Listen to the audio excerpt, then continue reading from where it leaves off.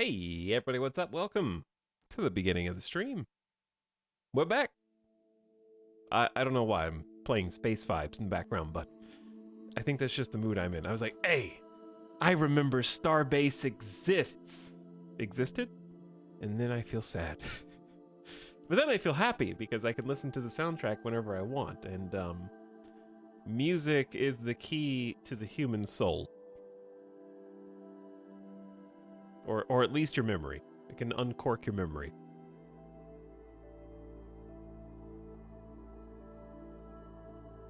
If your memory is like a bottle of very fine wine that you drank 92% of, but there's like one good swig left to remind you what the rest of the bottle tasted like, that's music.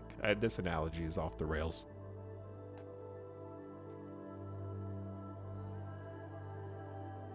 It's not the same as having a full... Okay, I'm gonna stop. Anyway, we're playing some Hearts of Iron 4 today. Speaking of fine wine, this is a game that has aged as such. And I don't think I can really get enough of it. I never really get bored of Hearts of Iron 4.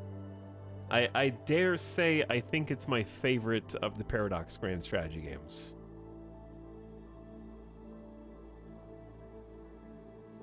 It's a narrow race. It's definitely the most addicting. Hearts of Iron 4 is truly the Marvel Snap of Paradox Grand Strategy games. I think it's honestly the just bite-sized dopamine hits. I don't have to worry about giving up on a 70-hour campaign. Because I can always... even if you stop a Hearts of Iron 4 campaign early, you can just be like, yeah, I meant to do that. Oh, that's a good place to end this. That's nice closure. Even if there's like a bunch of other stuff you could do in the game, you'd be like, okay, we're going! Starting another campaign!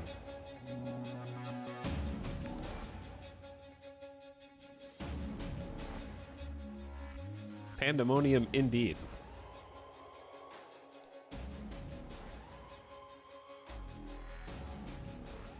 Anyway, how's it going, everybody? Hope you guys are having a nice Tuesday. Today's Tuesday, right?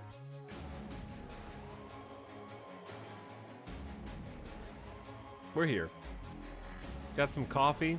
We got some Starbase vibes. We got a dog somewhere camouflaged in the background. And I got some pretty good energy today. Streamer terminally addicted to altering history. It's true. I am playing out many different timelines in some bottle universe somewhere. All of the actors are like, again? We're gonna run it back again? Okay. I guess so. Hello, beginning of stream subs. What's up, Icer Joker? Thanks for the 58 months. Checking for the mods. Nobody knows where they are. We got 58 months, almost 5 years. Appreciate you, Icer Joker. Young Ryle says, hope you're doing well. I tell watching you play Hearts of Iron 4 is always the highlight of my evening. Hey, it's always fun to start new games, too. Like, I enjoy starting new campaigns and stuff. It's true. You got me. And that's equally fun here, because each new campaign is, like, uniquely fun, and also an opportunity to ease people who might be unfamiliar but curious about the game into it. I have to, for this part.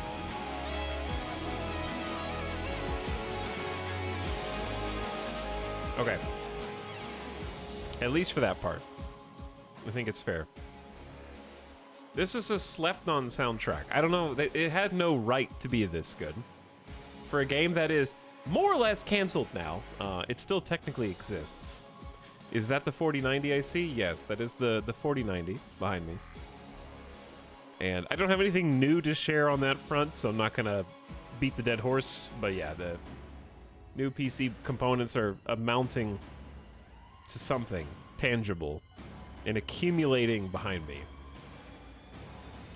This guy has the gamer boxes in the background. I do. It increases my gamer cred. I don't actually have to use any of it. I just have to be like, yeah, I know who NZXT is. I know what a Z790 Mobo is. I know what those words mean. 250 megahertz of frame rate. I know these terms. Chat. April Fools. All of these boxes are empty boxes that I bought on eBay. Just kidding. But wouldn't that be funny? Like I just get an entire computer and the stream PC is just like they're all empty boxes. The parts were used by other people. What is the soundtrack again? It is Starbase, original soundtrack.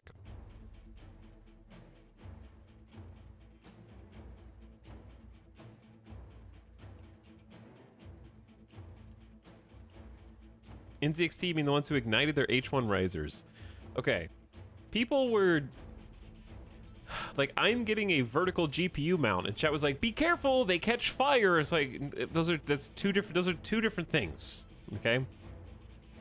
The vertical GPU mounts are not the same as the H1 small cases that had the factory defect in the recalls. Different things.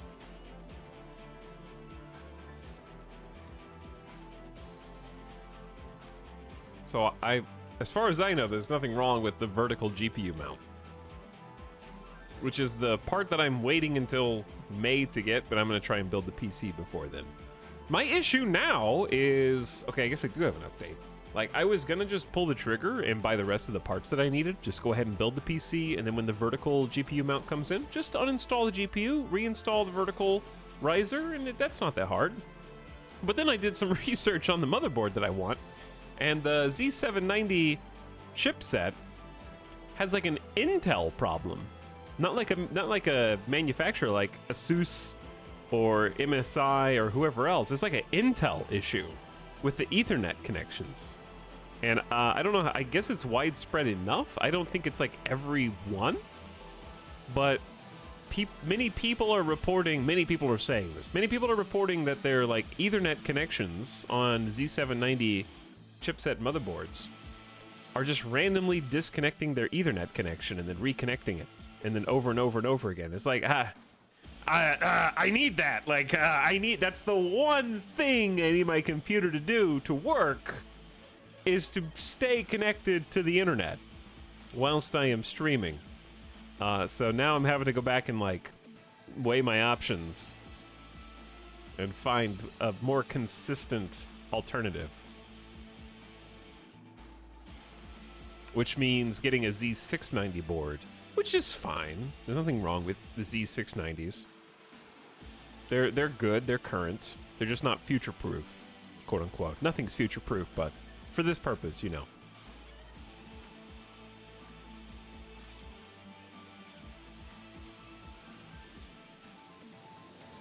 But I also, like, here's the thing. I had to be a little bit forgiving of product manufacturing defects, like in NZXT's case, because I had EVGA card that almost caught fire. Started smoking from the back of the computer.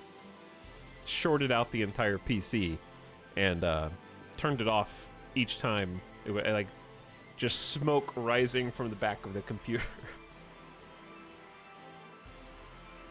Faulty EVGA card. So I have no, shedding no tears over their shutdown of the GPU department. I know that they generally had a good reputation, and I'm sure that I was unlucky, but one bad experience is all it takes to throw you off of an entire brand.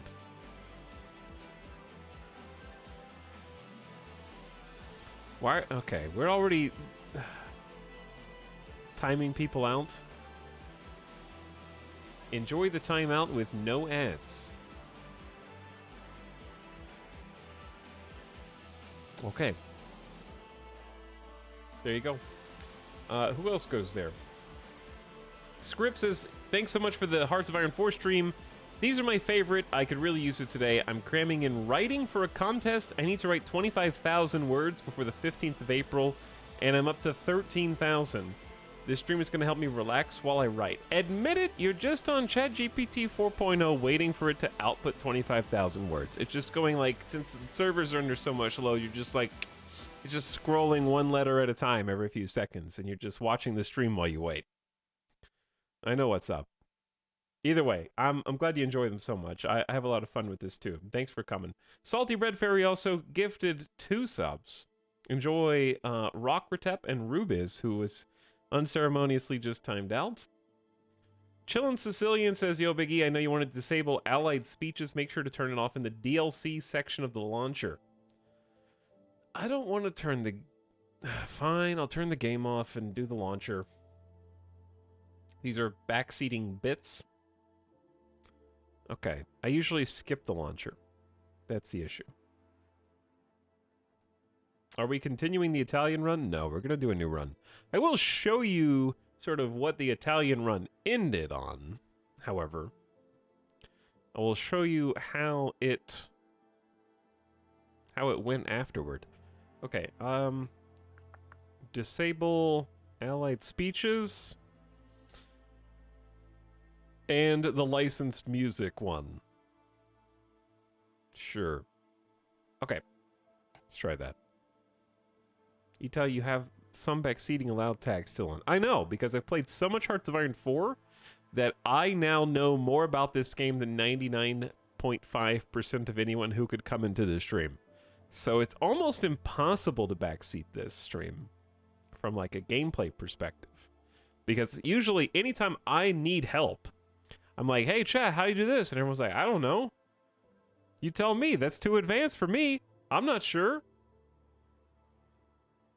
Currently trying to learn Hearts of Iron and ow my head. Well, you came to the right place, because I tend to take this pretty slow, pretty easy at the beginning. Going fast is for nerds who don't need to fill an entire stream of content. No, I just like taking it slow because I'm the kind of person who, it doesn't matter what the game is.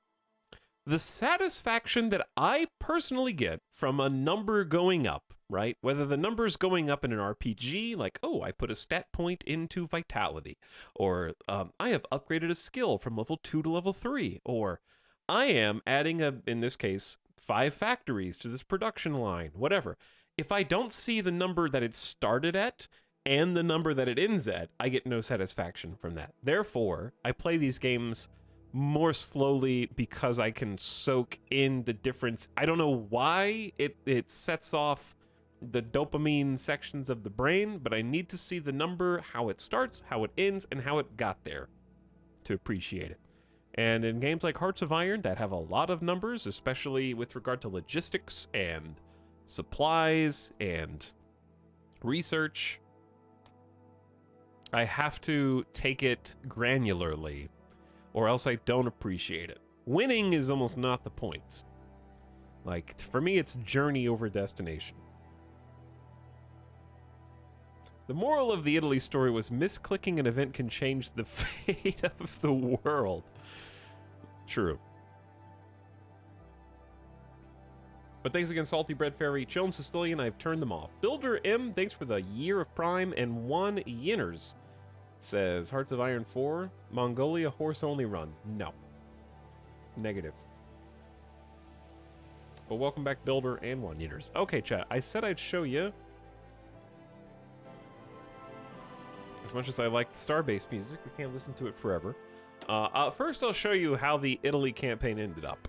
And then we're going to start a new campaign. I actually don't know what nation I want to play. So we're going to have to stay in the nation creator for a moment. Figure that out.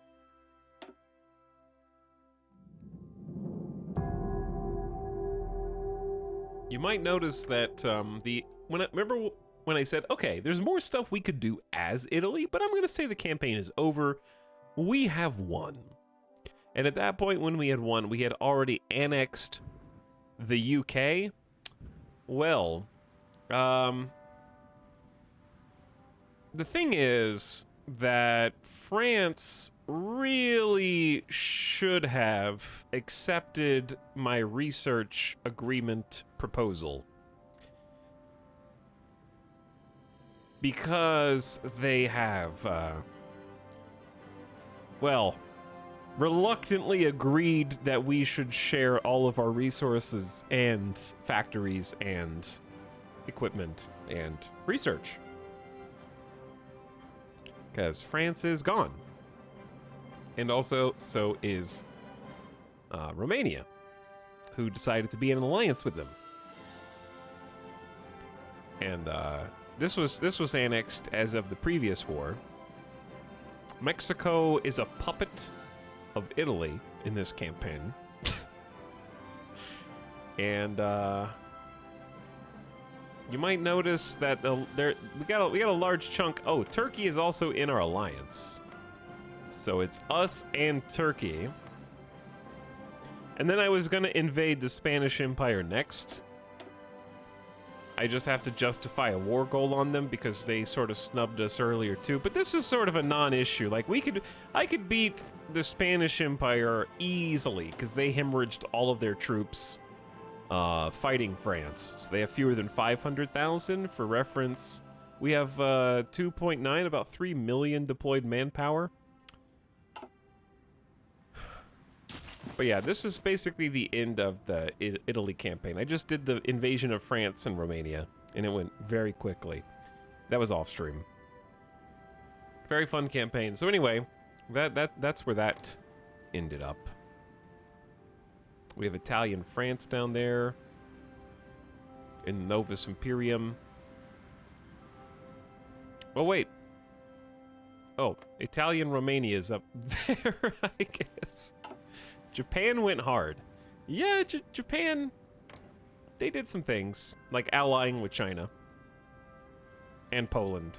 They're in the Central Powers. They were like, hold on, we're way over here. How can we be in the Central Powers? And they're like, oh, no problem. I will simply move my borders westward until I arrive. Okay, let's go back to the main menu and start a new campaign.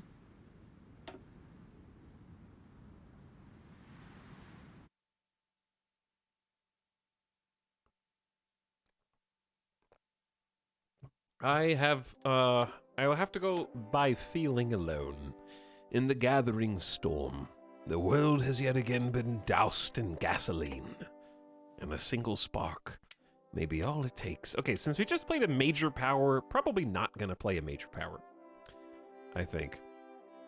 First, I will say, like, I know there's gonna be a ton of suggestions for campaigns. I'll tell you what we've already done. That's not to say that I won't retry a country that we've already done. We have played Canada. That was ages ago. We have played Australia. I don't think we played New Zealand. We have played South Africa.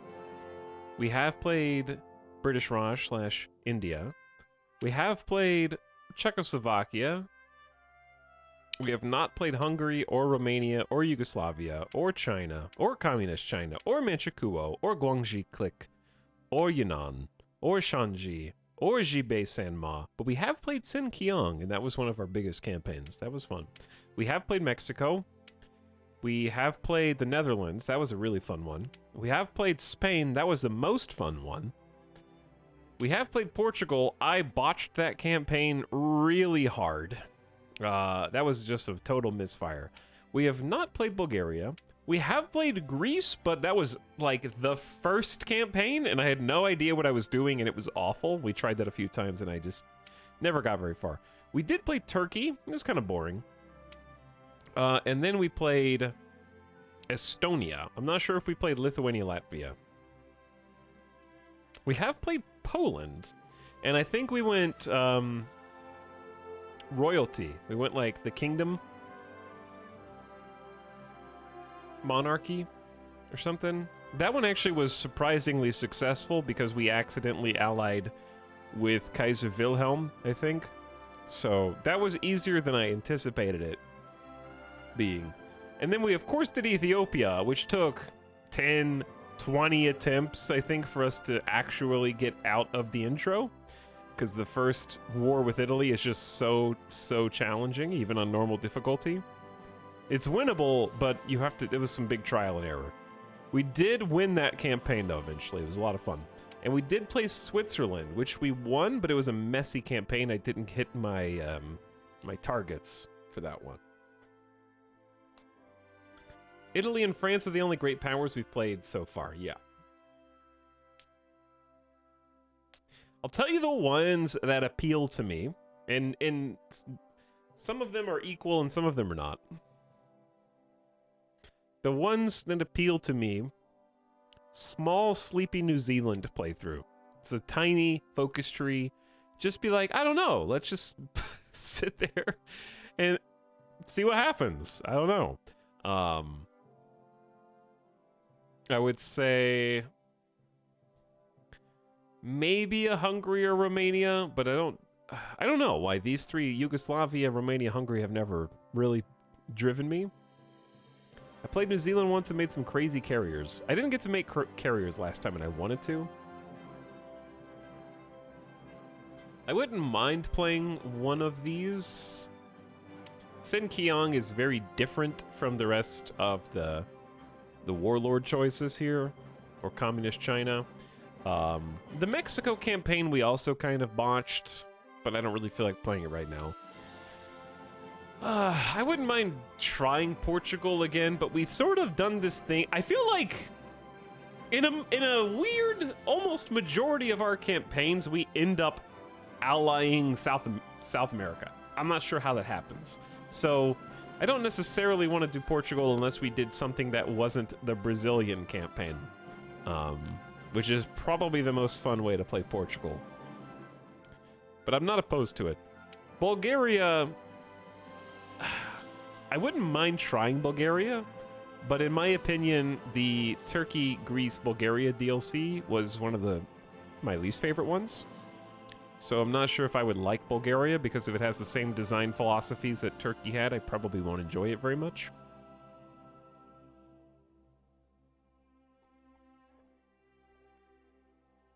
You did that in Terra Invicta too.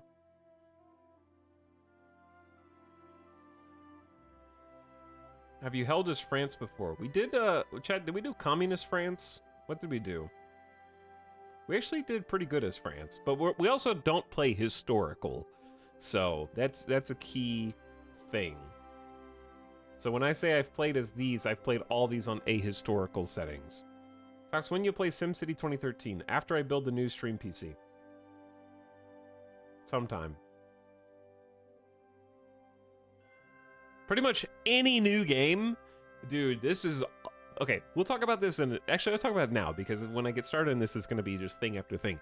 This week, there's so much stuff, and I don't want to do any of it, because I like, if there was any game to wait for the new stream PC to play because of performance issues, it's Total War Warhammer 3. Which, by the way, I do not have early access like other content creators do to the new DLC.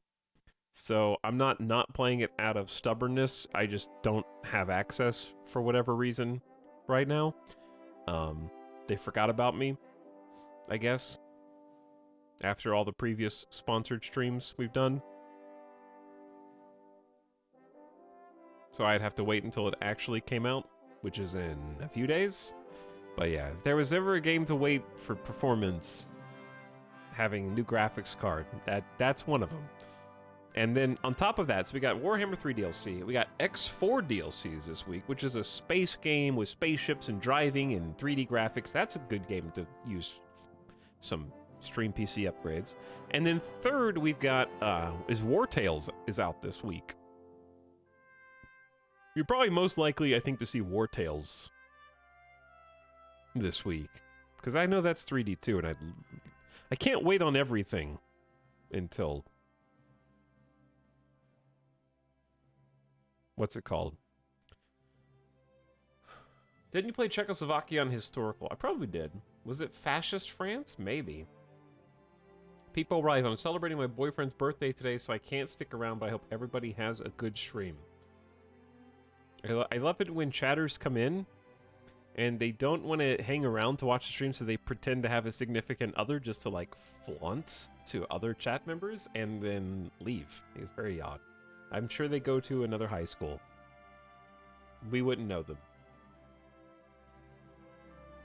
You don't have to make up imaginary excuses.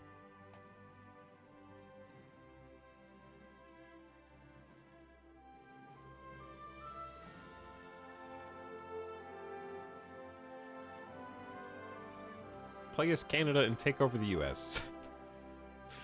Do New Zealand if you want a chill game, or Communist Portugal if you want a high-intensity game. Holding out the Axis as Yugoslavia is fun. I wouldn't mind. Alice is yet to be proven as real. The cats prove it. I would never get cats on my own. And it's not because I don't like them. They're incredibly cute and adorable. But I am more allergic to cats than dogs. So when it comes to taking personal care, like grooming, I can't hold close and like nestle. I can just pet. I can pet, I can scratch the ears, and then I can wash my hands afterwards. And then it's fine. But I can't get that like personal care that a pet needs. He rented cats. They're AI generated.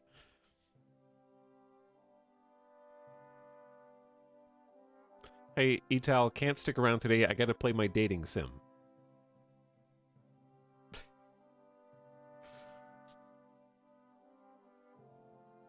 Hey, Chad, I can't hang out today. I don't have anything going on. I just don't like the streamer. Okay, tell me how you really feel. Okay, so I would not mind playing as Poland. I've kind of had an itch to play Poland again. And the reason is because of all the nations that aren't major powers that have the potential to become big, like, custom tank builders, Poland is one of them. And we did have a good campaign with Poland, but it could be a really short campaign if the Kaiserreich doesn't come back.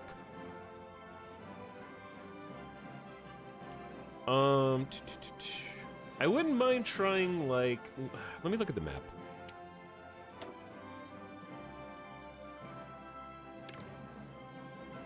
Okay, we definitely played Estonia. Did we play Lithuania? I feel like we played two of these. We played Estonia and United Finland. I don't think we played Latvia. Okay, so I'd say Latvia's on the table. Latvia's on the table. Poland is on the table. Czechoslovakia is a tough one. Very time sensitive, but I like the challenge. I say Czechoslovakia is on the table. Maybe Portugal. Maybe Greece. I think I'm in the mood for that area. I'm not in the mood for China or Warlord yet. The reason is because the last time I had such a bad experience when I played as Sinkiang and I took over this entire like modern China area, and I was accidentally dragged into a war with the US, and the US just sent every carrier into this region and then bombed all of my infrastructure for the entire game. So it was just fighting against constant repairs.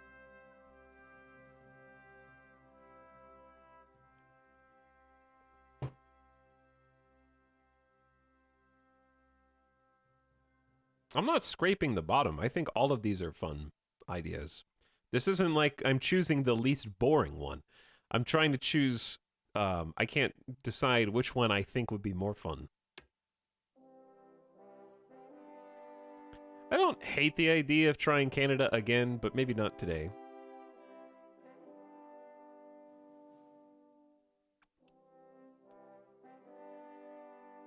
Okay, let me see if I can narrow it down to like 3 or 4. And then maybe I'm going to let chat vote and say that the vote might just influence the final decision. It maybe isn't the final decision in of itself. We had a very successful Netherlands run already, recently. I say, like, I would say either Lithuania, Poland,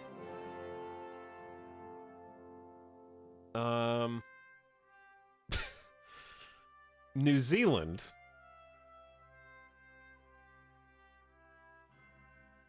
Lithuania, Poland, New Zealand, or What? What about Denmark? Denmark doesn't have a unique tree. Ireland also does not have a unique tree, sadly. What do you want to do? Aircraft, tanks, infantry, navy? All of the above.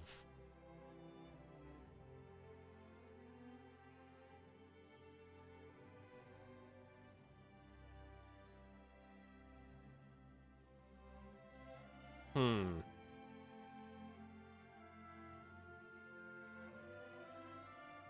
Okay. How many things can I put in a poll? I can put 5 things in a poll. Help, choose, country. Okay. Lithuania, in no particular order. Poland. New Zealand. Portugal. Greece. Okay, you've got 2 minutes to vote.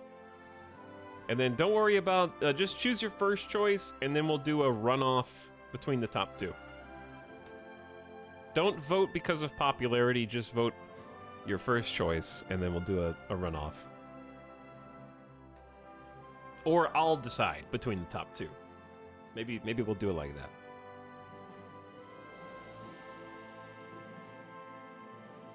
Have we played France? We did. We played like fascist or communist France. I don't remember that being a great campaign, but it wasn't a loser campaign. Our worst campaigns ever have been Greece. That was because it was like 3 years ago. The Portugal campaign went belly up, so you probably notice we're sort of picking ones as do-overs. That was a while ago too. Not because they were boring, I just didn't know the focus tree well enough and like kind of misplayed. Mexico, we really botched.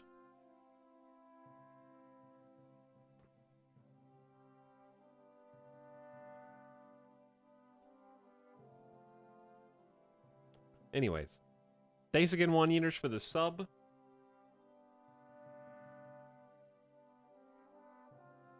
I want to correct my failures. That's not entirely false.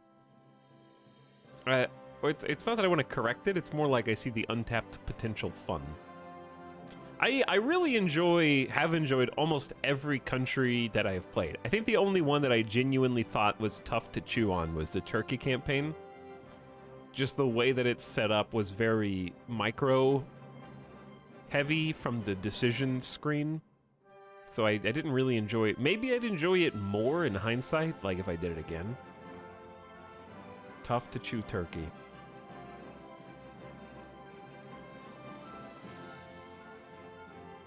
The most fun campaigns have been the ones in the La Resistance DLC. Portugal and Spain.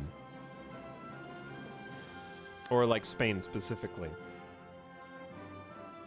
Okay, chat voted. And the results are 32% for New Zealand, 30% for Poland.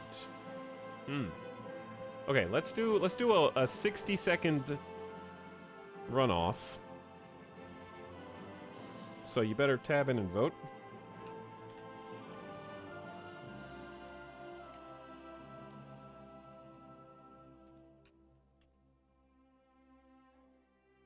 We did play as Australia. Yeah. Okay, because that was the Thunder Down Under faction. I remember that. Here you go. 1 minute. Go. Quick.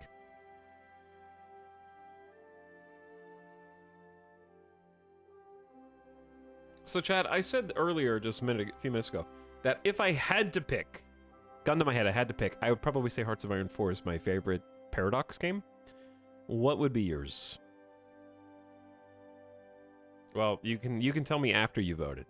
How about that? I don't want to distract you. EU4, Stellaris, CK3, Victoria 2, lots of CK3, EU4. I'm not surprised there.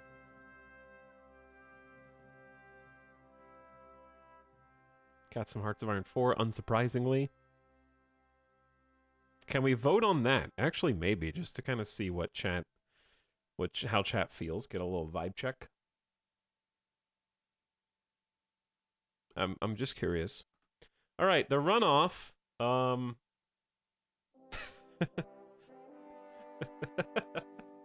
No. No, you tied it?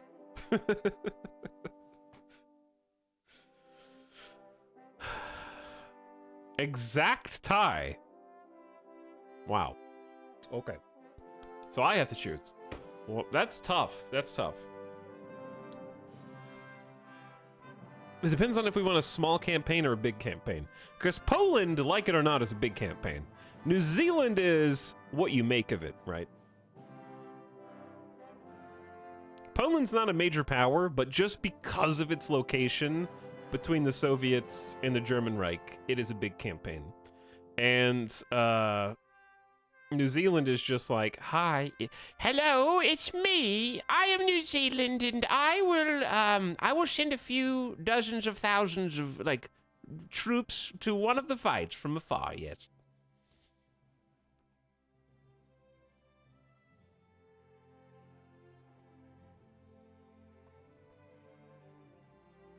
New Zealand is comfy.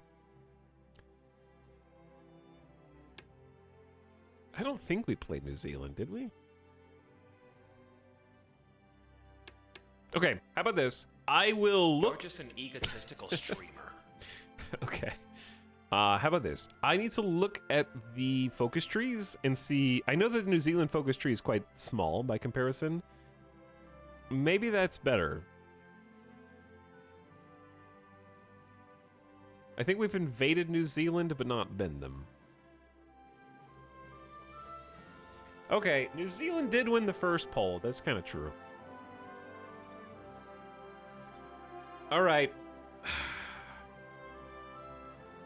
Have we been Poland before? Yeah, once. We went Monarchy Poland.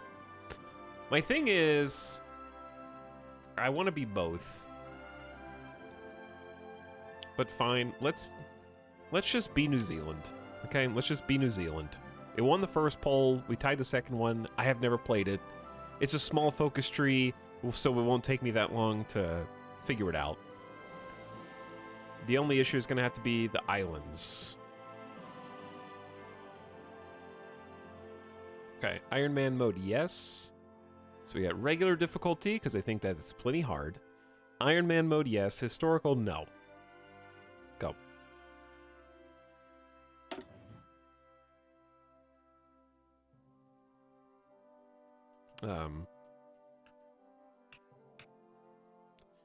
New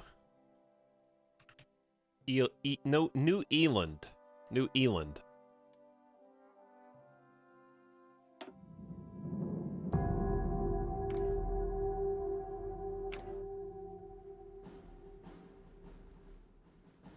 And we're in. All right, I need to move. Somewhere over here. Let's get the music. Shuffle off. Music up. Okay, should be good. Ooh, now, first time playing New Zealand, the first thing we need to do is right-click and figure out what land we are responsible for. We have islands, the Samoa Islands. Is that it? Do we have any other land? We're also in the Allies because we're technically under the thumb of the British right now. We're just a colony of the UK at this point. So we're gonna need our independence, obviously. We're a little puppet guy, just a little puppet. They're telling Big Bad Britain telling us what to do. So that makes things easier and harder. Harder because they drag us into wars, typically.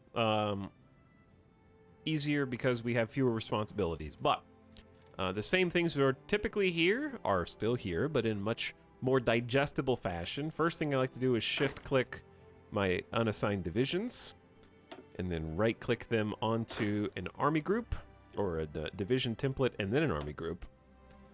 We need to get a commander. There's only 3. Okay, New Zealand might unironically be a fantastic starter campaign for figuring out the Navy, because this is going to be like This is going to be as easy to follow as any campaign we could possibly start in Hearts of Iron for this purpose. So who is... We have no available potential commander, and we're unable to promote anyone until we get 40 CP or command power. So command power just generates daily. So our organization, our army is so disorganized that we don't even have a field marshal for this, which is interesting. So this guy's just going to be a shadow figure until somebody's able to be promoted. This guy has 1 perk, invasion preparation time for amphibious assaults. For the time being, we're just going to pick someone who has fantastic defense and some max planning bonuses. Obviously, supply consumption's good too. These guys are more or less equal. They're both level 4. So we're just going to pick Bernard. Bernard, you take over, and we're going to start this army on an area defense. This is largely unnecessary with only 3 total units. Let me see my divisions. Oh, they're so small. Combat width of 12. So little. With just rifle, number 4, Mark 1s. Basic as they come. Ooh, 3 infantry and 3 horse boys. So he has some cav and some infantry, and that's it. We're going to want to increase the quantity of troops in each of these to like 20, I think 21 combat width or something is still good. Let's see, we're mostly in the mountains in New Zealand, yes? So let me go ahead and check on that. Let's select this. Nobody is going to be able... Where is this? Where am I? This is our land, right? No. Wait, where am I, chat? I gotta read all the dang island names. What this? Tahiti. Okay, I don't know where Tahiti is on the map. Now I do. I didn't know.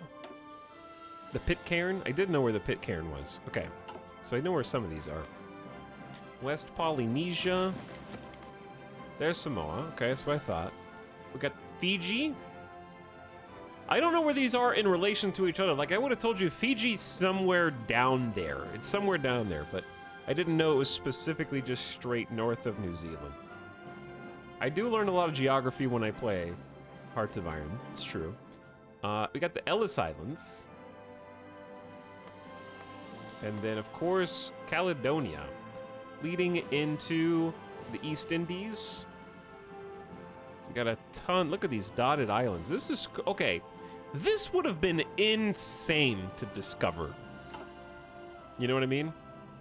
Like, imagine starting from, like, the Philippines or something and just being like, oh, wow, an island. Oh my God. Wait. More. And it just go... like, you just go in a straight line and you just keep discovering new, fairly sizable islands. A piece of candy. And then you're like, wait a second, is the entire ocean like this? And then you go into the Pacific, and you're just like, oh, well, I found Hawaii. And bump.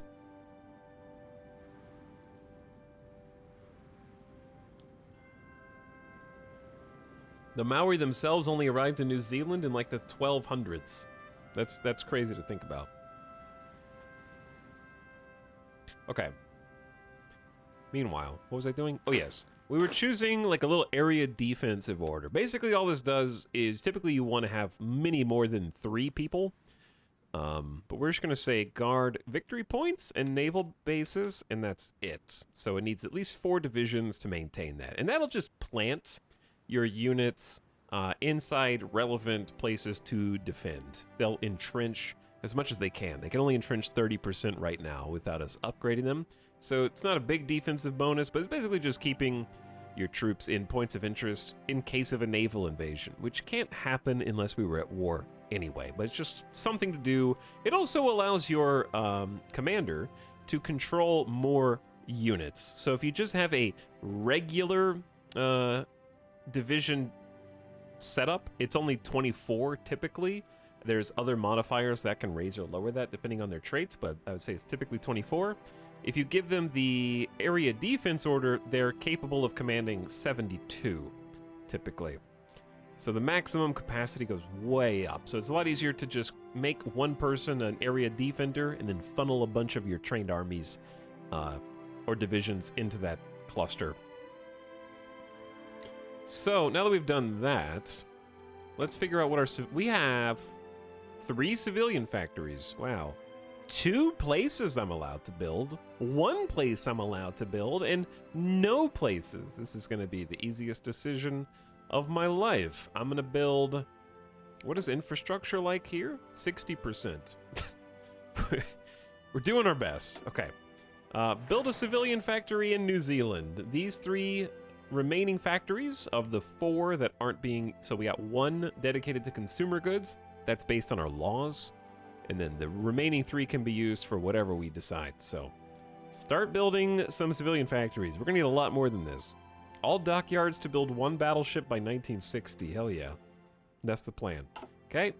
Next, we have 2 research slots. So we want to get more of these as fast as possible, basically, because we are going to do, once we do unpause, we're just going to be fast forwarding. There's not going to be a whole lot of decision making after we hit the unpause button here.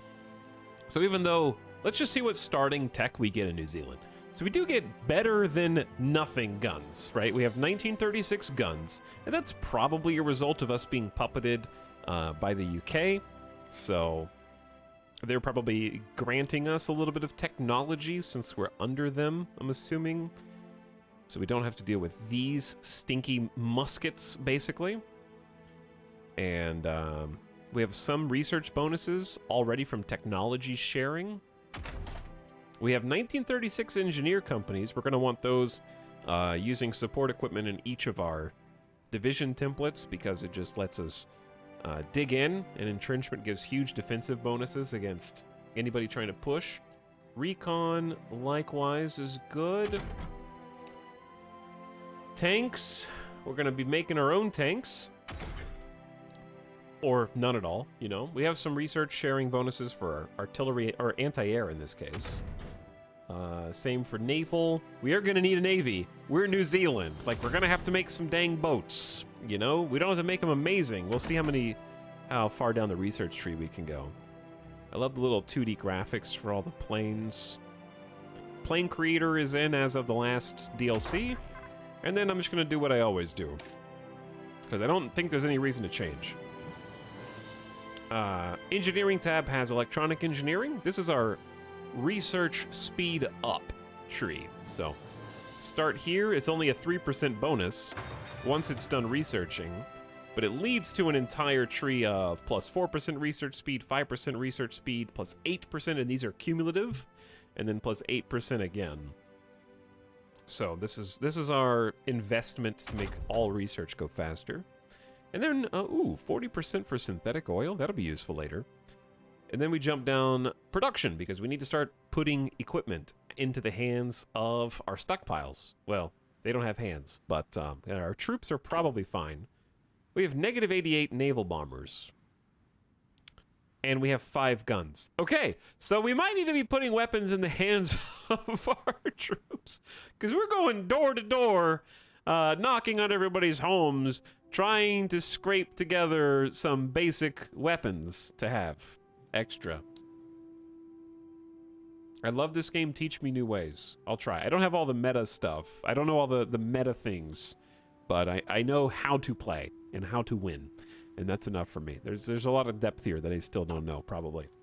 Okay, and then second research slot, we want to do production so that we can unlock the core production upgrades. That's going to make us, most importantly for New Zealand, have more space for factories. That's what these 2 are going to do.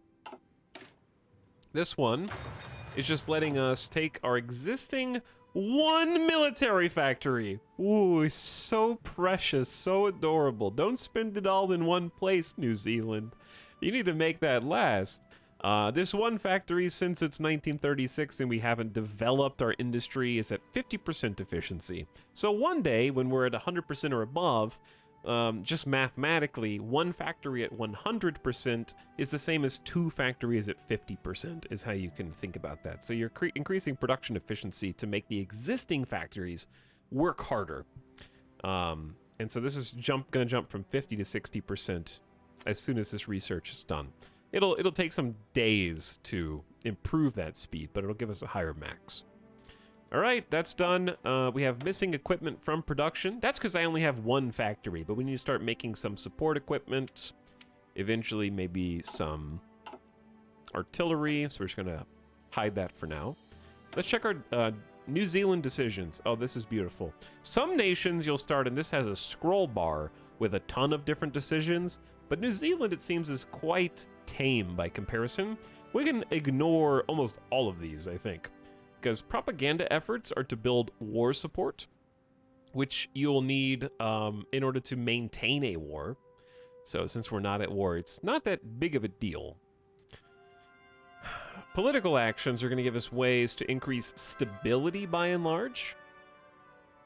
And those cost PP, or political power, which we're going to be generating each day. We don't need to worry about those at the moment. We're 95% stable in New Zealand, which is excellent. The higher the stability, the better the bonuses we get from our factories and dockyards, and also political power gain. Economic policy is for like an emergency build supply hubs faster, which is good for wartime efforts, but we don't need that. And unite Polynesia with the islands of Hawaii,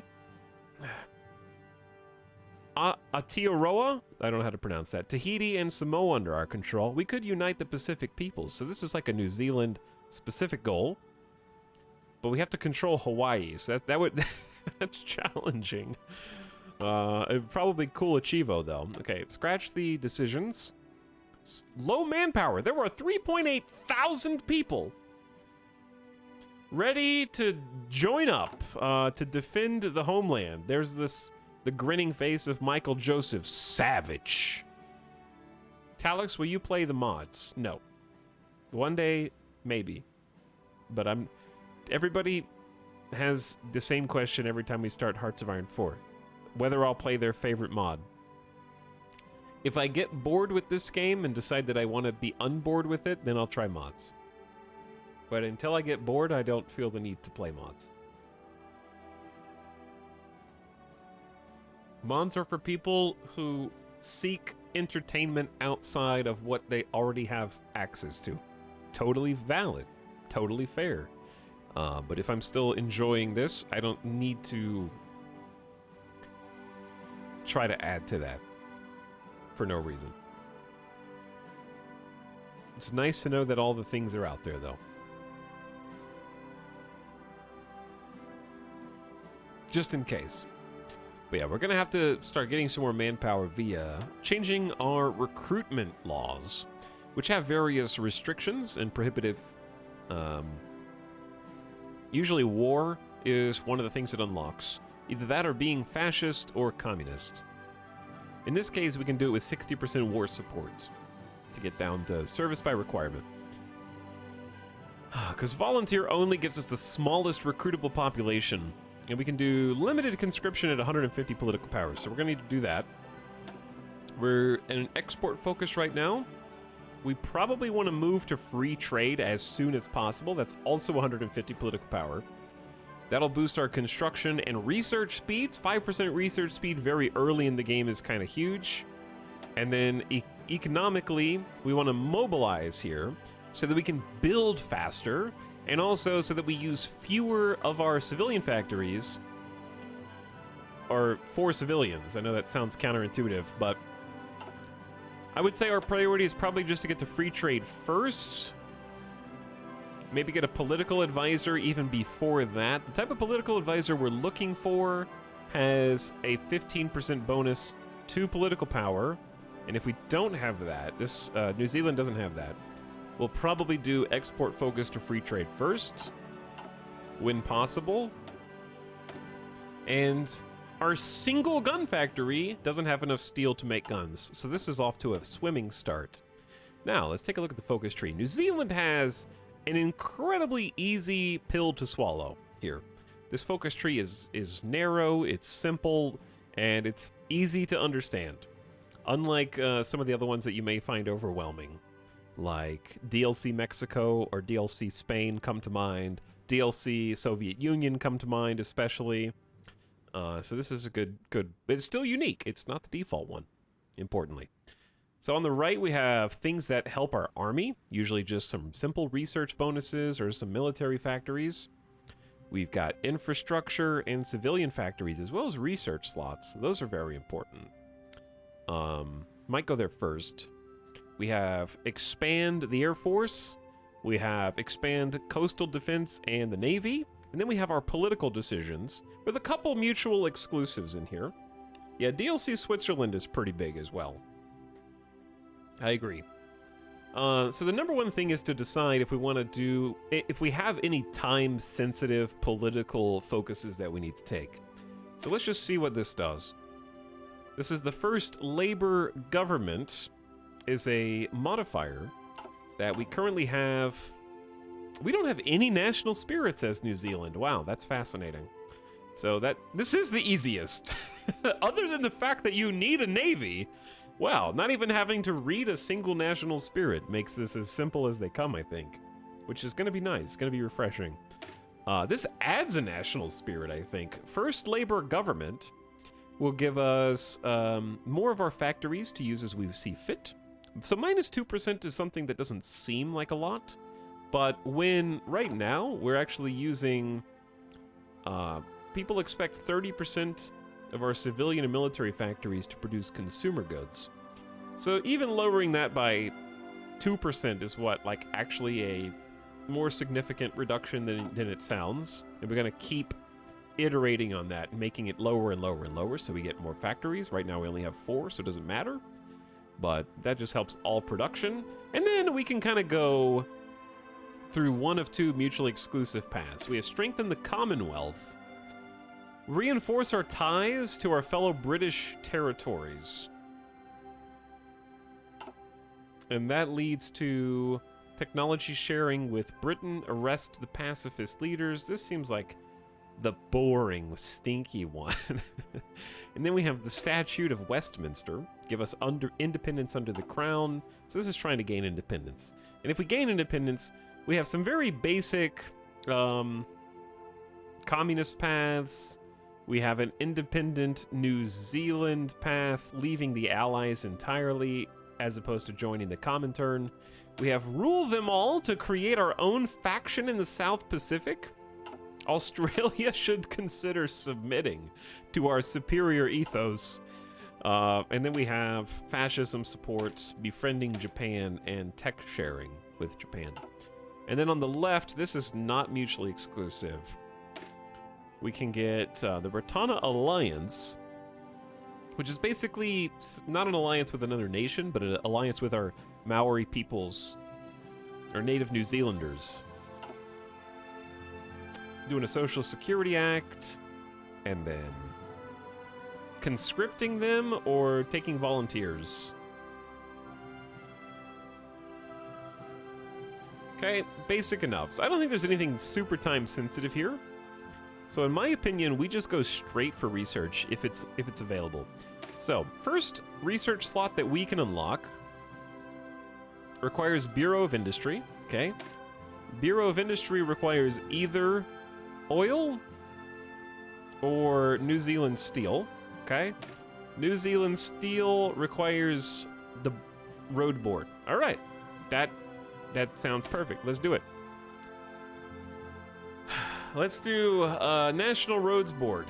New Zealand's rough terrain has discouraged a coherent road building system, but we need to improve what we have in place. A highway system should be researched, roads should be paved, and new paths cut through the mountains. I also really like adding infrastructure early. So this will give us 2 free infrastructure, which will put us to our maximum of 5 out of 5.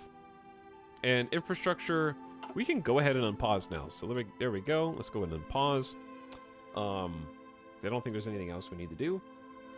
The benefits of having infrastructure 5 out of 5 as soon as possible. Infrastructure is boosting so many things, including how fast troops can travel between different regions.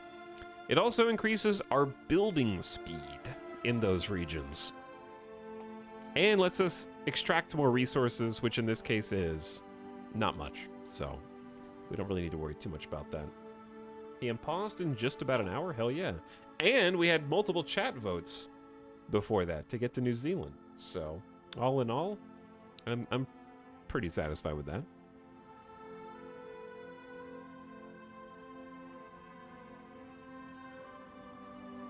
This is an efficient stream. This is going to be a very efficient stream. Do we have 52 convoys? We have 69 convoys. Nice. Infrastructure can also increase max factories. No, not that I know of. The only way to increase the maximum... I will read this again. I don't believe it gives you additional slots. The only thing that you can do to get additional slots is focuses. Can give you free building slots. And the main way is going to be research. Researching either concentrated or dispersed industry. Those are your ways to get more building slots. Oh, and also decisions. That's true. Yeah, you can also, I think, create building slots via decisions that aren't on my screen right now, but there is at least one that I can think of that does develop industry with political power. And you can do that every so often, infrequently.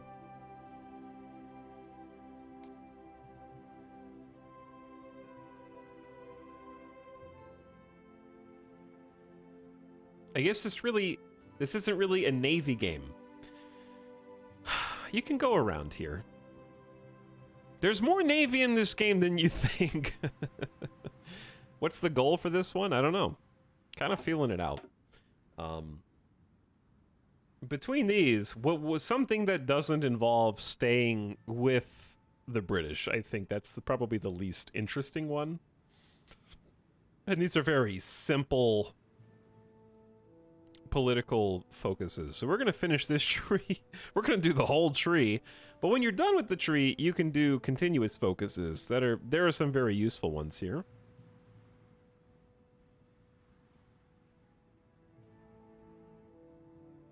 Communist New Zealand is kind of funny. I feel like the Soviet Union always loses in my campaigns, though. So that may be dragging ourselves into a war for no reason. The most fun one is just independent New Zealand, create our own faction. We sort of did that with Australia. I think Australia, we went more strictly fascist. I don't think that this one is strictly fascist. This is just separate itself from the Dominion, leave the Allies, create your own faction, sort of go rogue.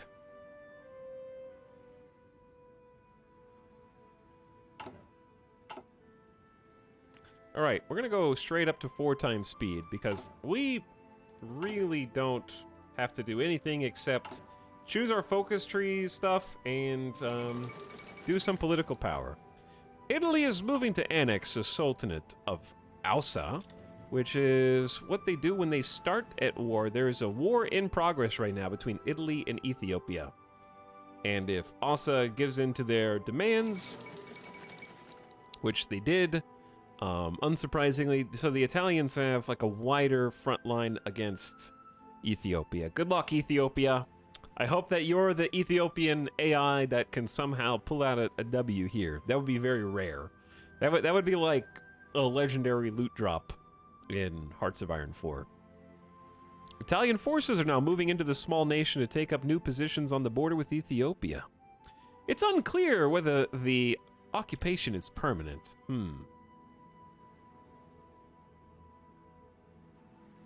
Joining with Japan could be fun. Japan does crazy stuff in each of our campaigns, I feel like. Last game, they allied with China to fight the Soviet Union, so that was fun. Okay, don't send me any guns then. Why do we have negative 646 guns in our storage? We're making 5 guns per day. Wow, good job, guys. You're doing great.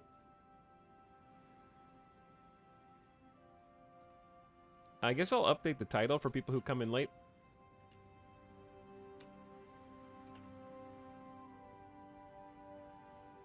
That way people are like, what nation are you? There you go. I'm still very confused how you, as Italy, ended up with Mexico as a puppet state. War is hell.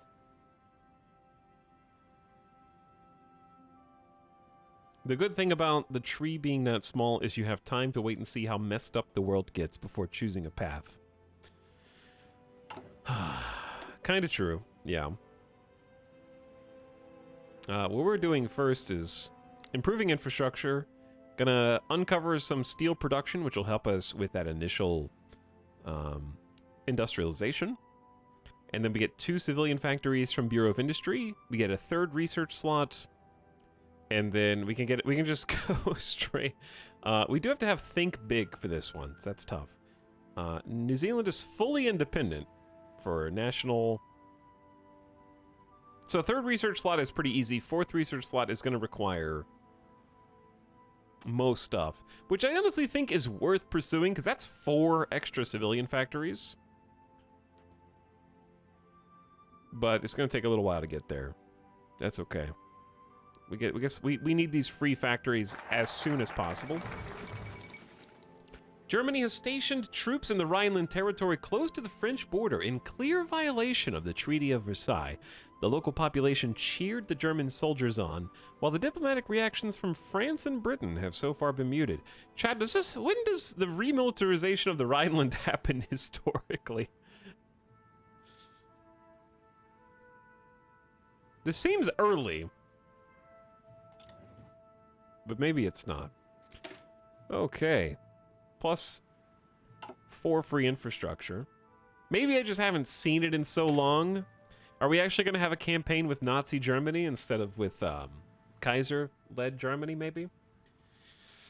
All right, let's do New Zealand steel. New Zealand's been blessed with abundant stores of iron sand, especially on the North Island. It takes a special process to extract ore from the sand, but it can serve as the cornerstone of our steel industry for years to come. Don't get ahead of yourselves! It's only tin steel! That's only like 2 or 3 factories. We're gonna need more than that if we're talking years to come, but what do I know? It began on the 7th of March, 1936. Okay, so that's, more accurate this time. Turkey and the Soviet Union have agreed on revising the Treaty of Lausanne. Turkey has complete control over traffic that passes in and out of the Turkish Straits. British observers are satisfied conflict has been avoided. Good for you, Turkey. Years to come for the one guy in his shed making the guns. Yeah, they've got some sick job security right now.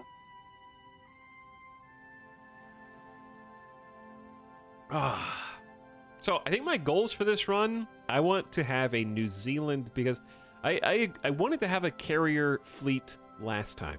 I want a carrier fleet this time. I want boats and I want airplanes. That's what I want. And I might have to take over Australia to fulfill those dreams. We'll see if that's possible. All right, the rare 5x speed I think is totally called for here. We got electronic mechanical engineering, and we're just gonna go straight into invest in research success. Just go straight to mechanical. So as long as it's 1936, we can go all the way down to the 1938 without getting any sort of penalties for being too far ahead of the technological curve. So let's go all in on research. We research faster. If you wait too long to do this, it becomes totally pointless. We're learning how to do computers and electronic military intelligence. The future is here. Naval invade the U.S. We've invaded the U.S. a couple times on this stream, right? I think we did that either as Mexico or we were allied with Mexico, something. I'm trying to remember whose campaign that was. Because I remember sort of being in a stalemate where we controlled Western U.S. and they were entrenched in the Eastern U.S. The Thunder Down Under invaded the U.S. through Mexico. That's true. Okay. That's true. Okay, all right, world events. The Bulgarian government condemns the IMRO as a terrorist organization. It seems finally the Bulgarian government might end one of the greatest sources of conflict and tension in the Balkans. Its days are numbered. Japanese young officer coup. A group of young officers have succeeded in toppling the government and reinstating the emperor as the supreme ruler of the Japanese nation. It appears this was a reaction to perceived threats of widespread government corruption and adherence to hostile ideologies. Already referring to the nation even more consistently in imperial terms, the officers have announced purges will continue until, quote, all unsavory elements have been removed from the military and the government. Emperor Hirohito himself released a brief statement assuming the leadership offered him by the rebels and made clear overtures of reconciliation with China and the Western colonial powers in the Pacific. Good for you again. Purges will continue until morale improves. Just a few purges here or there, and everything will be fine.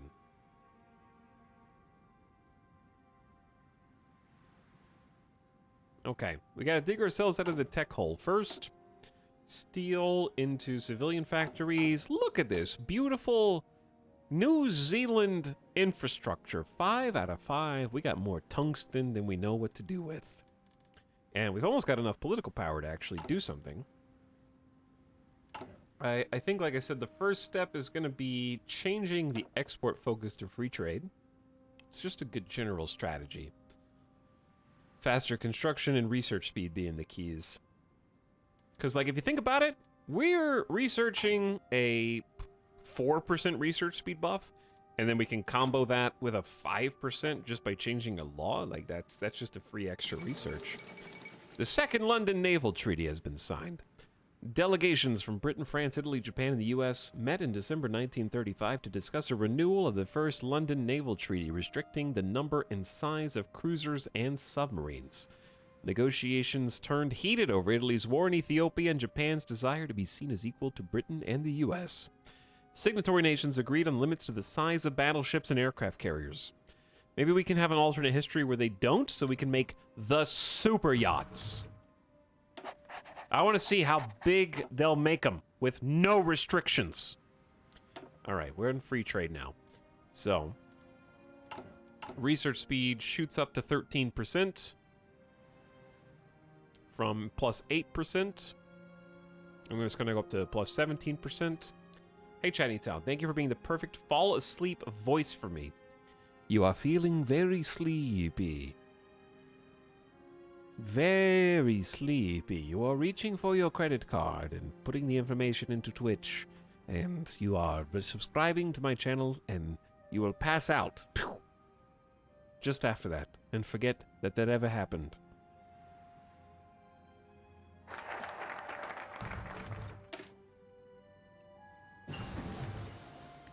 Years to come, they say. Well, at least we got tin steel for free.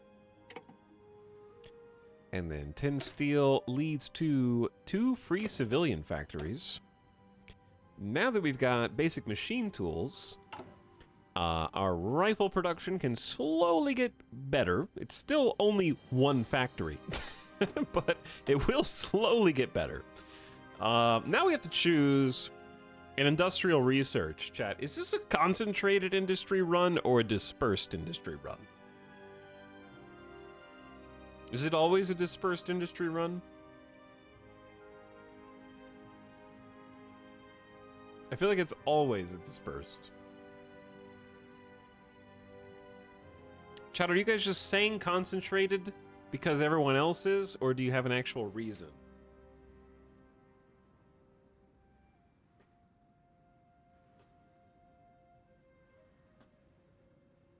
Because if you do have a reason, I'd actually like to know, genuinely.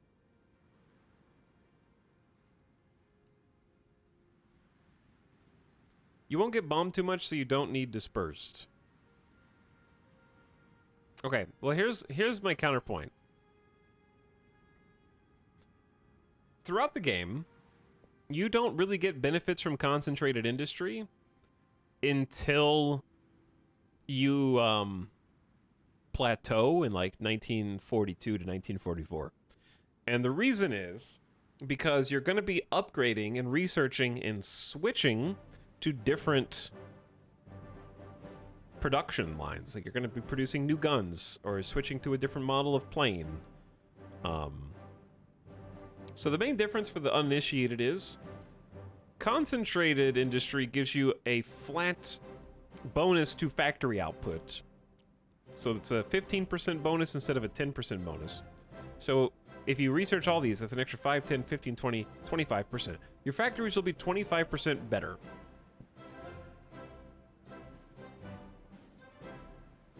Whereas with dispersed industry, every time you switch from one technology to the next, you actually get to retain an extra 25% on the production efficiency.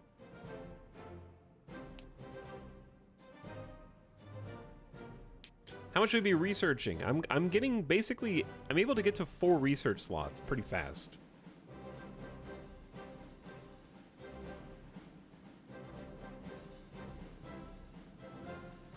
I guess I'll just try, listen, we'll try concentrated just to do something different.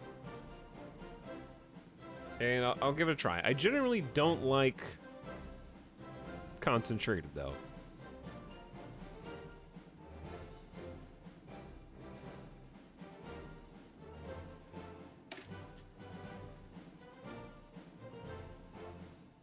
I'll give it a shot.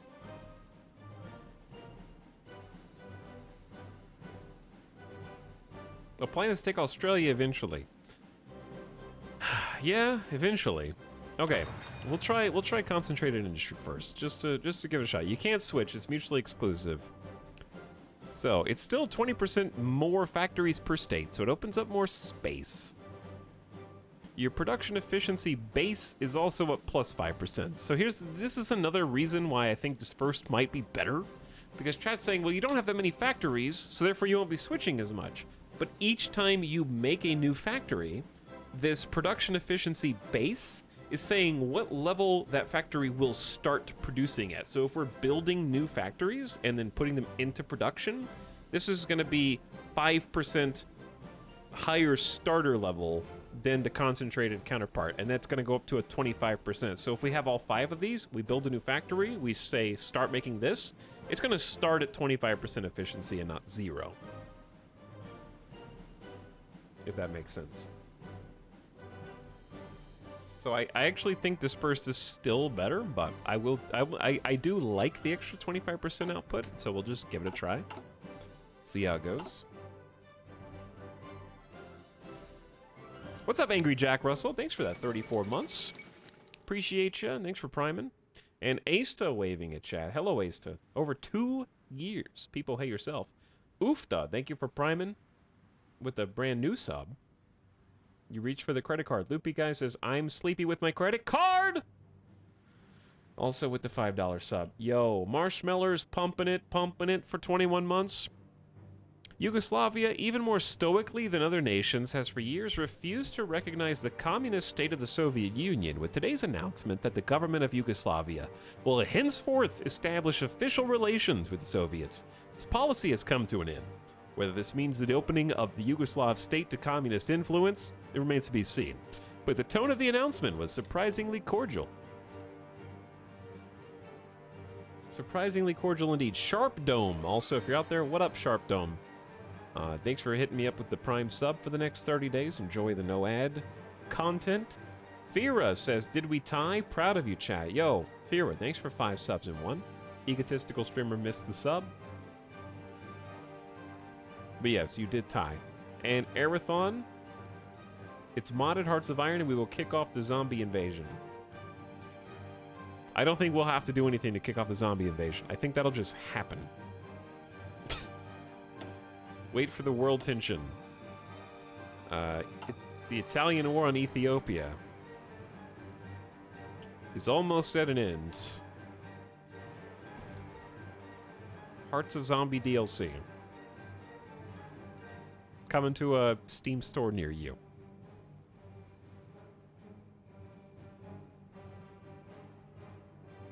But more production output negates penalties with higher conscription laws later on. That's why they're mutually exclusive. They're supposed to be side grades depending on what you think you need the most for. So there's probably not a universally better choice, one way or the other, which is fine. That's how it should be. E-Top playing Hearts of Iron. Indeed we are. Oh, let's do the paradox poll. favorite PDX game. Hearts of Iron 4.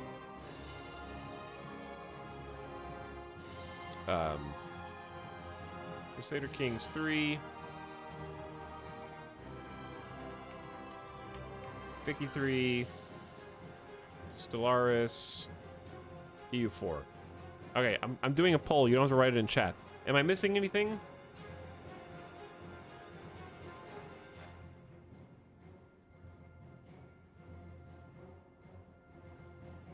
CK2, shut up. Just communist coup in Ethiopia. Members of the military and the anti-fascist organization known as the Black Lions have orchestrated a coup against the imperial government of Haile Selassie. The emperor was due to inspect the troops when he was ambushed by them and placed under arrest. Meanwhile, in Addis Ababa, the Black Lions captured the key infrastructure of the city, including the emperor's residence. Many loyalists from the military and police have been killed in minor skirmishes, but what remains of the nation is now under the control of a communist-leaning provisional government. The majority of people exhausted by the war with Italy have simply accepted the authority of the new government. The UK has conceded to trade unions, ostensibly in an effort to garner more popular support for their rearmament programs. The British government has entered into conversations with the trade unions, proposing to make concessions in return for support. This may greatly increase socialist influence over the government. Okay, there you go. All right, chat, you got 5 minutes, plenty of time. Because I know some of you can hear me from the bathroom right now. And you're like, I want to vote on this poll. Favorite PDX game, Hearts of Iron 4, Crusader Kings 3, Vicky 3, Stellaris, and EU4. It's in your chat bubble right now. I know this is hard to read on this screen, but it's there. I don't know how to change the font color there.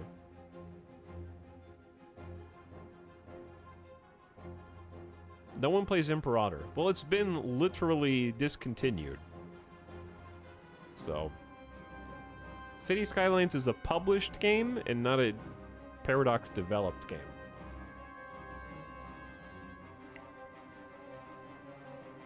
This is different thing.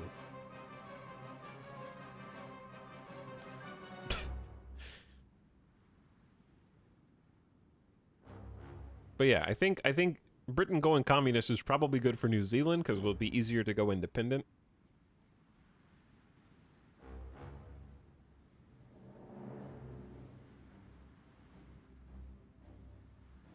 Streamer makes $1, I make a meme. That's why I poop when Etal stream.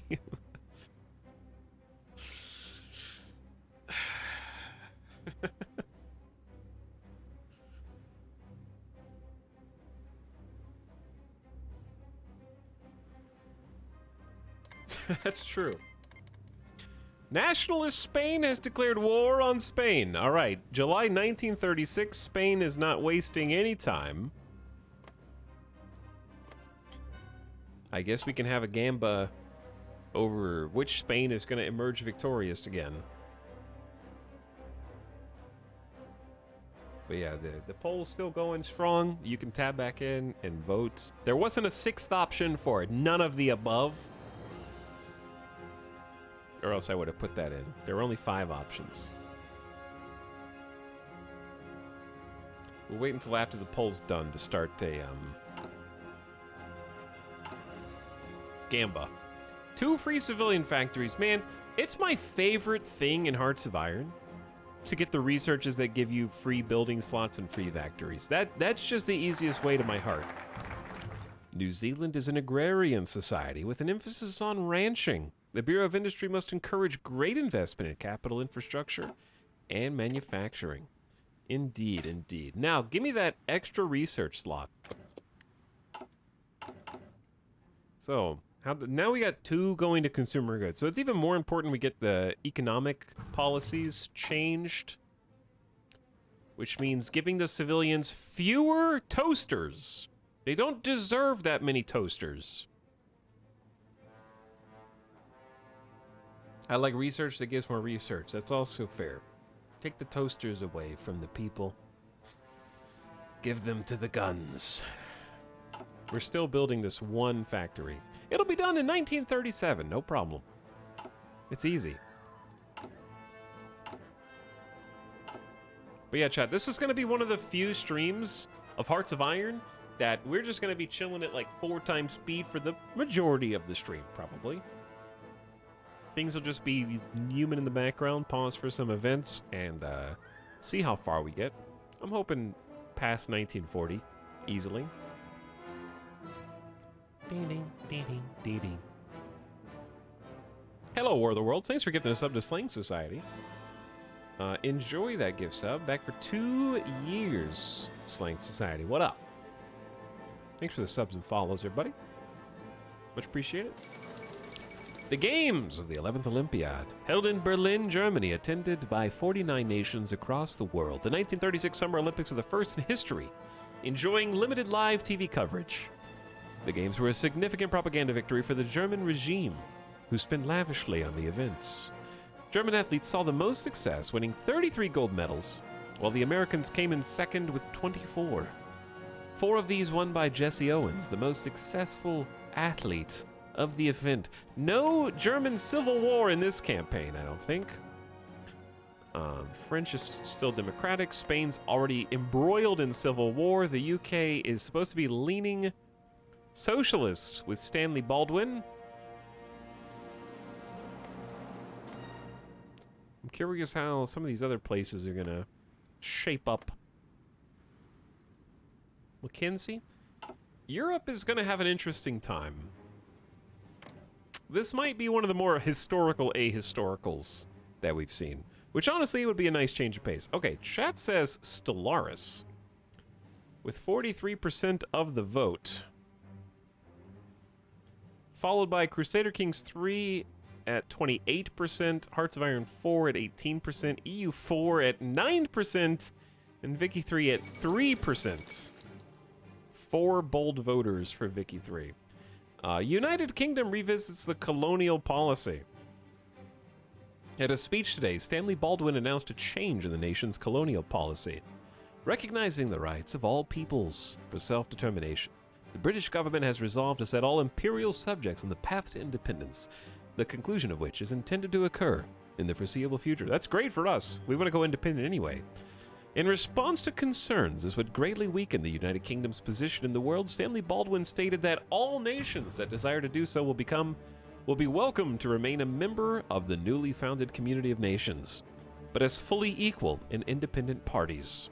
Will anybody accept the offer? Not us. For some reason, Stellaris overwhelms me less. Stellaris is too good, best 4X space game.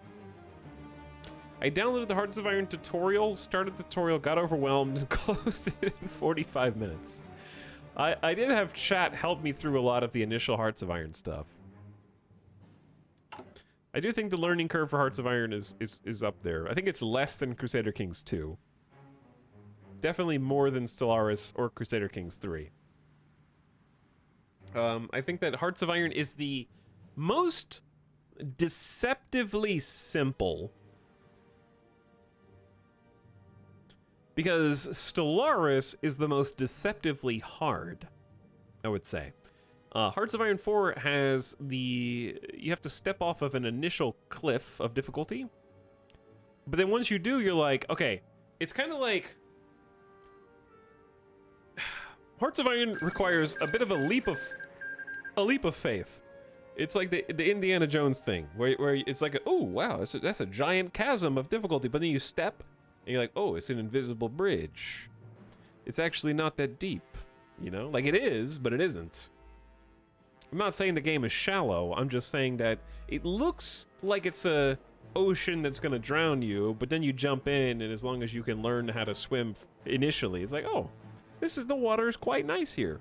Whereas Stellaris is like, come on in, we've got a sweet tube slide and some awesome attractions at the water park, and then you get in, you get dragged under by the wave pool that is trying to manage your 15 planets manually because you don't trust the AI to do it for you, and you're having to build manually every single district on every single planet with intense micromanagement. and decide what theme every planet is going to be, whether it's like a machine world or whether it's like a mineral mining world or... Oh dear, yeah.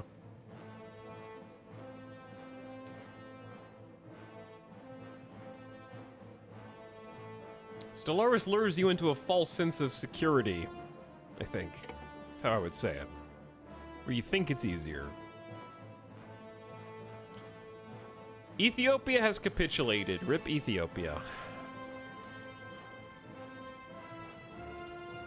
You did your best. You tried. Now Spain is trying. Okay, let's do the Spain prediction. We'll do the prediction once the third faction enters the ring.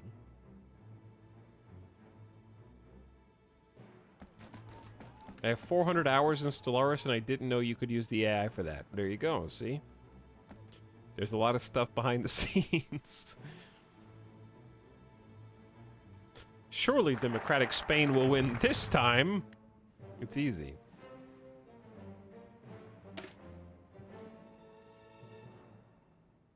Okay. The other Commonwealth and Dominion nations are investing in science and industrial research. We should do the same. That's an extra research slot. Extra research slots are the most important thing you can get in a Hearts of Iron focus tree. So if you want to find where yours are, you can do a search bar up here at the top right. Type research slot, and it'll narrow down to highlighting only the things that have those keywords. Now, sometimes it'll highlight things that contain the keywords, but it's not what you're looking for. Right? That happens too. But the only thing that's more important than research slots is time-sensitive political tree decisions. So if you look on your focus tree and decide which path you want to go, like mine don't have any time, like you got to do this before this, or there's no race against my neighboring nations because I'm playing New Zealand. So I can sort of just ignore the politics and focus on technology. So we have, as you saw, 3 down here. One requires us to have already gotten modern fighters and heavy bombers. So basically finish the Air Force tree. The other one requires us to think big, which is an industrial pursuit that requires domestic arms industry and industrial conscription. So we need to start researching these. And then we have Research Collab, which requires us to be at war. And also to have the Big Bob tank. Super heavy tank chassis. It's kind of hilarious. Okay. Historical, though. So we're going to start by doing these 2.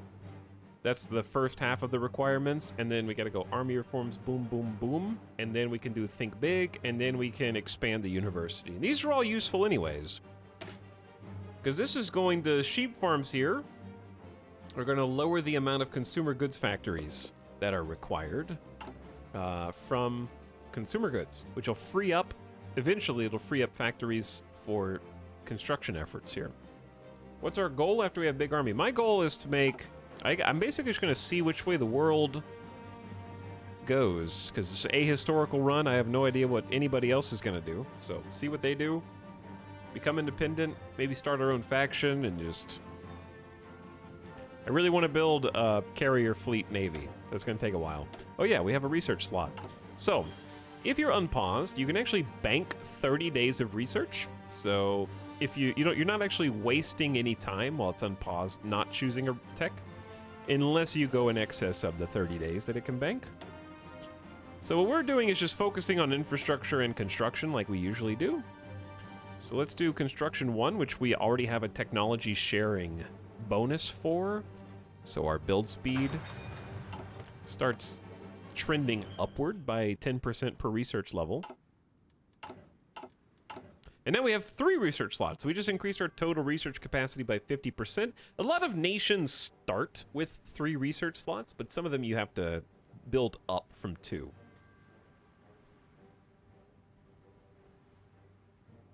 Collab also requires independence. Yeah, it requires you to be independent and at war.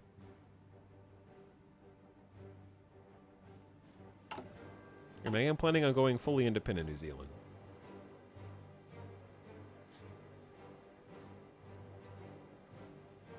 CK3 is my fave because it practically plays itself. Just click the alerts as they pop up. There are a lot of alert clicks in Crusader Kings. Yeah, they have a good tutorial for that too. Okay, research speed up 4%, sure. So now we're caught up to 1936 tech, unless we want radios, which aren't important now, but will be.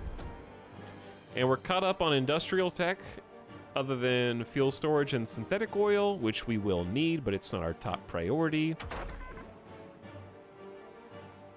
So I would say the next step is inventing trucks.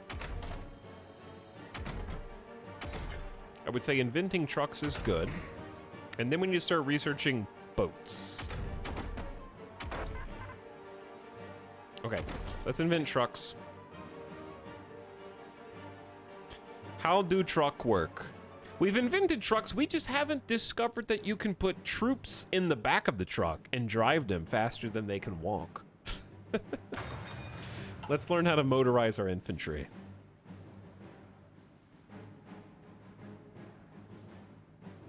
So the research isn't actually discovering that, I'm just being facetious, but I think it's more like how much time it takes to organize compositions of not just people, like soldiers who might go in said trucks, but also the people that take care of them, maintenance crews, engineers, getting the logistics of that organized, and also getting your factories prepped to start pumping out specific types of trucks for that purpose. It's an amalgamation of those things is what I assume. Or we can just pretend it is, and it makes us happy. In an effort to prepare us for independence, the UK has decided to guide us during the transition. We will be able to rely on their support. This is the easiest Go Independent New Zealand run you'll ever see. I don't even have to do the national focuses. They're just gonna let us go, because they're becoming socialist at the moment. So that's base stability up 5%. We get a good opinion of the UK. Add guided by Britain, which makes political advisors cheaper, economy laws cheaper, trade laws cheaper, and conscription laws cheaper. So I'm gonna pretend like I did that on purpose when I forgot that I had over 150 political power. I was actually just waiting on them to give us, guided by Britain national spirit, to make partial mobilization much cheaper. Only 112 instead of 150 political power. So it's roughly half of what we've got. This partial mobilization is a huge jump. Civilian economy is just bad. Just bad. There's nothing good about it. There's no positives like there are for free trade. So you want to get off of this ASAP. I just kind of forgot. And we want to skip mobilization, early mobilization. You want to go as far down the tree as it'll let you, because it's only things that are beneficial to you. In this case, we shave off 10% of our consumer good factories from being used for consumer products, and we get construction speed bonuses. We get 40% on building military factories, which is huge, 30% on civilian factories, which is huge, and we get more fuel per oil, which right now amounts to nothing, but we do have the ability to get Taranaki oil, so that is going to matter soon. Okay, what was I just looking at? I was looking at, ooh, the research slot? Yes, but let's modify the government first. Okay, jump to partial mobilization, and you'll notice that we just freed up one consumer goods factory. Doesn't sound like much, but that takes us forward. So as we get more factories, fewer of them are gonna have to be dedicated to this useless, this doesn't do anything. This is sort of RPing factories that people need for household products. And we're, as the game player, trying to take as many of those away as possible. There's no downside to us for taking those away. So it's only a downside for them to be committed to this consumer goods. So freeing them up is huge. And then, new research. We can... Researching trucks. I usually like to bring my infantry up to code as soon as possible. But since I don't expect to be at war for quite some time, and I do expect to be doing some naval building, I think let's go ahead and get the synthetic oil, because I'm not sure if that research sharing bonus is going to go away. as soon as we're freed into our own faction. It probably will, so we should go ahead and research that while it's a 40% bonus. We can build some fuel depots, maybe. And go back to 4 times speed, because there's no reason to go slow. Nice! What's up, Ectolois? Thank you for the 17 months. I appreciate you sharing that one more time. Thanks for subbing. Hope you're having a good day. Cappy Shammy also says Kiwi, 15 months. As the United Mexican States have declared war on Mexico. Okay. We got Spicy World is already in effect. I could have gone the other way to get here faster.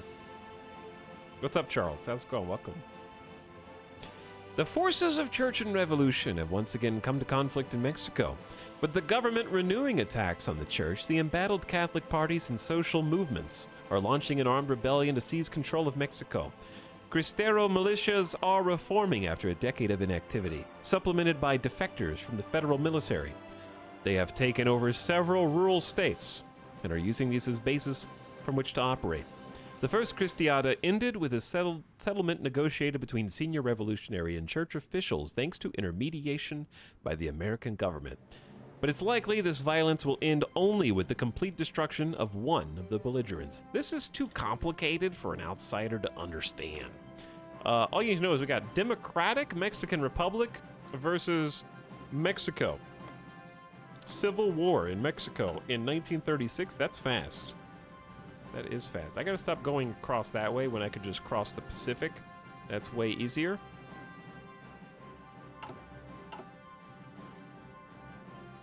What up, Praxis, Benrick, and all other people, Rivers? Welcome. Airless Warfare says, hey, Tal, just want to say thanks for all the awesome Hearts of Iron 4 content. I just had my first successful campaign as China. Hey, nice. Honestly, once you get in and do a campaign or two, it only gets easier. I know that sounds stupid to say, because of course it does, but I've said this before, because there was a couple people who said, like, oh, I bounced off the tutorial after 45 minutes. Hearts of Iron 4 is not a difficult game to learn how to play. It's probably actually the easiest Paradox game, if the tutorial were better. The reason I say that, the hard part of Hearts of Iron 4 is learning how to sift through the noise. It's taking the things that are visually on the screen when you're at a certain zoom level and figuring out, like, training your eyeballs what to ignore and what to gravitate towards. That's the actual hard part. If you're looking at the game, it's very overwhelming and confusing, but by playing it, you learn how to sift through the things that are on the screen and only look at the things you need to see. And once you get to that point, it's actually a very straightforward game. And I would say the most straightforward out of all the Paradox games. Like, it's literally on rails. You just choose which rail to take, which is actually, I think, a very compelling gameplay aspect and not a slight against the game. Because which rail to take in New Zealand is very, very easy, but in other nations is incredibly like, oh my god, I don't know. You could play Soviet Union, you could play Switzerland, you could play Spain dozens of times and probably have it go a different zigzagging route, plus not including what other nations around you end up doing. And pay attention to all fronts. Yeah, exactly. But I actually really, really like the focus trees. Okay, consumer goods factories even further down. Fantastic. So let's get 2 military factories going in. There is no reason for any able-bodied man to not be serving in the armed forces or working in a war-related industry. Our new laws will put every shoulder to the wheel of mobilization and production. Okay, 2 free military factories and free building slots. Triples what we currently have available. We have 1 military factory doing its damnedest to get some guns in the hands of our 22,500 troops, which is hilarious. Okay, we have more factories now. Let's build another civilian factory, I guess. I don't really know what to do with... Like, you do still need 15 civilian factories at some point. We're gonna have to find some more land, though. A number of these do add factories. We get 2 military factories here, 4 total factories here. We got 2 civilian, 2 military. We got 2 more military. Let's do like this.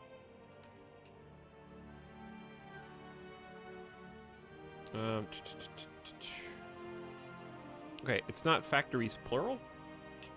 I guess it's just factories. So yeah, we're doing the right ones to get the factories as fast as possible. And then after that, we're going to be kind of on our own. This is going to be one of those campaigns in which we actually probably use factory conversion, which I rarely do. But we're going to need to build some essentials, like an air base. New Zealand is our, like...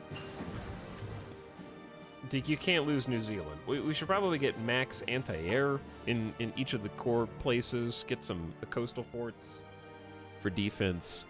We'll see how it goes. Okay, fuel storage. That was really fast research. Trying to take advantage of the tech sharing with the UK right now. It is 1937, so January. So we can just do the entire row of 1937 tech production. So let's do improve machining tools 2. To get our burgeoning factories, our military factories, to have higher max production efficiency caps. And we'll do the same for construction 1 and our Ford F-30s. The Ford F-30s. The Kiwi Prosperity Sphere. I struggle with what types of troops to train and research. Latvia just declared war on the Latvian People's Republic. Lithuania declared war on the Lithuanian People's Republic. We got a lot of civil wars breaking out, which is not at all atypical of a historical game. Non-aligned versus communists. So this is probably... Is this Soviet interference? Maybe. But typically for that, I pretty much ignore special forces unless I specifically have a, like... We'd benefit from mountains, since it's New Zealand and Australia, so I definitely want mountain infantry. That would be huge. I rarely use paratroopers, and Marines are only good if you're planning on a lot of naval invasions. So I just ignore that, keep my infantry current up here. And as long as you're doing that, then you only need to focus on a couple types of support groups. If you have, like, for us, we have a very small manpower pool. So field hospitals are going to be huge. Can't even research field hospitals until truck research is done. So stuff like that, I tend to pick based on our strengths and weaknesses. All right, construction 1, we're going to segue into concentrated industry 2, giving us a little bit more space for factories, improving the output of the existing few, though that number is going up. It's going up. Got all these civil wars. So we got Spanish Civil War, Mexican Civil War, Latvian and Lithuanian Civil War.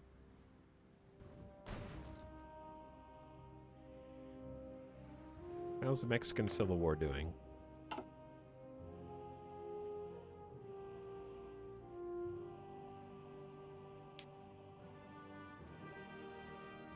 But yes, we'll eventually be able to get some dockyards. I'm assuming they're... Coastal stuff gives us a couple free ones. 2 naval dockyards, some free coastal forts. Oh, that's not good. We only get 2 free dockyards. Don't worry, we're gonna have our first carrier in 1945. We'll be just in time for the war, chat. Just in time.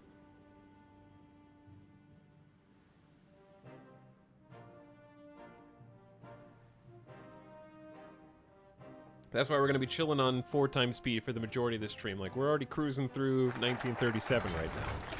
Okay, I do need to pause, though, because we just got the 2 factories. I need to put them somewhere. So, in my case, the factories aren't doing anything. You could have already queued up some of this stuff. Like, I could have already queued up. We need to start making support equipment. We just do. And then a second factory for guns. Easy, right? I'm not sure if I want to even bother with 18-pounders. I think I'll start once we get a better thing going, but we will need, like... I say at least 4 dedicated to guns, and then we can get a second on support equipment. But you can queue these up, and then as the factories come in, then they'll automatically go top to bottom priority. Okay, we have finished what we can do. We're trying to get Think Big, which requires this tree and this tree to both go down together, and that's going to give us a 4th research slot after. So now we just have to take army reforms. It's not immediately beneficial to us. Army XP is okay when you're at 0. Army XP is what lets us change the troop formations in the division planner. Then we get bonus research for infantry weapons. Then we get 2 more military factories. Then we get 4 total factories. And then we get a research slot. So those are all good things. Do we get Bob Simple tanks? There are Bob Simple tanks, Schofield tanks, and Big Bobs. I don't know how that works when the UK is currently distancing itself from us and trying to release all of its colonies, but we'll see, I suppose. I don't know if it bypasses those or what. Communist Lithuania is winning. This will be interesting. And like, if I was playing Poland during this, I would be very kind of upset that this was going on. Unless I was going communist Poland, then it would be great. But Poland has some fun trees. This would be a very scary Poland campaign because it's like no civil war Germany, and I don't know how long it takes for Stalin civil war to happen, but we'll see how that goes. Okay, chat, we've got the Regional Defense Council of Aragon has declared war. Anarchists are in the streets as Lithuania is annexed by communists. Chaos, anarchy, and it's time for a poll. Or actually, a channel point bet. Continued government attempts at reasserting central control over the anarchist communes in northeastern Spain has led to full-blown infighting in the Republican front. It was initially street fighting, but the unwillingness for either side to compromise means conflict has rapidly escalated in just a few days. The nationalists have been weakened. Okay, it is game time. Prediction time, channel point time. You've got 5 minutes. Who will win Spanish Civil War?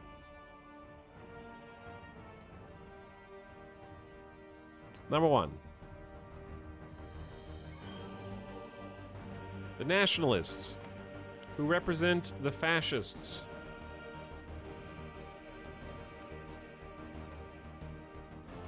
Two. Spain, who represents the democratic.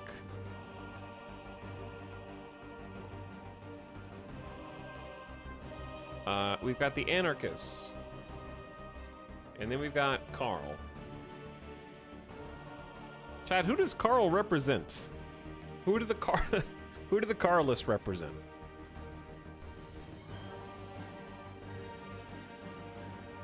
Just Monarch unaligned? That's what I thought. Okay.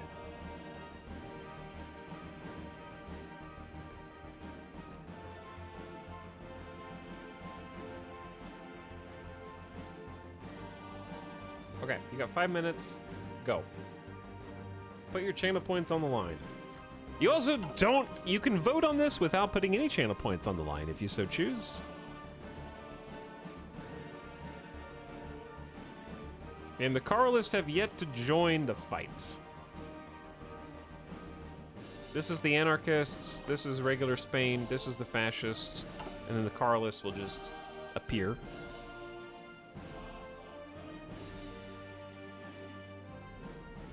Are there any use for PP after the first 2 things? Yeah, I could start limited conscription. This is cheaper with Britain. We need some more manpower in the pool. It's a good call. And I can get a political advisor.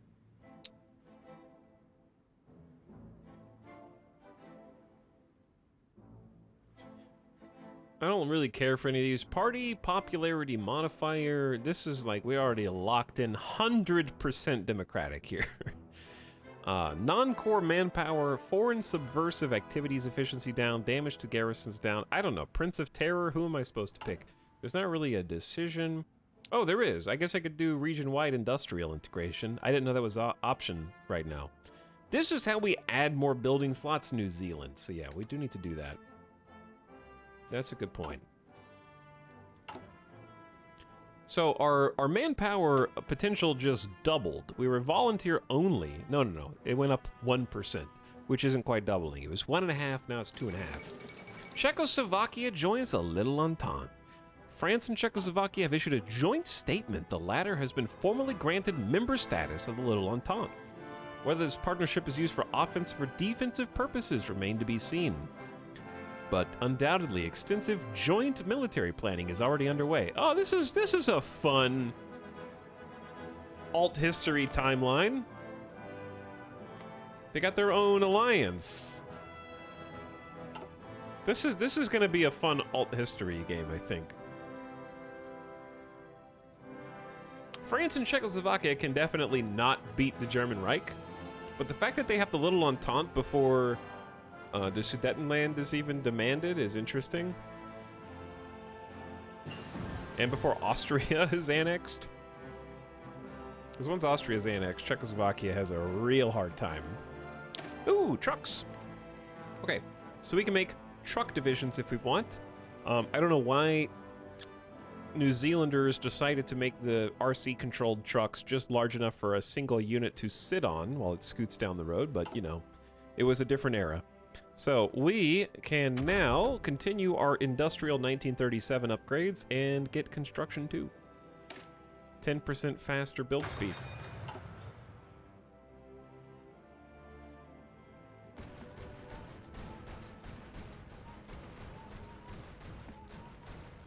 It's that, like, that sound effect bug. Gotta love when the uniform includes shorts. I mean, it's New Zealand and Australia. They gotta be comfy. It's hot out there. Well, the communists just won in Lithuania and in Latvia. That's also interesting.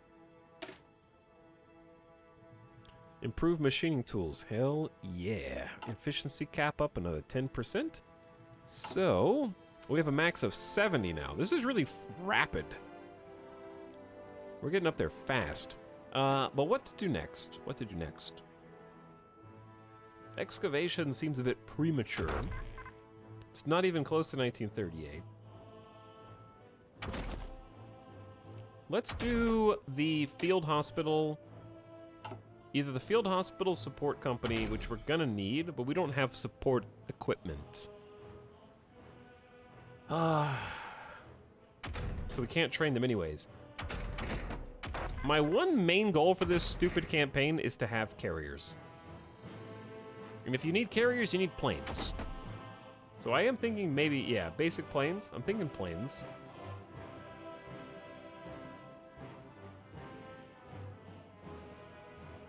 So, because we don't even have 1933 planes, and we get a 30% buff on the tech sharing.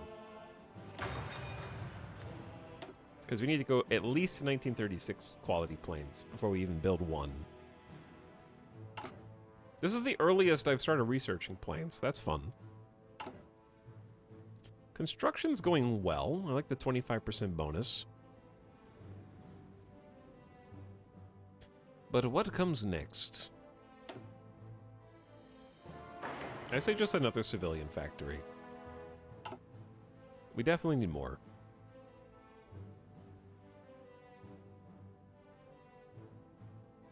Chat, how did you guys allocate your channel points? 2.6 million channel points in the pool. 49% for the fascist, 30% for the democratic, 8% bold, 8% for the anarchists. Okay. If the anarchists win, that is a 13.3 to 1 channel point return on investment. That's the jackpot if you win. When do you start to lean into the Navy? The problem is, do you see how few building slots we have here? We have like 9 total and then 5 total. The docks take up the same amount of space as the civilian factories, and the civilian factories are used to build the docks. So it's a bit of a chicken and egg situation here as the Soviet Union declares war on Russia. Okay, more information on that after my national focus is chosen. We should modernize our Army's training and promotion system. This way, we can be prepared for whatever happens in the ongoing world crisis. There is a world crisis. All right, cost reduction for land doctrine. That'll be useful later. We need think big, so we need to go here, here, and then think big. Infantry weapon bonus. That'll be useful. The Second Russian Civil War! Rather unexpectedly, white forces have risen up against the Bolsheviks once more. Their cause may have seemed lost, but over the last months there have been several reports of a military buildup in Manchuria and Siberia. And earlier this morning, a provisional government of Russia was proclaimed in Chita. The Soviet government immediately mobilized the Red Army, and once again Russia is embroiled in civil war. The Western powers have so far shown no interest in intervening in the conflict. It's a typo. It remains, however, to be seen how the Japanese will react to this turn of events. I don't think they started from the strongest position.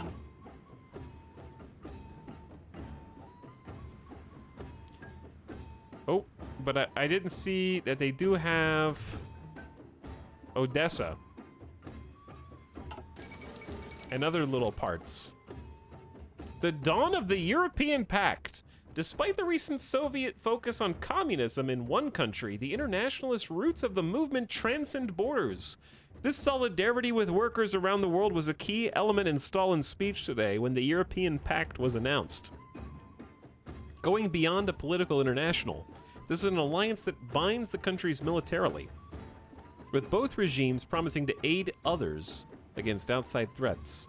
Whether it will act as a sword or shield for the communist revolution remains to be seen. Soviet Lithuania, Soviet Latvia, and the Soviet Union joined the pact. Well, that's new. I doubt that there's very many troops here, but I assume these, whatever is in Soviet Latvia and Lithuania is going to be mobilized to help with the civil war.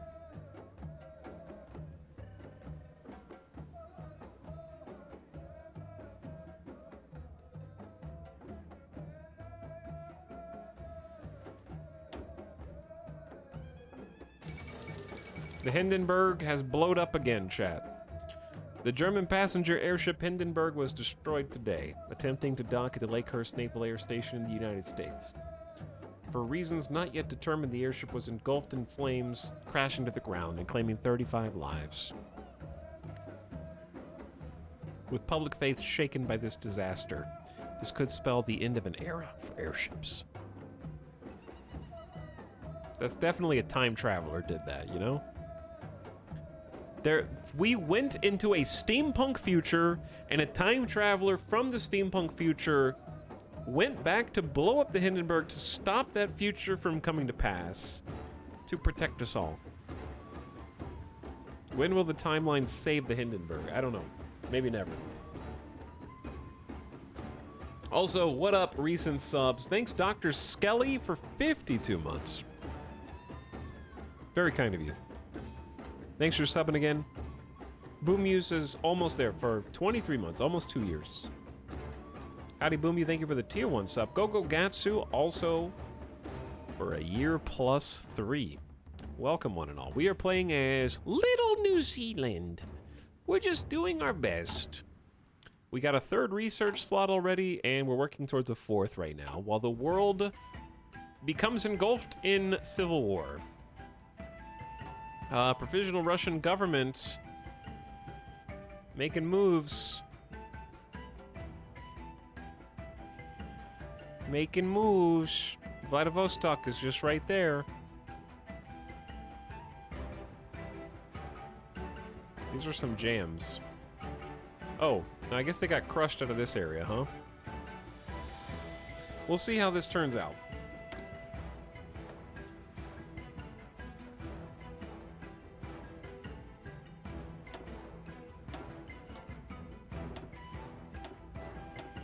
Okay, chat, question. If you get an aircraft designer, that's fine. We're getting the old planes anyway. We should get it.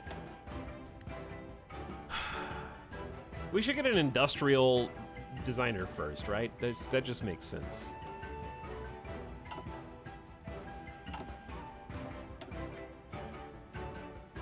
Like, industrial has to be more important than electronics. Unless electronics is all of this. Because we are going to end up doing all of this, probably.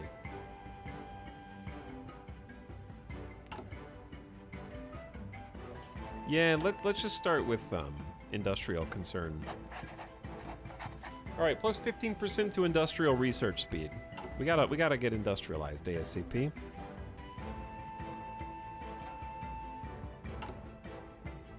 Oh, I also need to keep adding building. Well, I don't need the building slots yet. We're not full. We have a 5th slot there and a 9th slot there still.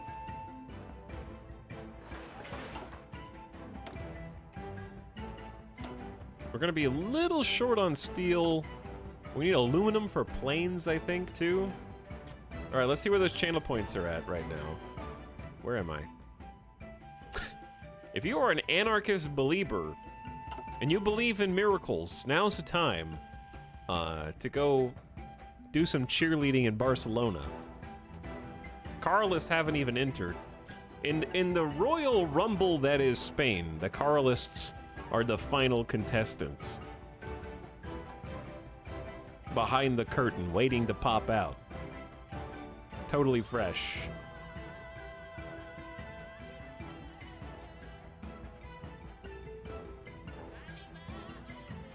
Grugan, how you doing? What up, Grugan Squad? Nationalists took the South? What are you talking about? Are you talking about UK held Gibraltar? Or are you okay? Oh, you're talking about North Africa.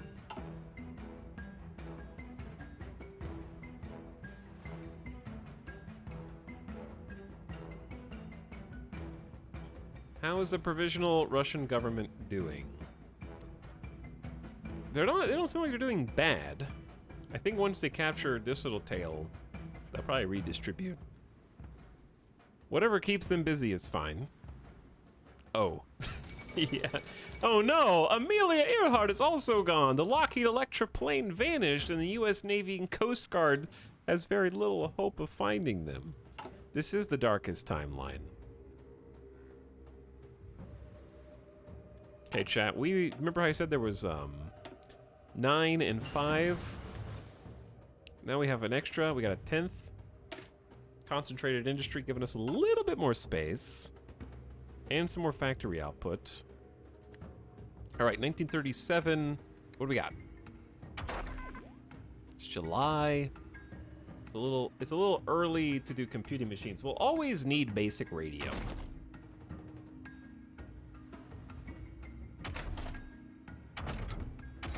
These are all good. These are all good. I say let's just do basic radio. Because it's never fun to take radio, but it's always useful.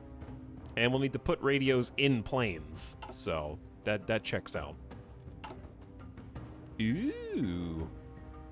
National focus time. With 2 military factories coming on down the pipe.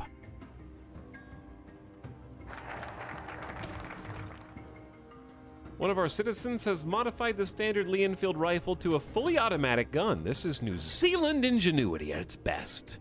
We should encourage innovation along these very lines. You got it. Just give the planes bullhorns. It might work. Chad, what is the number of people in chat who have played a successful New Zealand campaign look like? You picked this. You may have tied the final vote, but New Zealand did win the first vote. What are we in for? Define successful. Successful is not dying to Japan.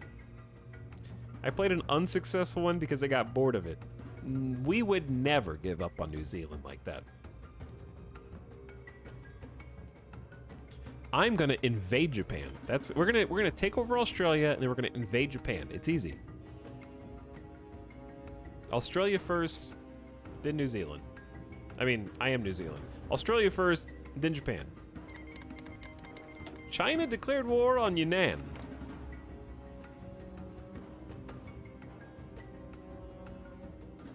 Wars are breaking out, world tensions going up. I would say that the last war, the last campaign that we did, was way quieter. Like, I don't think it was this spicy. There were a couple. my man.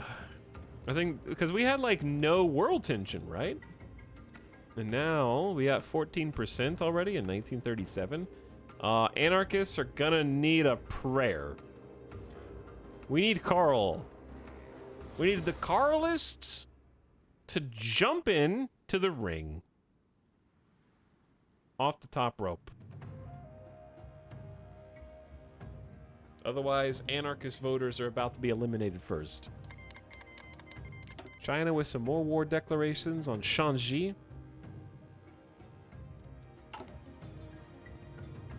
My channel points! It's not over yet. It's not over yet.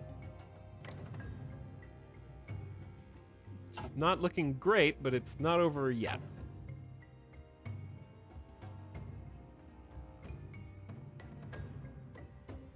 All right, and then once we get another 150 PP, probably do the plane research. An ultimatum has been delivered to the Albanian government by Italian diplomats, demanding they submit to complete military occupation. King Zog has abdicated after realizing the futility of resistance, and Albania will now be ruled in a personal union under King Vittorio Emanuele III. Italy looks to the Balkans.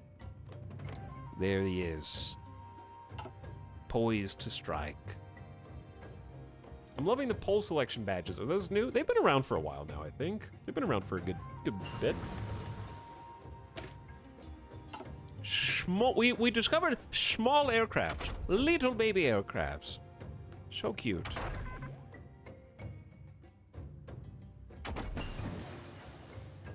Okay, hold up. And now we have 2 slots open because we just boosted construction speed up another 10%. We are current on everything except oil. Which it's probably not too early to get fuel refining. But we do have this bonus. We do have this 100% bonus to improved infantry equipment because we need to start making the Owen gun in 1939. We'll do that. I say let's go ahead and research mountain infantry. That's no bonus, but it's just going to be very useful for us fighting in New Zealand and Australia potentially. The thing is, I saw a couple people in chat be like, please don't declare war on Australia. It's just as likely, if not more likely, that they declare war on us because the UK is releasing all of its puppets, all of its colonies, and it's entirely likely that Australia actually strikes first. So we need to be ready in case that happens. So with that in mind, I think I am gonna spend one of these on just get the improved infantry equipment early.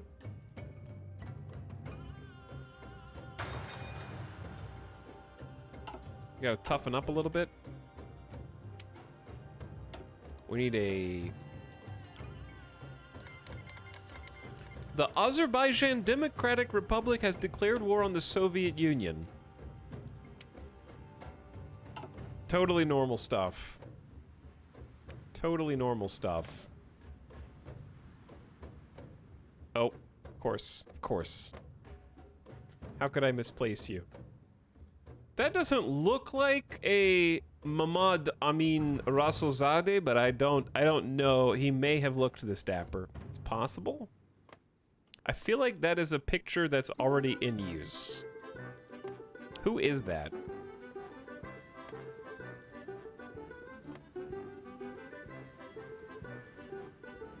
That person looks familiar. I feel like that is somebody else's portrait that I just looked at.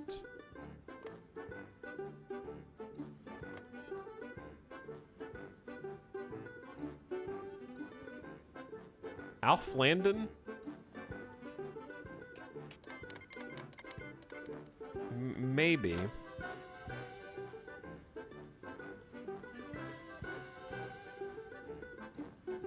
Okay. I have found it. All right, slow down. I found the Wikipedia page. This is the Wikipedia Commons page. He looked like this. So, I'm not wrong.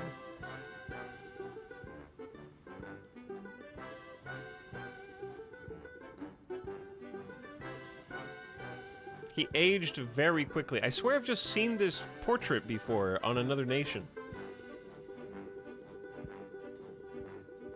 He had a tough few years. Maybe. We should turn as many industries as we can over to the production of small arms. We need ammo, gun parts, support equipment, and so forth. These can be made domestically. Okay, 2 military factories. Now, Think Big is going to give us 4 total factories, and then we get the extra research slot, and then we're cooking. Then we're cooking. Because, production-wise, we got 3 factories on guns, 2 on support equipment, and then the next one goes to vehicles. So since we know we're getting 2, let's do 1 for guns. Actually, let's just do 2 for trucks. That's too many trucks. Okay, 1 for trucks, 1 for guns.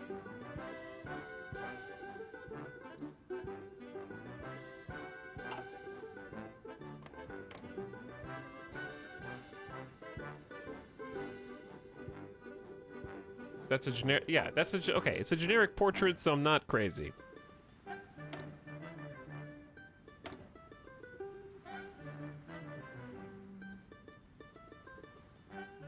Don't want to do any of these. I know we don't have any divisions in basic trade. The Republic of Karakalpakstan has declared war on the Soviet Union as well. What is happening up here? Chat, the provisional Russian government has Vladivostok.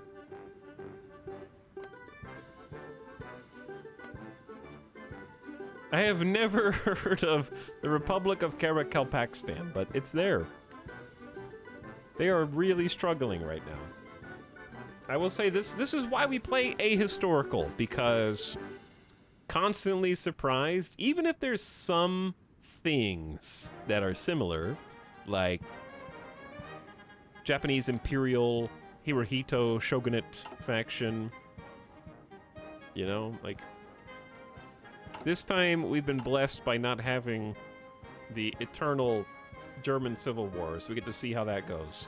It's fun. I like random stuff like this. I agree, yo. Look at all this space. I refuse to stop building civilian factories until we have at least 15. I don't even care if it fills up everything, because we can do more. Actually, hold up. We got a lot of potential researches here.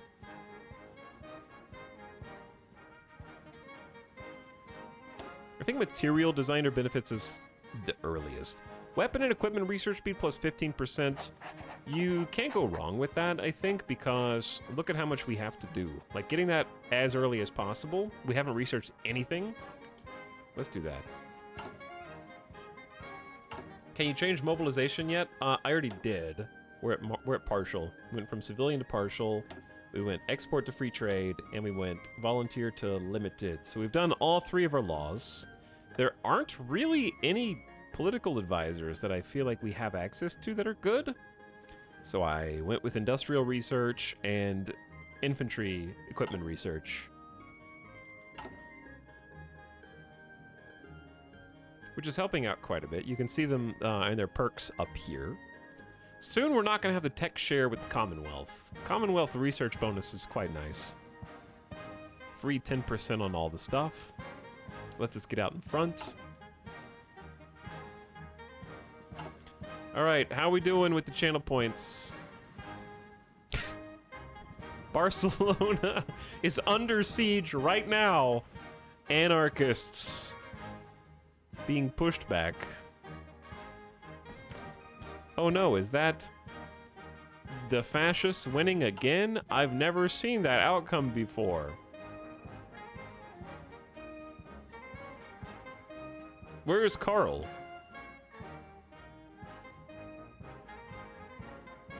Carlist MIA?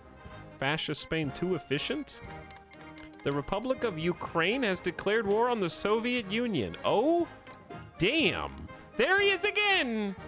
Kost Levitsky of the Republic of Ukraine.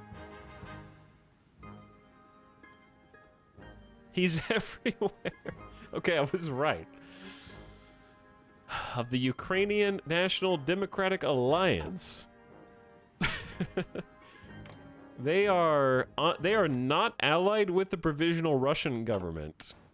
They're just both fighting the Soviet Union.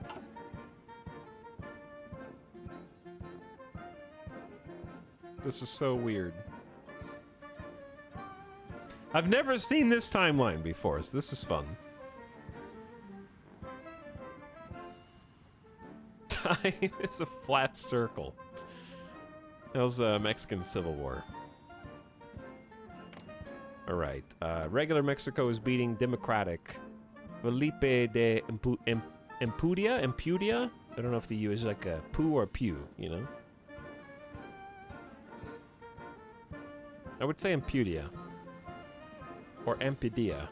Maybe the phonetic is off. Chat, we have a surplus of guns. Wow. Ooh, radio. Okay, so we're gonna put radios in planes. We already know that. Gives us the reinforce rates for our divisions, coordination, so they can target the same enemies in combat. I say we just catch up our 1918 infantry tech. It's kind of boring, but Cuphead soundtrack? Nope. This is the game, dude. You may not have all the DLCs. This is authentic 1930s music, maybe. Get on my level.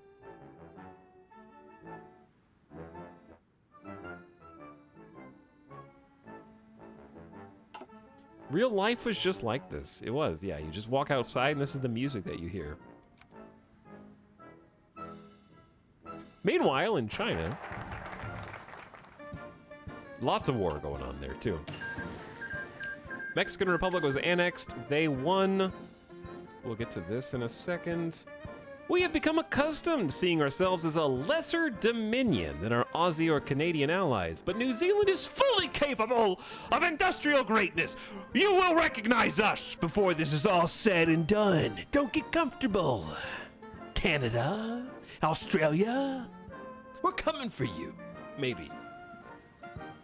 I thought I was gonna get 2 military factories. Did this lie to me? Did I misread this? I thought it said 2 and 2. I read that twice. But okay, we got 3 factories. And now the 4th research slot. Hell yeah, let's do it.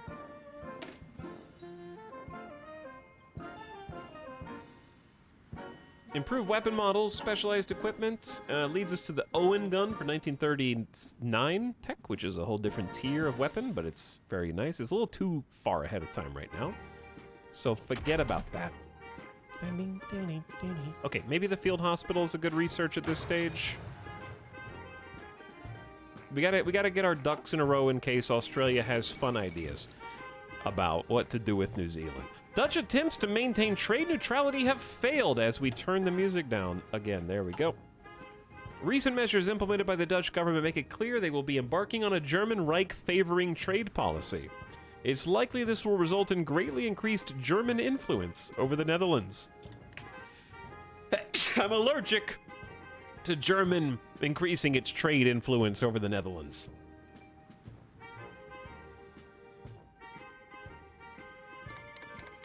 Belarus has declared war on the Soviet Union. Yeah, this is there he is. Hold on. Hold on, wait. Hold on. He's here. He's leading all of these efforts. Poland breathing a sigh of relief. This man is a mastermind.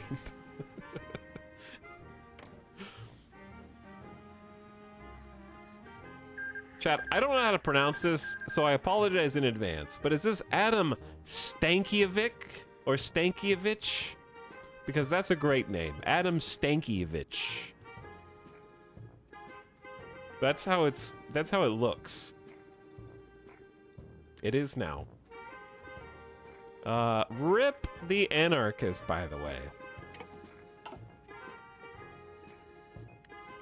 The anarchists are dead, so if you were an anarchist believer, in fact, Carl's a no-show. If the war ends before Carl shows up, I think we're just gonna say Carl's eliminated before it was even born. Taken out of the crib. Grugenvids, you were 83% of the way to having that correct, but it was a good attempt.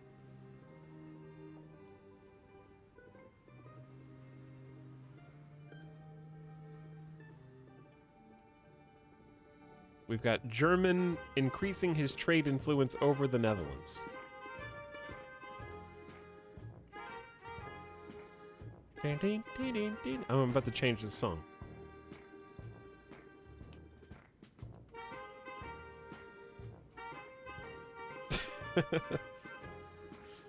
By the way, if I missed you, call him on Monstera. Thank you for 10 sub months. Appreciate you supporting the stream once more. Welcome to the Spanish Civil War. We're New Zealand, so we're just like in observer mode, watching everyone else have fun.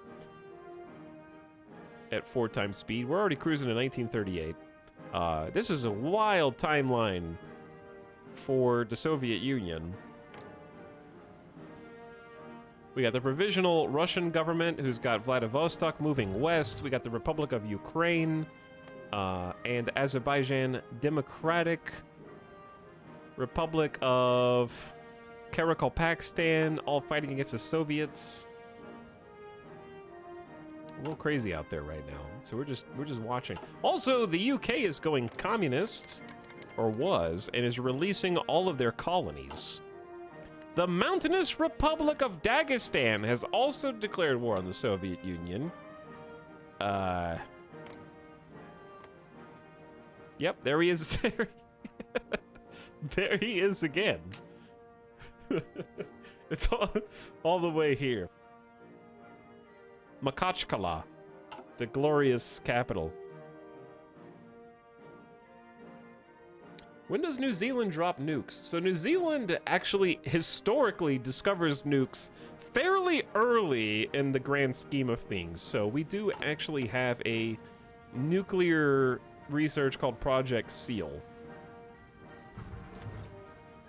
that we can take that helps us along. Because we get 2 nuclear tech bonuses there.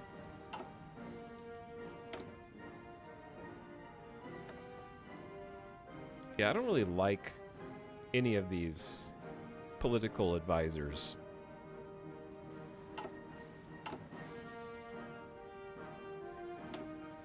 Are we running out of construction slots yet? Yeah. Kinda are. So I think the plan is...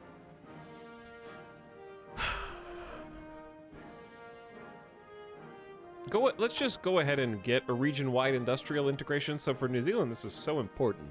It's 100 political power, but we get a free building. It's not free, it's 100 political power, but we get 1 building slot somewhere. Opens it up so we can keep building. Seems like we need to do that. Project SEAL was awesome. It was an idea to detonate a bomb in the ocean and cause tsunamis. That's doing elemental damage. That's a waterbender, I think.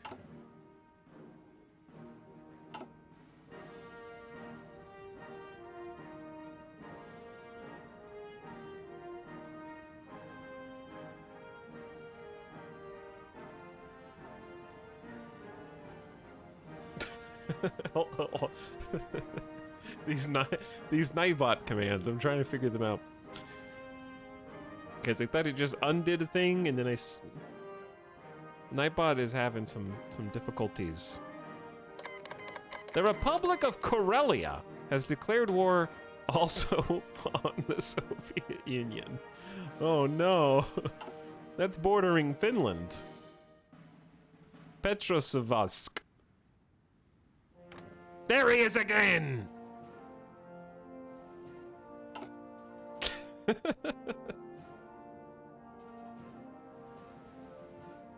Why does France own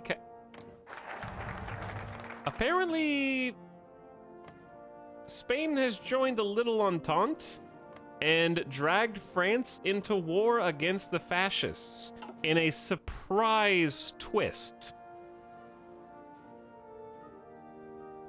I never saw this coming because I never seen this before.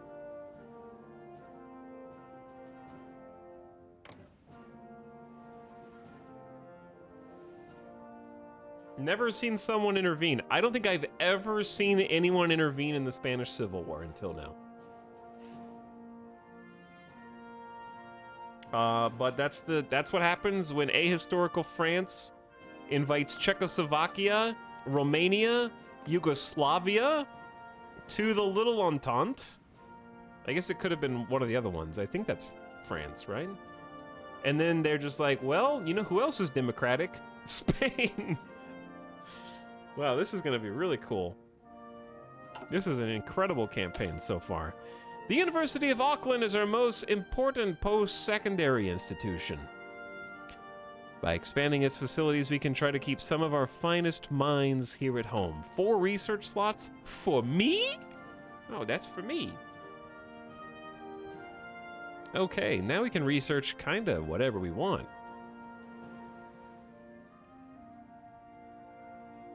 I think taking the first labor is fine because of the consumer goods factory thing, production efficiency growth thing, and the factory dockyard output thing. I think that's fine. Unfortunately, maybe we should just go ahead and do the boat things while they're relevant. We have to be at war for this. We have to have Project Seal for this. We have to have modern... Maybe we can just... Should we just go over the 5th research slot and just become the gods of tech? The highest tech New Zealanders? Because we can just do the Air Force right now. I don't think there's anything stopping us from just getting the final research slot. And then we get nukes. We need airplanes before we need boat. Because we need to put airplanes on our boat. Do you need... Oh, we might need 50 factories. You might be right. Hold on. You're right. That sounds right. No, we don't. It just says we have to be fully independent. Project Seal requires modern fighters or heavy bombers. Heavy bombers requires one above. This requires RNZAF. Yep. No, we can go all the way down. Ethiopia had a communist uprising. What?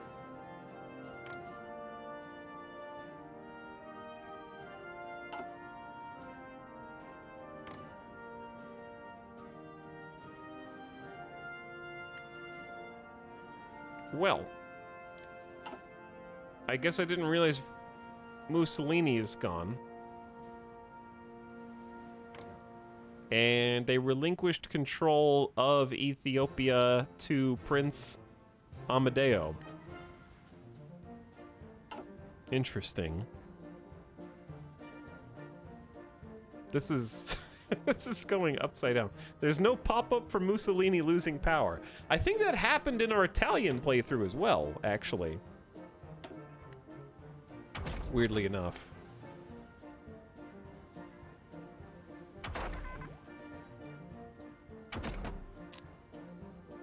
All right, let's go ahead and grab the...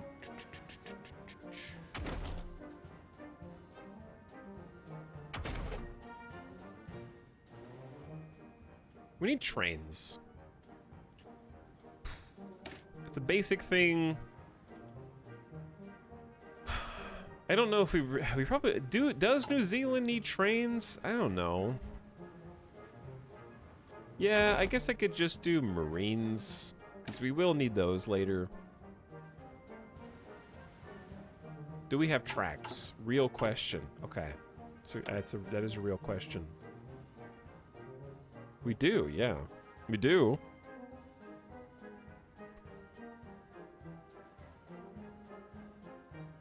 We have a train going up from the north to Wellington.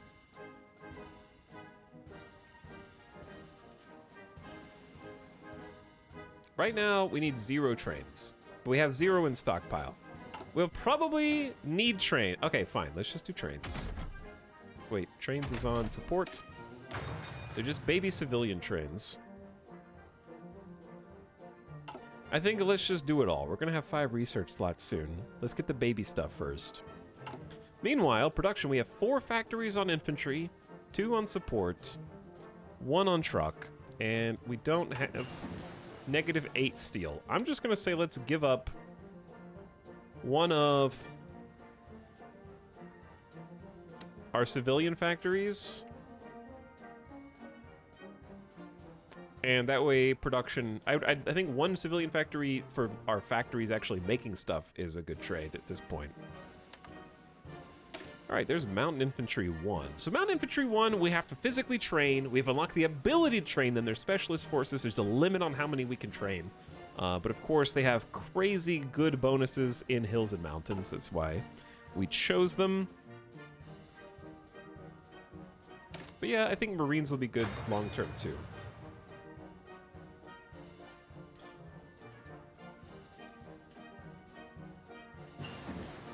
New Zealand is not super friendly for trains. I think that it's probably an understatement. But there are trains there. There are trains. What about 1938 electronics? Oh, you're right. You're right, dog. You're right. Hold on.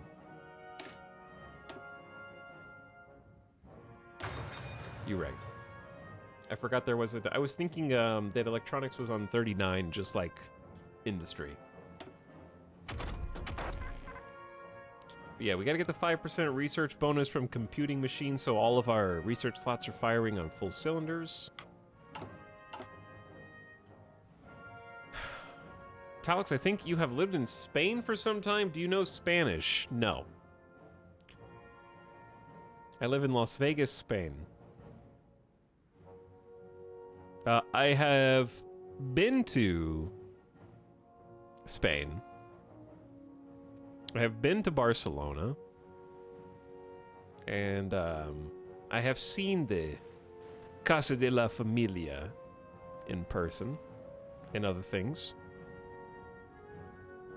I really, really liked Spain. I've been to the beaches in Barcelona as well. That was a long time ago for me. That was almost a lifetime ago. I went when I was 18, Chad. I'm not 36 yet, but that's almost a lifetime ago in a few years. But I love Barcelona. I've also been to Italy, and I have been to France. That was ages ago, though. I have been to Barcelona, Rome, Nice, Paris, and these in each of the places, obviously, and Florence. Been to Florence. I haven't been to England, and I briefly stopped in Germany because that was a connecting flight. Ever consider revisiting? I need money, and as you can see behind me, the money is spoken for. What was your favorite? I think Barcelona. I think Spain was my favorite. I liked just being in Barcelona. I also loved Florence because Florence was really friendly to English speakers. Lots of English speaking convenience.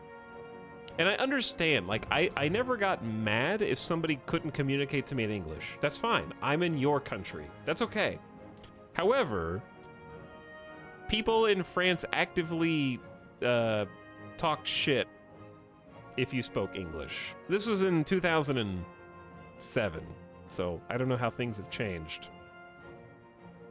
So it's like, I'm sorry that I didn't learn French, Spanish, and Italian before my visit. Like, I understand it's my responsibility to be an effective communicator. But also, like, you don't get mad that I don't know your language. I won't get mad you don't know my language. It's fine.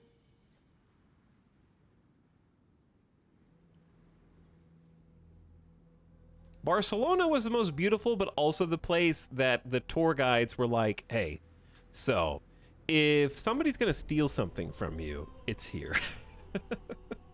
I don't know if that's true, but they were just like, so the pickpockets in Barcelona are really good, so watch out, okay? That's like the local tour guide said that, so I just took them at their word. American detected. The Republic of Uzbekistan declared war on the provisional Russian government as... Whoa, wait.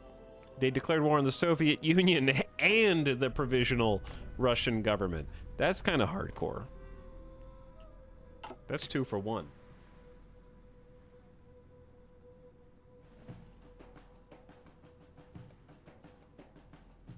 Can't lose if they're against both. Basically.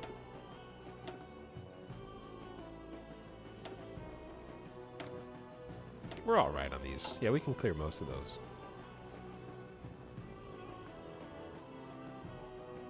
Everybody here hates the Soviet Union, I think. Provisional Russian government, I think, is still moving in.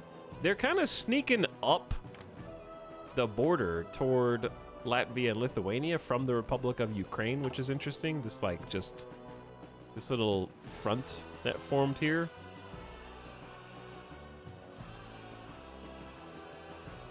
This is going to be a really weird map, combined with France helping throw back fascist Spain, which I've never seen before. The Carlists haven't even had an opportunity to form.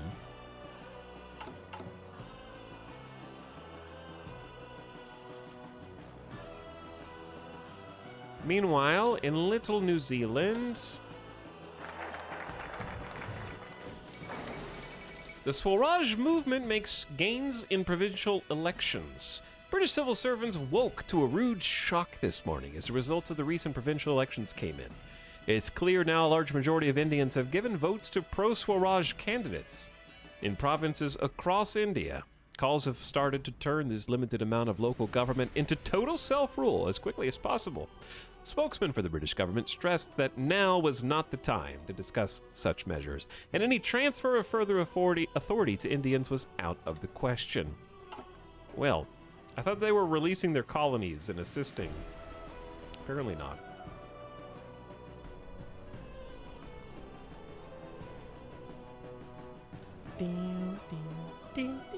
You always get some pretty weird games. Ahistorical does, yeah. The New Zealand Permanent Air Force needs new coastal patrol craft and naval bombers. Modern nations cannot neglect the air war like you did in the last campaign. We didn't build a single plane as Italy. Oh, it was awful. We have 116 units of basic medium airframes. Do they have any guns on them? I guess we'll find out. All right, form the RNZAF. We had 2 air bases to Samoa and get an air doctrine cost reduction. Lots of 70-day researches. I'm not going to sit here and tell you that New Zealand has the most exciting focus tree I've ever seen, but it does. Simplicity can be beautiful sometimes. After a successful coup d'etat by the local Nazis in Vienna, German troops have crossed the Austrian border and taken control of the country. No fighting has been reported, and the German soldiers were greeted by cheering crowds in the cities. In a speech before a massive crowd at the Heldenplatz in Vienna, Hitler announced the Anschluss of Austria, annexing the country into Germany. The oldest eastern province of the German people shall be, from this point on, the newest bastion of the German Reich. I like that my response is, it is what it is. It is what it is, I guess. Pac-Man, German Reich, Czechoslovakia, little dot. But Czechoslovakia isn't a little entente. And France, a little entente is going to cause a few more problems than German Reich typically has at the beginning of this. The Lithuanian government has gone into exile, and their forces have capitulated to the Republic of Belarus. Not something you read every day in Hearts of Iron 4. Poland is like, thank God, this is kind of awesome, but Poland is going fascist / non-aligned. I don't know which one they'll go more. But yeah, this is a spicy campaign. So what do we have? We have negative 88 naval bombers. We have 116 tactical bombers. With not much going for them. But it's better than nothing, I guess. The Air Force will help us if Australia decides to invade us after they get released from being a colony. Looks like China's losing to the warlords. China typically stays gridlocked for quite a while when they're in all these wars. It's too early to tell. Maybe they are losing. The Republic of Georgia has declared war on the Soviet Union. Everybody's coming to get their licks right now. Soviet Latvia has capitulated. The Latvian government has also given up to the Republic of Belarus. They're coming from Moscow, chat. I honestly don't think the Soviets can win this now, but we'll see. Stalin's home country has declared war on him. Meanwhile, in Spain, the Nationalist Front does shrink. A friendly Stan says today I went on a walk and I saw a skunk cabbage. It looks like an alien plant. I've never seen one of those before. But I hope your walk was good. Thanks for 25 months of sub. Welcome back. Fox Play Stuff for 22 months. Also, thanks for the tier 1 sub. Welcome to the stream, everybody. I'm playing some New Zealand, which is great if you like time advancing, because we've just kind of been chilling on 4 times speed. I think I was gonna do 1938 support weapons, which is a fancy way of saying our infantry is gonna be 5% stronger on offense and defense, which isn't much, but it does add up. China declared war on communist China. Okay, maybe now you're gonna have a bad time. And we've unlocked field hospitals, which is a type of support group we can add to our divisions if we should have enough support equipment. Like, they're not gonna need that much. So to do that, we just edit our force. Chad, you know what time it is? It is open ChatGPT time. Because now we can have different names.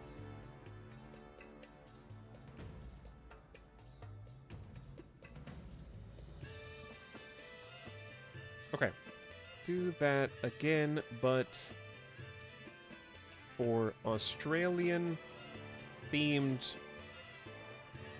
basic infantry division names.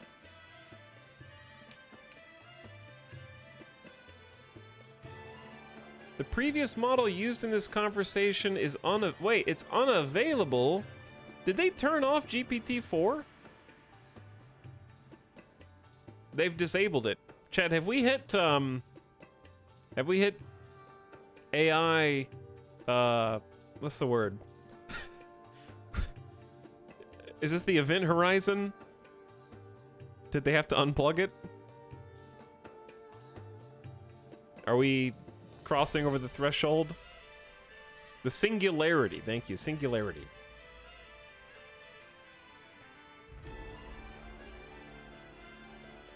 It's become sentient. Because, yeah, there's no...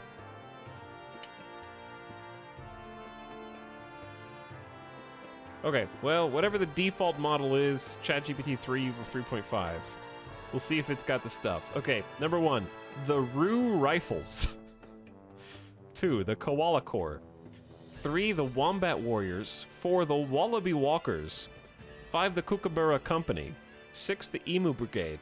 7, the Platypus Platoon. 8, the Tasmanian Tiger Troop. 9, the Kangaroo Convoy, with a K instead of a C for convoy. And 10, the Dingo Division. Wrong country. Wrong country, chat. But wouldn't it be... hang on, are you telling me there's no kangaroos in New Zealand?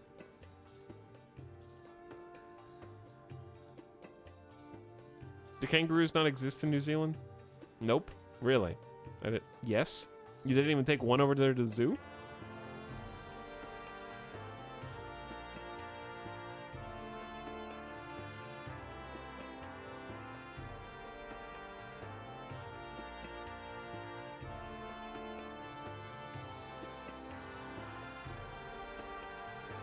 Lord of the Rings themed names.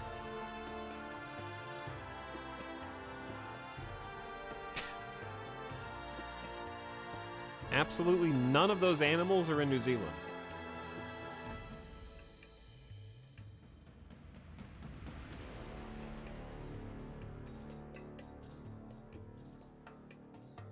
Possums can be found in New Zealand, so shut up, okay?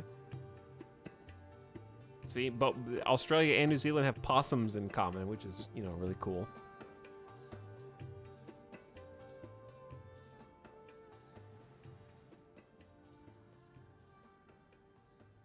It's a good excuse to dig into Lord of the Rings for names. Yeah, because you guys aren't going to get these, okay? Because I don't know who the Tuatara are. The Kia Killers. It's hard to do... okay, it's hard to do funny, jokey names when they're dealing with native populations of a region, okay? Those two things don't really go hand in hand.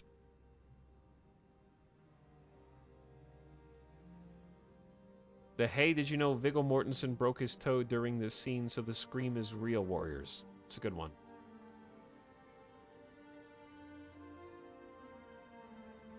Alright, fine. Do that again, but Lord of the Rings themed.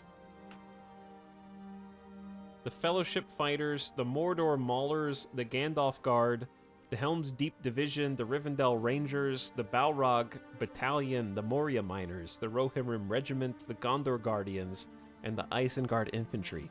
Do that again in Lord of the Rings theme, but funnier. Okay, number 1, Hobbit Horde. Number 2, Gollum's Gang. Number 3, Treebeard's Timber Troop. Number 4, Sauron's Stumblers. Number 5, Gandalf's Giggling Guardians. Giggling doesn't mean it's funnier. Number 6, Gimli's Grumpy Gang. Legolas's Lanky Lancers. Number 9, Aragorn's Aimless Army. And 10, Saruman's Silly Squad. Very funny. So very funny. Thanks, AI. You can't just say make it funnier and expect it to work, can you? Yeah, you can. Watch this. Do that again, but more sarcastic.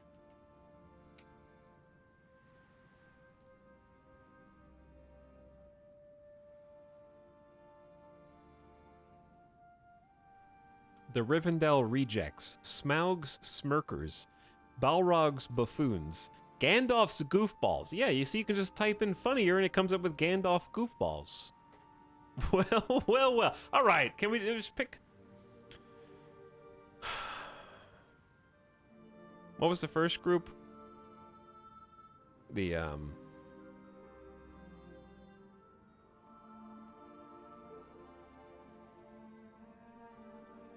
let's go with... Gondor Guardians for the home front. Gimli's Grumpy Gang.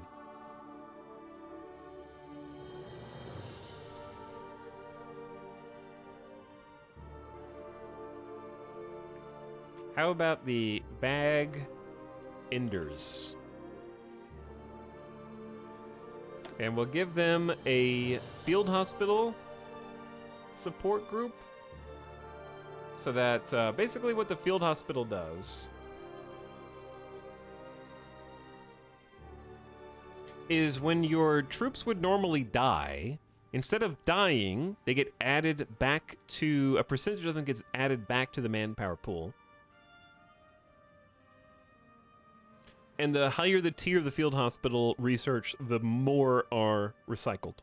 So basically it puts them back in the front. It also gives you trickleback and war support protection, which is fairly new. It's basically a way that when you're at war, there are now multiple ways that you're penalized, and if you have a field hospital, you don't have to worry about the war support being ticked down because you're not healing people. So it's good for that too.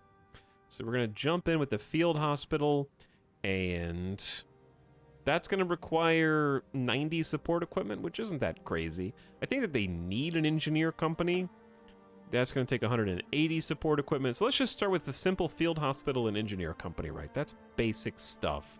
And it's going to cost us 20 army XP. We have 25 from research, so we hit save. It's also going to take some additional manpower. So it's going to dip into the manpower pool to pluck those soldiers out of the reserves. And we should slowly... We already slowly ticked up to 2.5%, and that's all we have, so it's not very many. We only have deployed 38,000 total manpower, so this is very small potatoes in the grand scheme of things. But yeah, 1938 tech. I say let's go ahead and get... We've already got that. I guess the armored train, and we can start producing some armored trains and just some regular trains here. At least get the ball rolling on that. Okay. We've also got 181 political power. I do want to start researching some aircraft shortly, so let's go ahead and pick an aircraft designer. So our choices are light, medium, heavy, and naval aircraft. I really want carriers. But this, each of these gives us a 15% air research speed bonus. So let's do carrier naval bombers, fighters, and so on. It gives them more range and naval attack, and still gives us a 15% research bonus.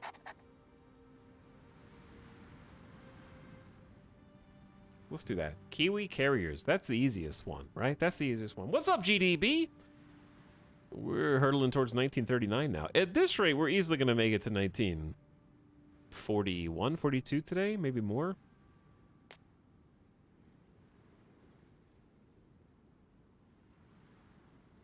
Hello, muted Simcopter. What's up?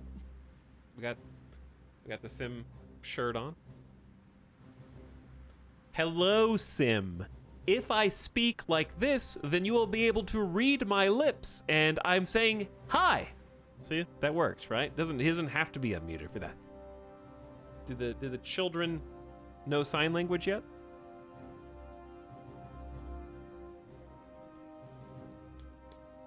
Can they read lip movements? I mean, not sign language.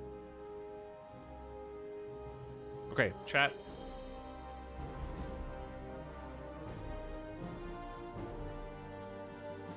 Help me out here, chat.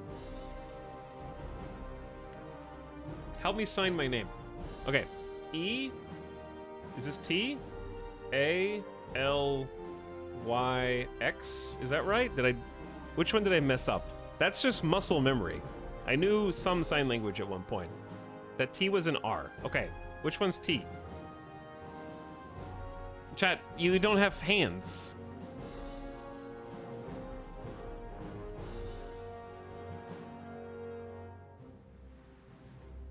So how are you gonna, you did Y as a J. Okay, well, I knew some things.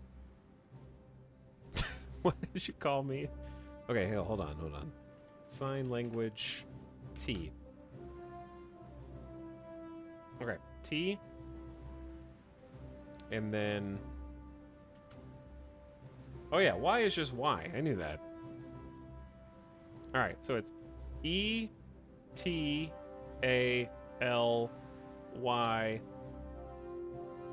X. Is the X right?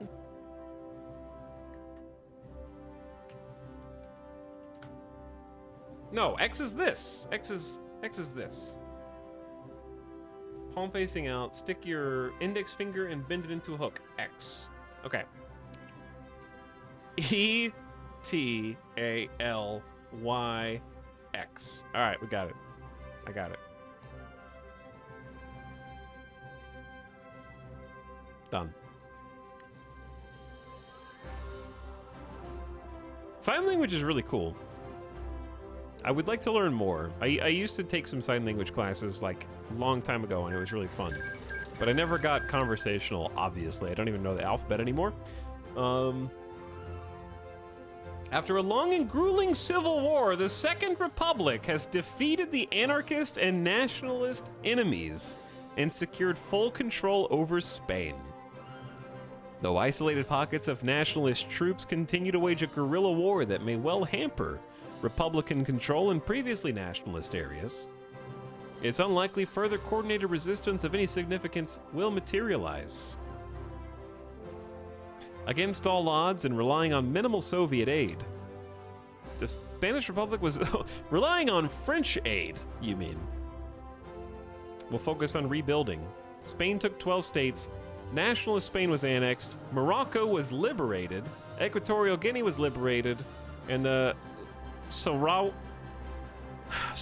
Arab Democratic Republic was liberated. And Manuel Azaña is head of Spain in the Little Entente. Carl didn't show up, which means you're disqualified, which means Democratic Spain voters are the winners with a 3.3 to 1 return on investment. I've never seen Carl not appear, so this is weird for me. Midlife Crisis was so confident with 250,000 channel points. Enjoy your winnings, as 2.6 million channel points are distributed now.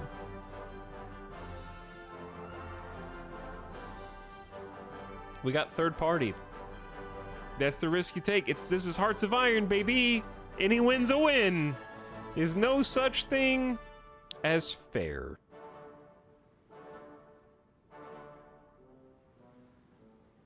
What's a Carl? Don't worry about it. Carlos and chat are literally crying.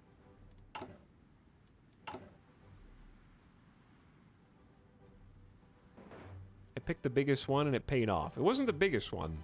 Fascists usually win. They were gonna win until France intervened. Have you played PvP in this game? No. Too fast paced for me. I like moving slower, being able to pause. And also not having to worry about meta. And just having fun. But I can see how multiplayer would be very fun for this.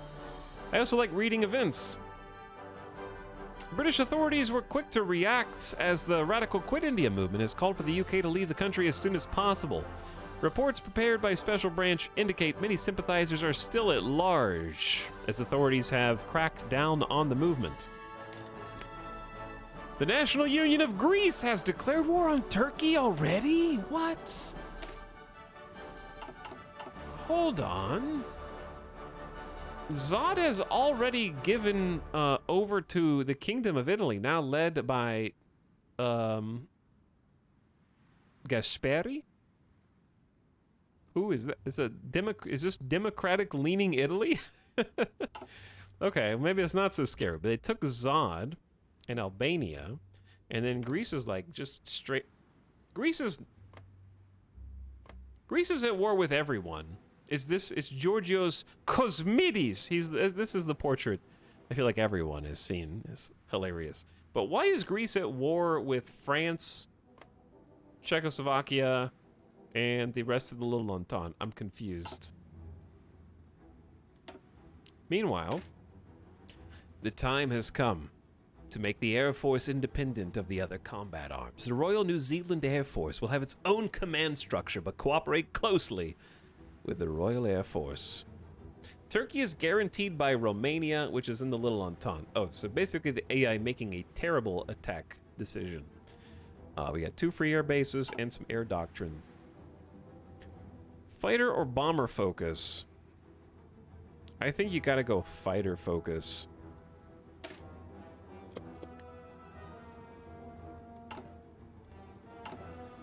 Okay. And then the Republic of Turkey just joined the Little Entente. This is truly, of all the timelines I've seen in this game, this is one of them. The Bukharan Jadidist Republic has also declared war on the Soviet Union. I don't know where that is. Okay, it's there. Under the Republic of Uzbekistan and the Republic of Karakalpakstan.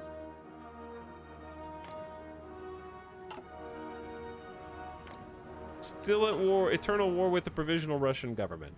The big little Entente. Yeah, I think this is the big little Entente, to be perfectly honest.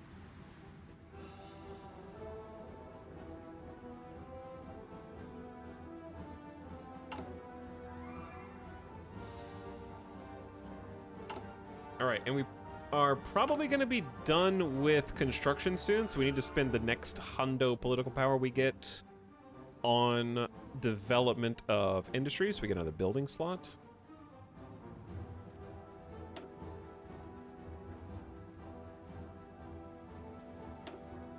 We have no space because I have it plugged in with all civilian factories.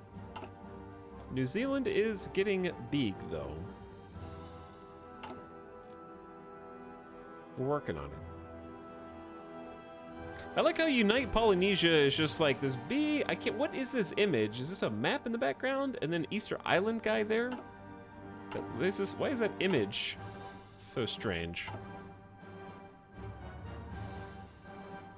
A game where Germany will be beaten by mighty Czechoslovakia and its many allies.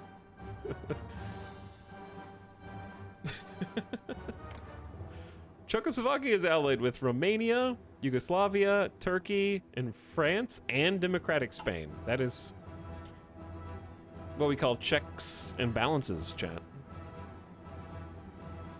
Sorry, I had to do it. Okay.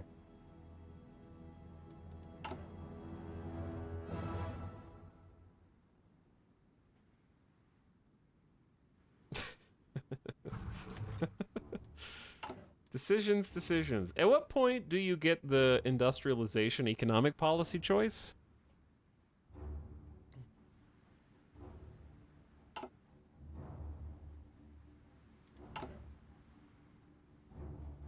We're gonna have like all four of these researches. The initial transition is complete. The British government has informed us they are beginning preparations for a full handover of sovereignty. Oh boy. Spicy. Tabbed into -2. Somebody's got to do it. We're also roughly 1, 2, 3, 4 researches away from a 5th research slot. You only get to expand building slots once, I believe, and only after they reach max infrastructure level. Oh. Never mind then. As we were. Marines! Okay, we can't afford to train anybody, but when we can, Marines are especially good at amphibious assault, which is something that we're going to want to work on. Well, in lieu of any other pressing matters, I say we just go ahead and get 1936 basic airframes so we can maybe make some... Like, my goal, I think, is to plateau at 1940 fighters and just pump out 1940 fighters. So hopefully by the time we hit 1940, we have a little bit better infrastructure, but we could get some 1936 bodies going if we wanted to.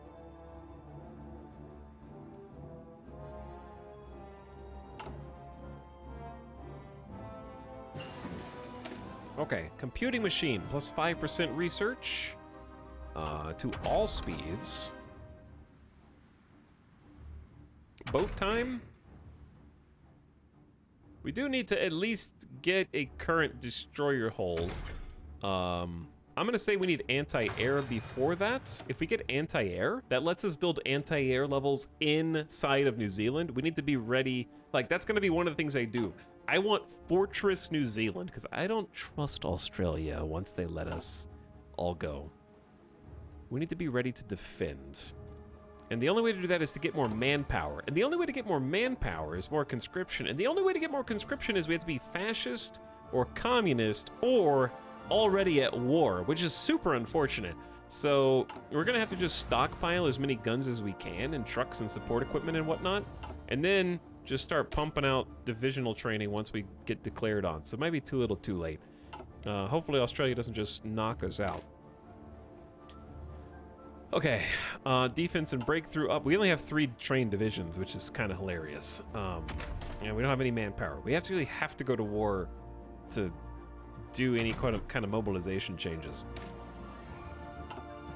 All right, we're doing anti-air. We're doing fighters. If we're doing fighters, we are gonna need guns. We can do a quick light machine gun research.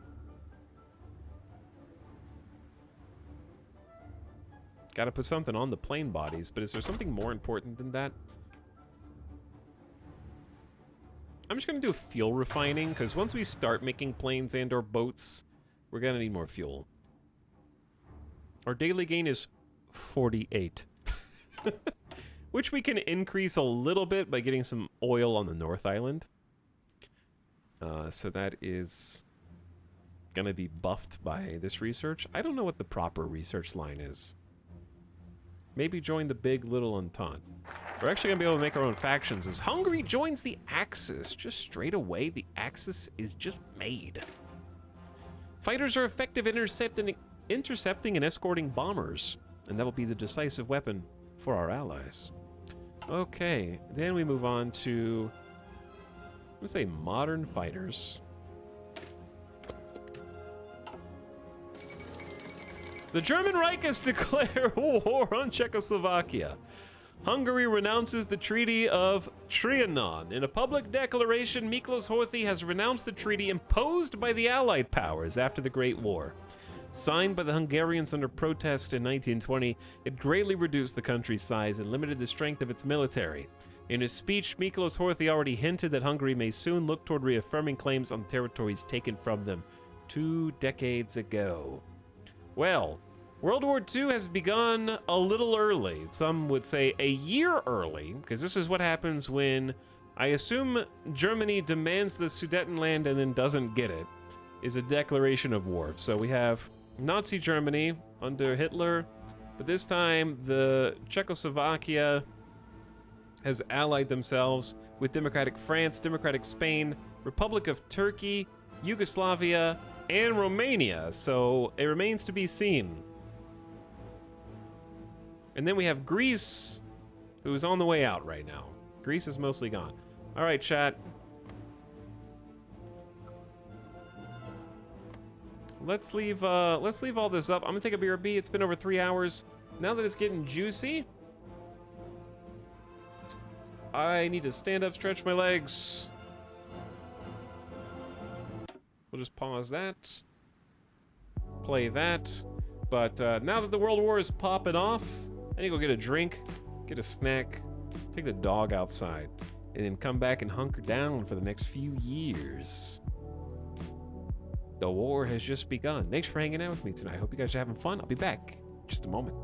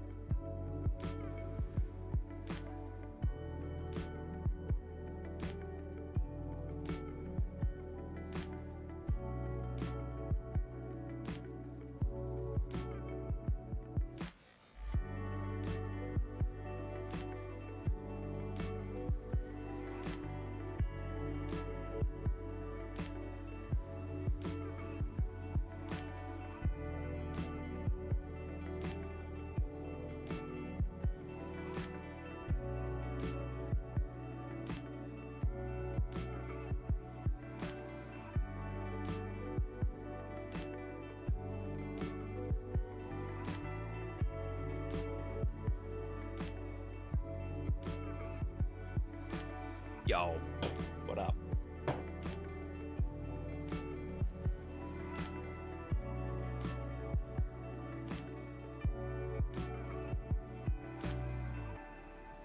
We're back.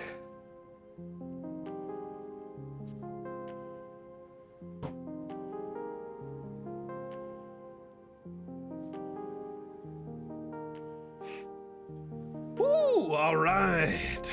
How you doing, chat? How are you doing? World War II is actually kicking off this time.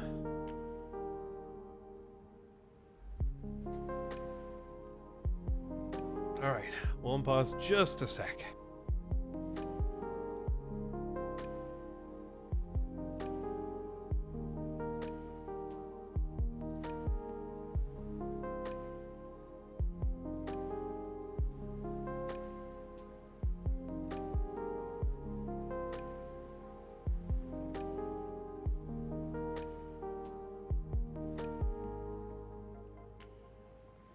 Okay. Okay. Easy. German Reich has declared war on the Little Entente. And we are back. The National Union of Greece has unsurprisingly joined the Axis. I'm really curious about this one. Because even with all of these friends, it's hard for Czechoslovakia to win because of the nature of them being surrounded on all these sides. And having war declared in 1938 is just rough.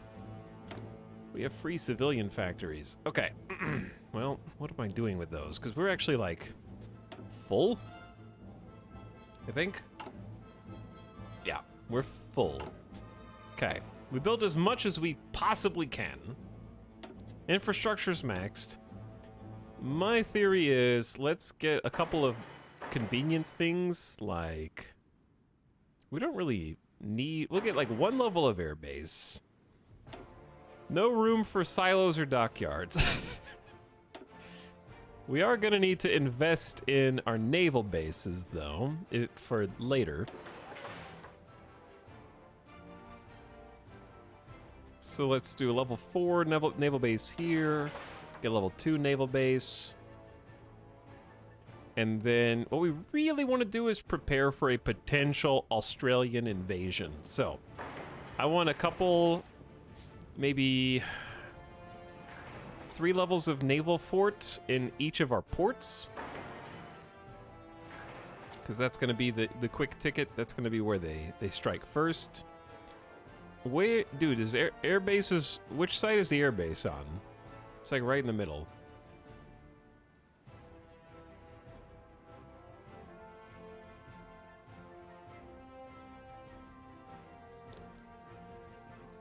By the way, chap, I've got a new, we haven't had a rum world in a while. What about like a cider of Hearts of Iron? I don't know. There's not like a good rum world, has kind of rolls off the tongue.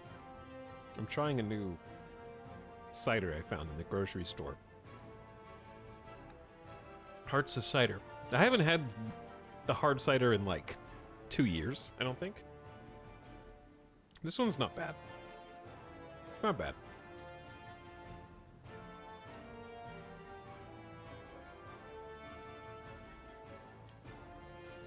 Sudetenland's full of forts. You have to build them up quite a bit. There's some there.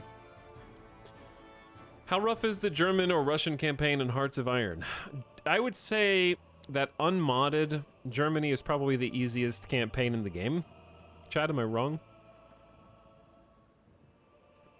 Soviet campaign is much more interesting now because of the DLCs. So its difficulty depends on which direction you take things. For the full Soviet tree, you have to have no step back.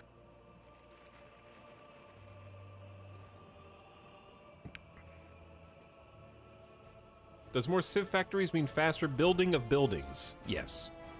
So I built as many Civ factories as I could, and now we're using them to build various bits of infrastructure. I thought I saw another question that I wanted to answer. No, that was it. Okay, but yeah, I want to improve various pieces here and there, right? Where is this? I think it's just everywhere. How do you capture this airfield? Do you capture here, probably? Because it's like a city and a victory point? It just says it's in the South Island. I'm trying to protect the airbase, but it's unclear which tile it occupies. Yeah, Germany's pretty easy.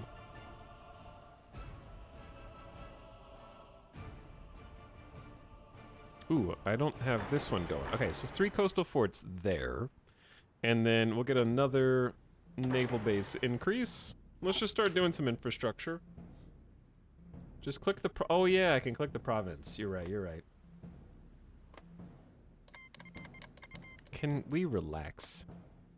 Province has 1 airbase. They each do? It's actually on... No, this is the entire province. How do I protect this? The independent state of Croatia has declared war on Yugoslavia and joined the Axis. All right, what if we...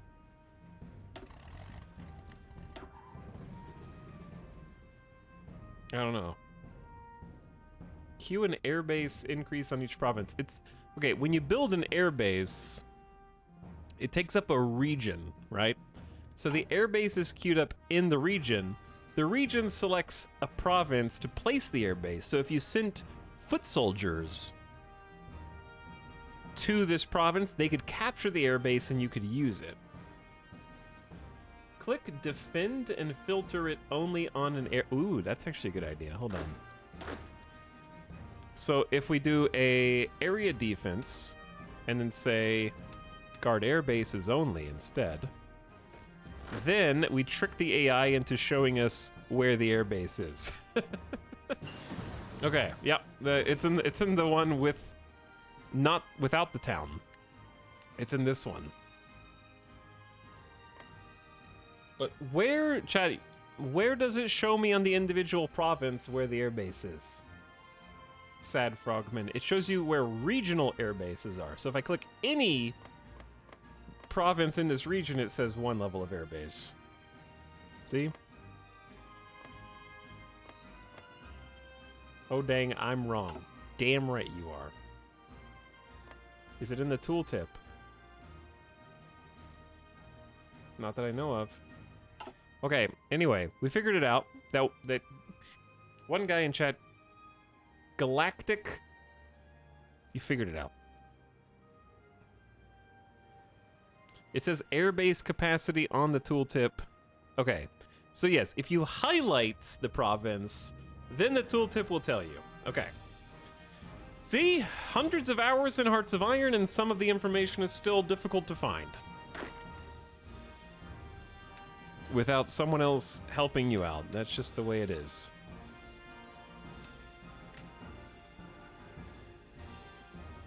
I guess we just do coastline. Okay, we got armored trains.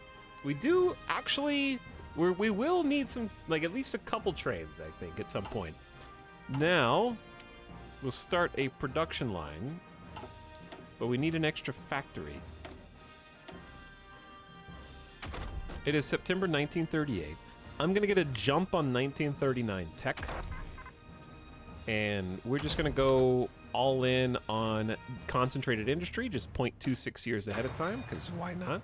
Get it started early. Anywho, I want 3 levels of coastal fort there. 3 levels of coastal fort there, because they might capture this because of victory points. We just want to be able to repel any Australian naval invasions.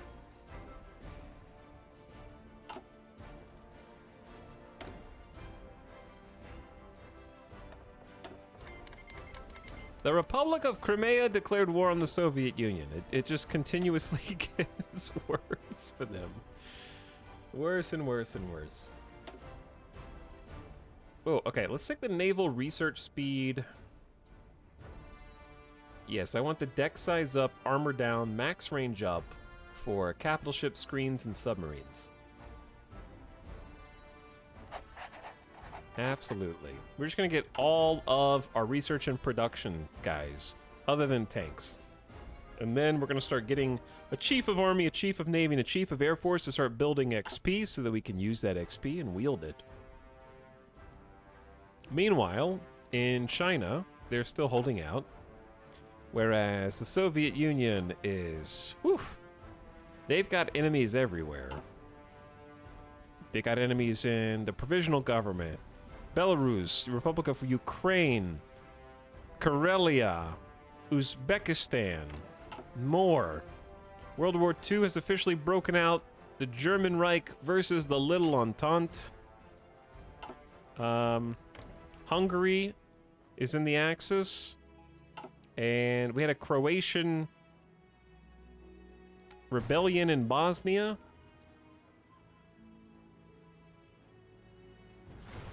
Democratic Spain is assisting in World War II from its inception. Those soldiers that are left are like, damn, here we go again. We just finished the Civil War, and now look at us. So I'm really interested to see how this goes. We're at 40% world tension. The German-French war, 120,000 German casualties. It's about even. Czechoslovakia is hemorrhaging, 56,000. France, 50K. Yugoslavia, 75. Oof.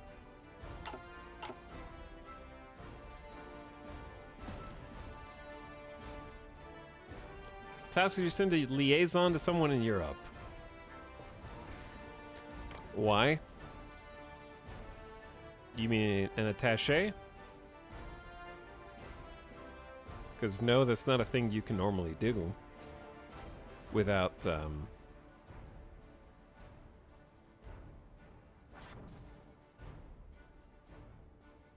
certain things being fulfilled. I actually want to spend 100 political power on looking.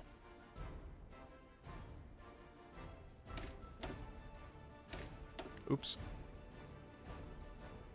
Sudeten line broken. Yeah, my expectation was that Germany is going to win, because France by itself normally loses to the German Reich with Czechoslovakia, and because they invited Hungary to the Axis, that's really going to chew on Romania and Yugoslavia. So Hungary is really helping there.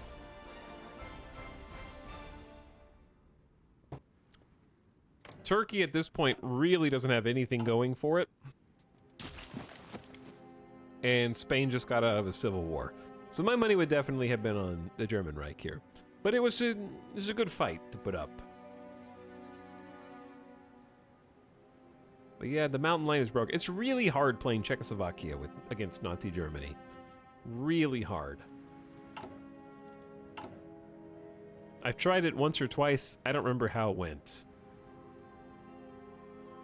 Badly. The Dominion of Australia seeks distance from the Commonwealth. Prime Minister John Curtin announced the Australian government's dedication to growth and stability as an oceanic state. This means looking to new shores, other than those of Britain's Europe, as the Australian people can no longer bear the weight of foreign conflict on their shoulders. In a direct response to the King's speech at the open of the last Parliament, John Curtin hit the point home saying, "Never another Gallipoli." Well,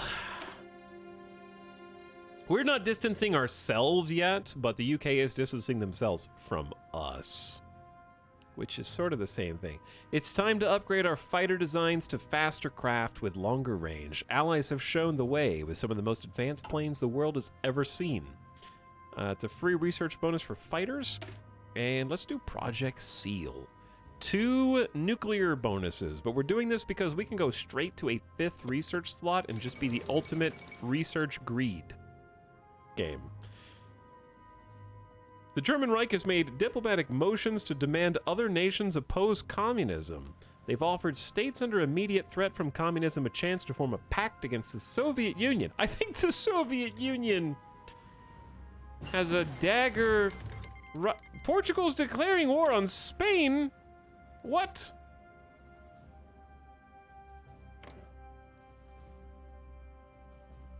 Antonio de Oliveira Salazar! What are you doing? Get our first anti-air research up. What a world. What a world. More 1939 industrial tech, please. Production efficiency cap for our poor, tiny military factories. Backdooring Spain while Spain has moved all of its forces up to help fight the Axis? Well, well, well.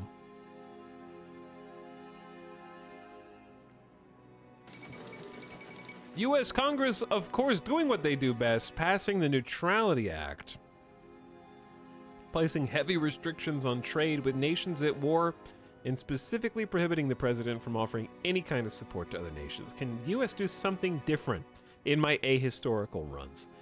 Ask the Belgians how well neutrality defended them in 1914. That's just rude. It's been over 100 years, but it's still rude.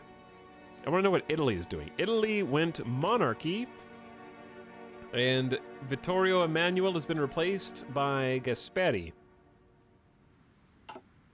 And then they let Italian East Africa be governed by Prince Amadeo. Election public opposes rearmament. In the upcoming election, support for Labour is still high, the people having confidence in Michael Joseph Savage's leadership.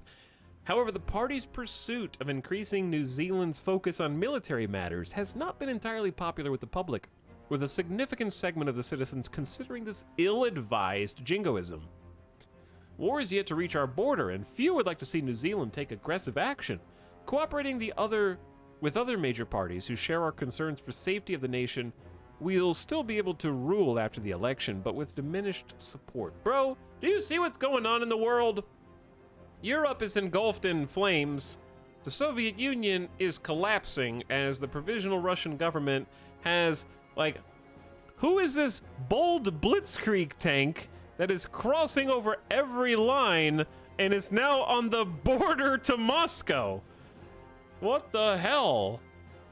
Snake to Moscow. Just, I've never seen the AI do this. Game stole your strats. I guess, it's crazy. Okay, the people must be heard. Oof, 30% consumer goods factories? No, no, no, no. Let's take the stability and war support debuffs. Protecting our sovereignty comes first, for sure, for sure. Let's see if it falls. Moscow has been taken by some brave lad behind enemy lines from the provisional Russian government as Portugal joins the Axis.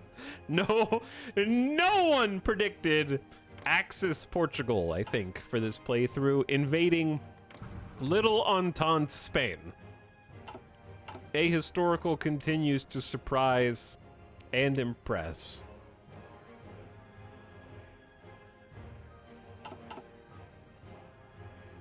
Dude with a baseball bat.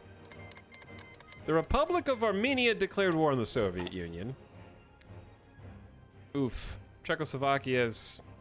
I mean, you can't win against the German Reich with Austria and Hungary just pouring into the belly of the beast.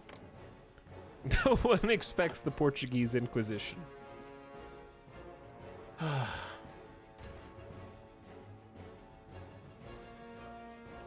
This is rough. What is the UK doing while this is happening? Neville Chamberlain, heavily communist, majority communist, self-government for the Americas. They're guiding the colonies right now. They're just all in on decolonization at the moment, which is funny.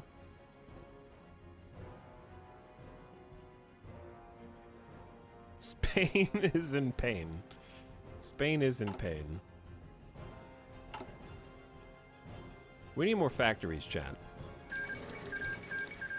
Soviet Union. Oh, that's the Republic of Uzbekistan, who is at war with both parties. Uh-oh. Bad move. You should have chosen a side.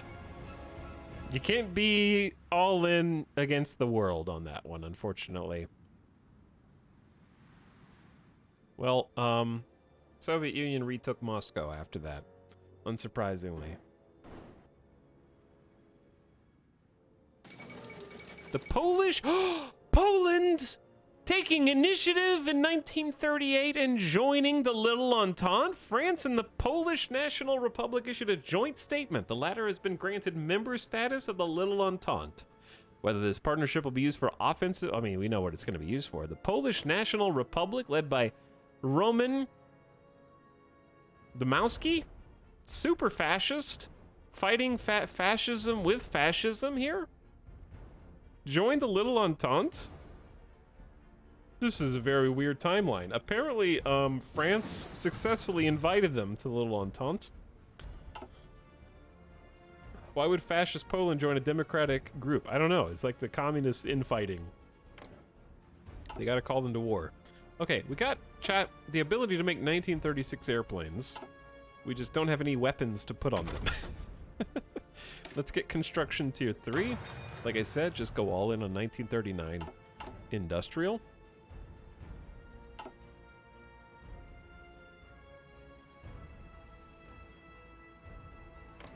Anytime now. Drag them into the war. You're allies, aren't you? If you stay out of that, that's a total coward move. Nationalists seize the Polish government. Moshiki's continued cooperation with these far-right elements has become his downfall. With their growing influence within the Polish government, Roman Dmowski has supplanted Moshiki as Poland's new president. It remains to be seen if this new nationalist government believes it can somehow appease foreign powers, or if perhaps new alliances are on the horizon. I don't know, he may not have been the one that did it. It could have been Moshiki accepting it, and we just happened to click on him after the transition of power occurred. I don't know. Just the game, this is a strange game, you know?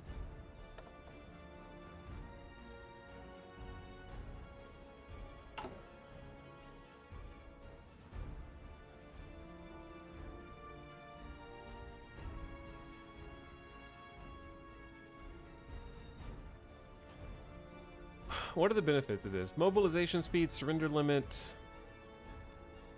We don't have any war support right now, but that's okay. The Chechen Ingush Republic has declared war on the provisional Russian government and the Soviet Union. I don't know what's going on here, to be perfectly honest with you. I'm gonna go ahead and hire an army chief to get some daily XP gain.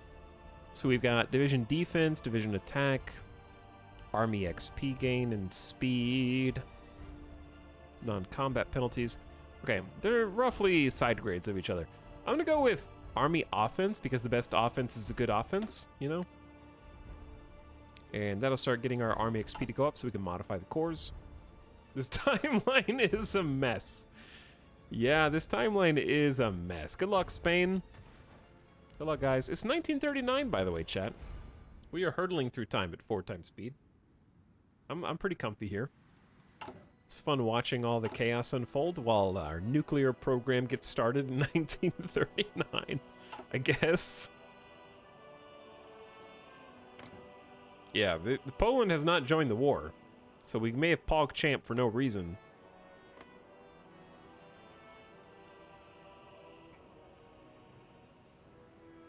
Chat, this is 8% alcohol by volume. What is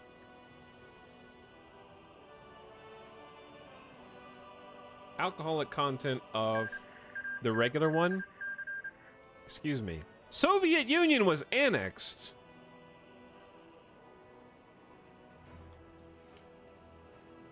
Well, well, well. This seems high. Chat, what's the default? 5% is normal for cider. That's what I thought. What is the standard apple cider? Angry Orchard. What is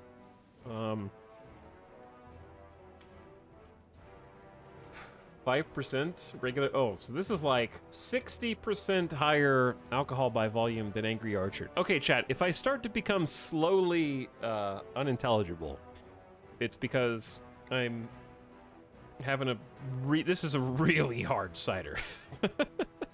No. I might have to go get a second one. 107 states. Drunk Hearts of Iron, best Hearts of Iron. Especially when you're New Zealand and we're just spectating the world. Like, look at this.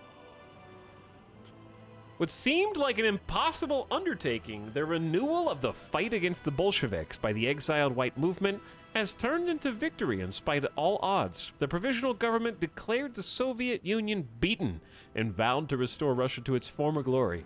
The war has devastated much of Russia and cost the country dearly. The whereabouts of Stalin are so far unknown. Rumors have it that he escaped the country days before surrender and that he might be hiding somewhere in South America. Stalin's Russia came tumbling down like a house of cards. Japan has Vladivostok? What? Wait, why? Was Japan at war with the Soviets?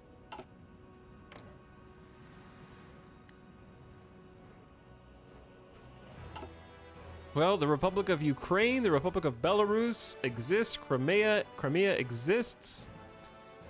Look at this border gore. It's amazing. What a world we live in. Karelia is just a place. They're all led by this guy.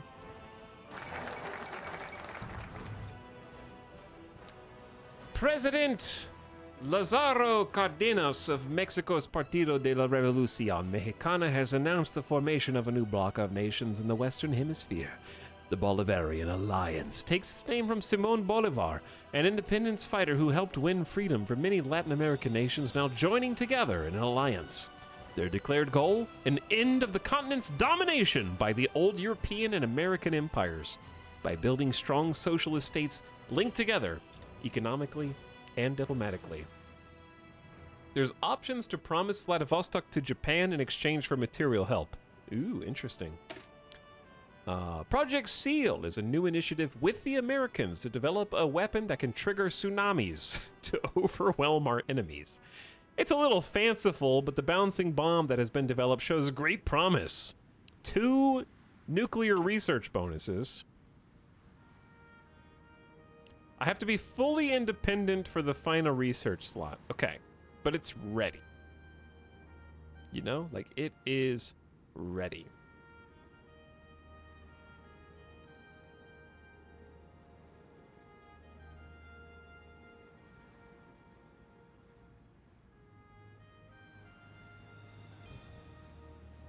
We're already going to become independent. Let's say screw that, and let's keep prepping. Let's go ahead and go down the boat focus tree. I say.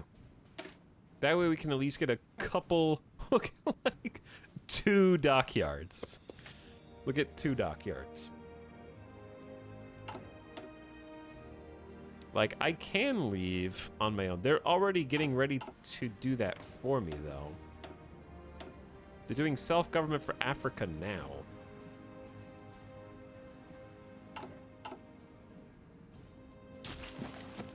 Though, I guess if we wanted to do it faster, we have to do it ourselves. Because this will be done in like 7, 14, 21, 280 days.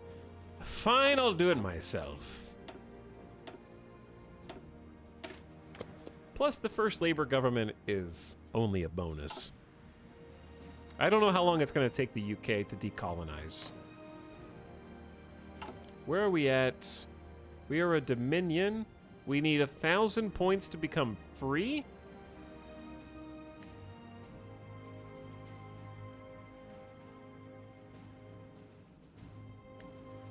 How fast does this number go up?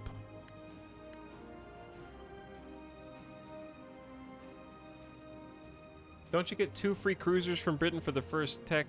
Yeah, fine, I'll do the other one. Because I feel like we're just going to naturally become free. And maybe we can get the light cruisers from Britain before we leave. How come Mom lets you have 2 dockyards?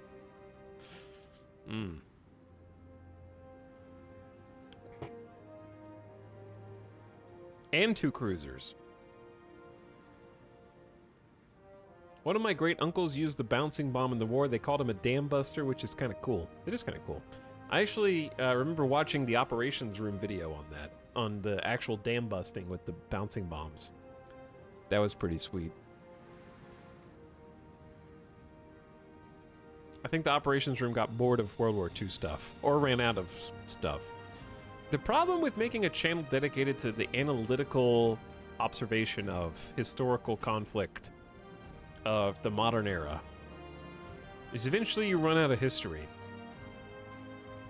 I want to see, well, or you run out of like recorded history, because I imagine World War II is significantly more documented than World War I, for example. Just because of how media developed within those 20 interim years, 30 years.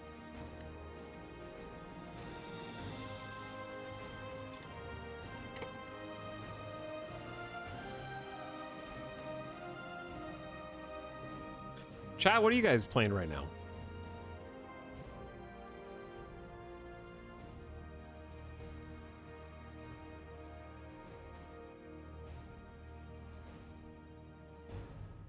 Final Fantasy XIV, lots of Path of Exile, Stardew Valley, Super Baseball.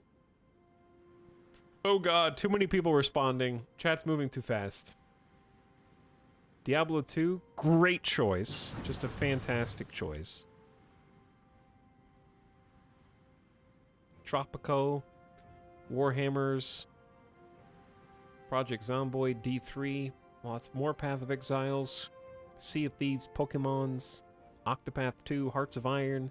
Trying to get into Miles Morales. It was fun. It was short, but it was fun. Rocket League, nice.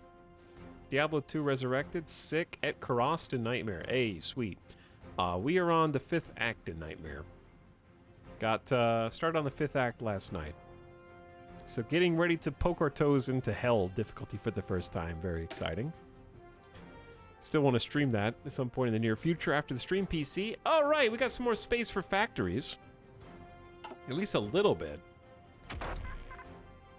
And then Feb 1939. We can start doing the Owen gun. Let's get the Owen gun. That is a better infantry weapon for us. All right, but now that we have a little bit more space, what you got for me? Let's go ahead and lean into the North and South Island civilian factories, and we'll convert those back after. Guatemala joins the Bolivarian Alliance. Okay, we're probably going to see some more pop-ups as people get invited in South America. EVE Online. I've enjoyed watching Vin play Elite Dangerous. My new computer might actually be able to play Star Citizen. Not that okay, does anybody else not understand how to buy Star Citizen, and that fact alone prevents you from doing the research to figure out how to buy it, so you're just like, it's better if I ignore it? Because I know that there's like different packages that have different sort of starter ships and stuff, and it's like too intimidating, so I'm just like, it's better if I don't even look. Fuel gain from oil. We don't have any oil yet, but we will. We will. My brother said that yesterday.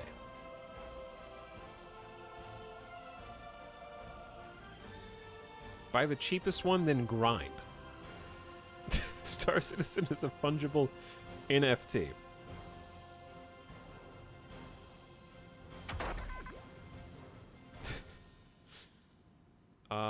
It's not 1940 yet. We'll do atomic research in 1940. Okay, we need to start researching ships, even if we don't use them yet. When is... Oh, we have 1939 anti-air. Let's do that. Because I do want to get some anti-air up.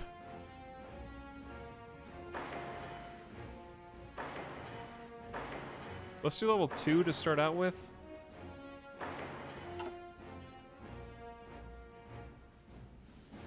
You have a 100% bonus to light 1940 aircraft. I do.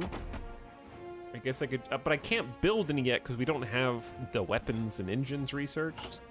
So we have to craft them ourselves now. You just buy a package, buy the cheapest one you can, upgrade later if you want. I've spent $300 on a ship.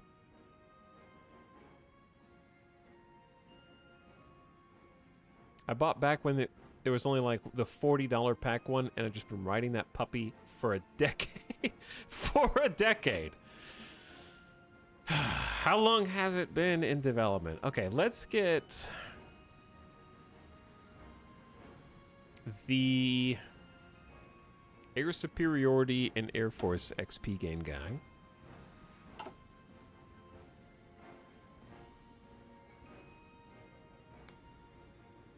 There's stuff you can do in Star Citizen. I just heard that it's every single thing requires a class or tutorial to really figure out. By the way, Ralamu, thank you for the 6 months of sub like 30 minutes ago. Sorry I missed you. I appreciate the sub though.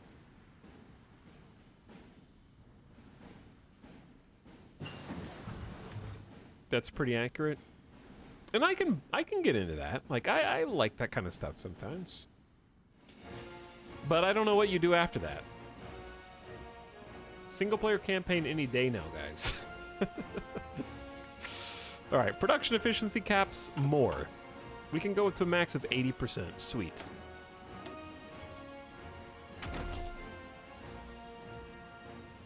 Let's do 1939 support. Engineers, first aid, etc. I bought into the Kickstarter, which was 2013. Whew.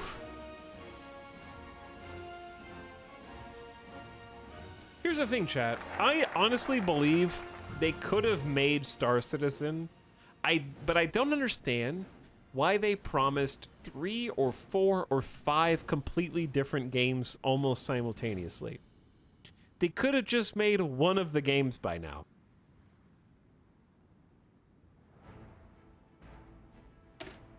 Because there's like the Star Citizen, the first-person shooter, Star Citizen, the spaceship race game, Star Citizen, the deep space crew simulator, Star Citizen, the single-player campaign with Luke Skywalker.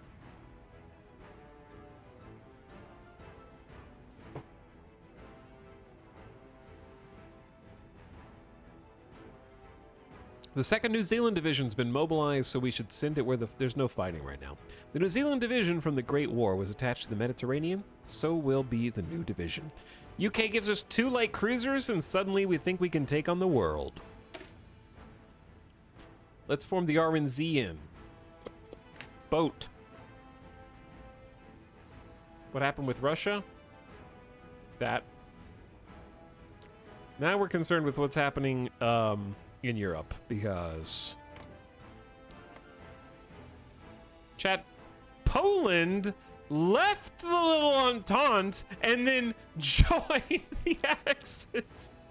No, Poland, take backsies. You can't just no tag backs. JK, actually. They gave up Danzig and then joined the Axis. They got the Umbrella Corp logo and everything, dude. Little Entente is dead. Little Entente is DED dead. Spain's still trying to stop backdoor Axis. Portugal. France is just holding the Alsace-Lorraine border, mountain range, whatever. Italy's just like, don't look at me, dude. I'm chilling over here. I'm becoming democratic. Dude, Italy joining the Little Entente allies. This is kind of funny.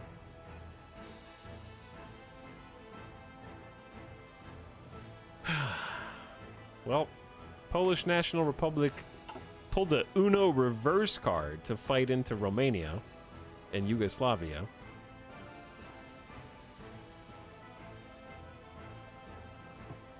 Very sad.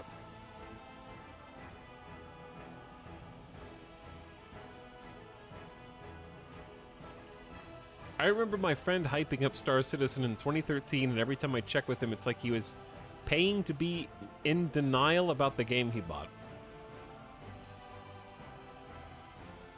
Here's the thing. Everybody wanted a game like Star Citizen to exist. And I think that there's a world in which it could have. In my mind, they made so much money on the pitches that there's only so much money you can throw at one game project, right? You can't just hire infinite developers and the game goes faster. That's not how software development works. So because they had so much money, they're like, why don't we make 4 games? And that's what they're doing. And they're all too grand in scope.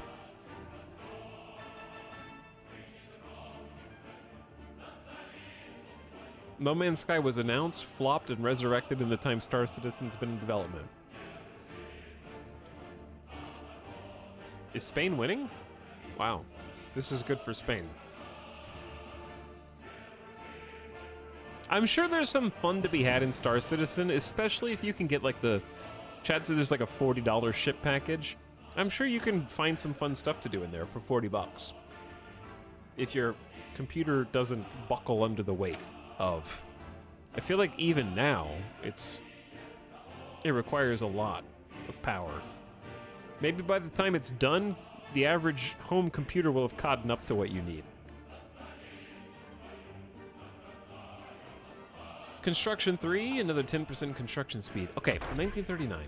What do we need? We probably will need artillery. Like that you never go wrong by making artillery. But let's do 1939 field hospitals. We do not have any manpower.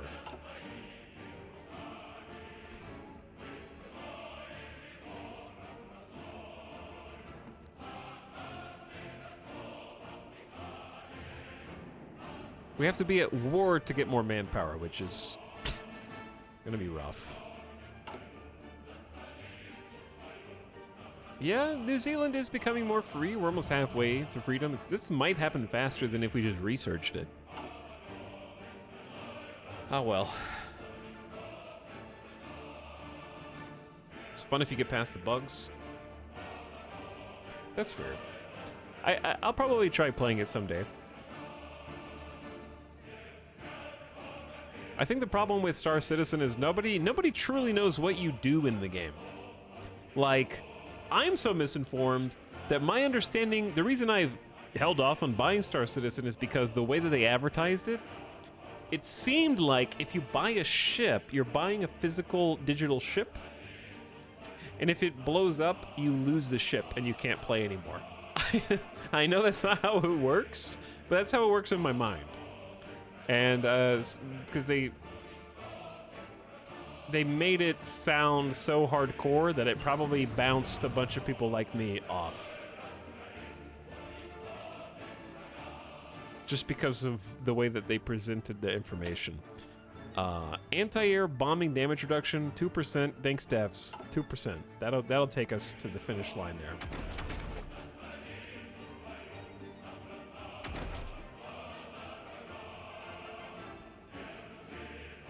All right, let's get some 19. We got a 100% bonus to 1940 airframes. Let's start getting some weapons for the airframes that we're totally gonna make.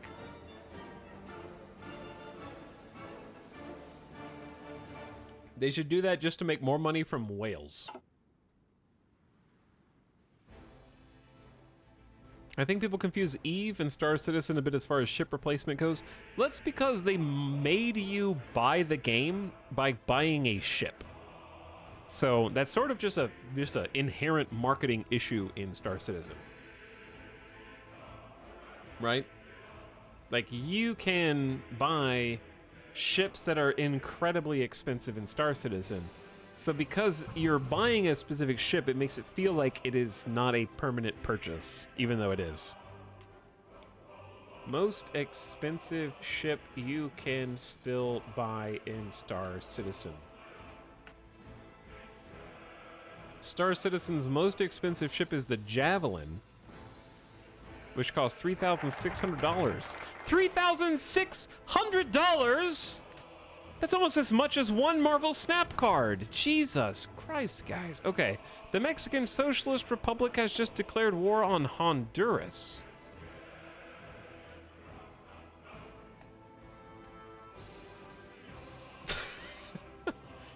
What's up, Raiders? Interesting time to join the stream. Talix, dude, I love Hearts of Iron 4. Yo. Welcome, enthusiastic Raiders. What's up, EJ? What's up, D-Doom? Inrock, I'm sorry you got night-botted. Dad Joke, Weather Guy, Stormcrasher, Captain Failure. What's up, Marrakesh, Kuro, Ishfar? It is an EJ raid. We're playing as New Zealand here, which means that we are just sitting on our hands while we research things and watch the world burn. I'm about to give you guys a history lesson on alternative 1939 state of affairs in the world. We're playing ahistorical Hearts of Iron 4, so things have gone off the rails. We are forming the naval division. We're forming the Navy for New Zealand. And we're also trying to get independence from the UK. We're technically a colony. So we're playing New Zealand right now. And we're getting some dockyards. 2 dockyards to make some boat. I love boat. Okay, let me show you what's going on in the world, Raiders. Right now, it is June 1939, and I'm about to blow your mind. Because the UK is going full communist and is in the process of loosening up all the colonies and is going to do away with their colonial itinerary.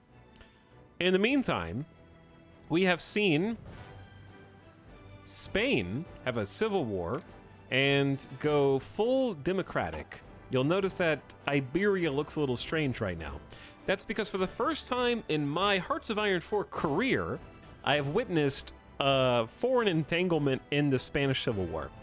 Somehow, France invited democratic Spain to the Little Entente, which is an alliance that France formed, I believe, with Czechoslovakia and with Romania and a few others. And therefore, since both parties were democratic, they're like, hey, an alliance sounds good, and France intervened in the Spanish Civil War, winning it for the Democratic Party against the fascists, who were previously in the lead, the front runner to win. So Spain joins the Little Entente. Around a little after that, less than a year after that, the German Reich demands the Sudetenland. Czechoslovakia says no. Czechoslovakia is now this. They do still have the Sudetenland, so who's the real winner here? And German Reich started the war after Anschlussing Austria and dragging the Little Entente into war with them. So that includes France, Democratic Spain, Yugoslavia, Turkey joined the Little Entente, Romania. Around that time, Portugal's like, yo, I'm about to backdoor Spain, because Spain sent all their troops to Alsace-Lorraine up on the mountain frontier with Germany. So Portugal joins the Axis, tries to backdoor Spain. Spain's putting the lid on that one. And hilariously, Poland had a governmental shift right before they changed to fascism. Moshiki joined the Little Entente and was poised to join the war against the German Reich in 1939, which I think they were invaded in September 1939, if memory serves. After getting taken over by Roman Dmowski of the Fascist Party, they did a Uno reverse card, left the Little Entente, and then joined the Axis. So Poland is now in the Axis with Hungary, and I think they're going to probably win this war unless someone else gets involved. Also, say hello to the Provisional Russian government. The entire Soviet Union collapsed under the weight of, I think, a few dozen civil wars. The Republic of Ukraine, the Republic of Belarus, we have Karelia here, the Republic of Karakalpakstan, Georgia, Armenia, and more overthrew the Soviet Union. And we got the big second big civil war. So you got a lot of stuff going on. Mexico's been in a couple civil wars. They're now full communist with a cool flag. And we're just sitting kind of watching everything from our seat in New Zealand. So that's where we're at. Thanks again, Raiders, for coming. I hope you guys had an awesome stream. As the Socialist Republic of Mexico declares war on El Salvador, things are not looking good there. Get a shout out in the chat for your boy, AJ. Didn't get to hang out today, but I hope you had an awesome stream, dude. Last seen playing some Kerbal Space Program 2. What kind of missions are you guys taking on now? But if you're in my chat and you haven't already followed EJ, good friend of the channel, awesome dude and content creator, highly recommend you give him a follow if you haven't already. All you gotta do is click the button at the top of your screen, as long as you're not already following. I tried to make a helicopter. Fair enough.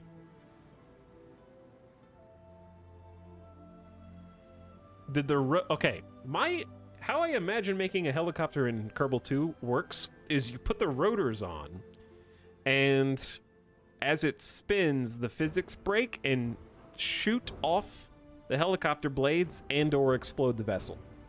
That's my guess. Or the rotations happen so fast that the physics engine can't keep up. There might be an alternate universe where things played out this way. It's possible. It is possible. But anyway, if you haven't seen Hearts of Iron 4 before, it is a Paradox Grand strategy game. And probably my favorite one. It's not the easiest to get into, but I think long-term it is the easiest and the fastest of all the Paradox Grand strategy games, compared to like Crusader Kings 3, compared to Europa, compared to Stellaris. We started this campaign today, and we're getting close to like halfway done with it, I'd say, in just a few short hours. Big fan of Hearts of Iron. It does require a lot of DLCs to really get the most out of the game. Different nations have different unique focus trees that give you a lot of really interesting decision making, making every campaign feel very different depending on which things you pick, what government styles you try to run.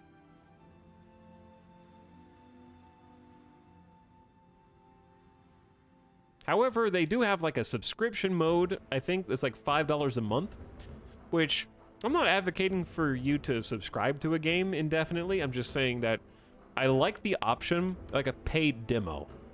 You can pay like $5, get Hearts of Iron 4, all the DLCs for 30 days, test it out, see if you like it. I think that like maybe I'm more amenable to that because I used to rent games from Blockbuster or Hollywood Video, and I only got to keep them for 2 to 3 days before I had to get late fees or return them. So $5 for a huge game experience for 30 days, I feel like is a really good deal. Just to check it out.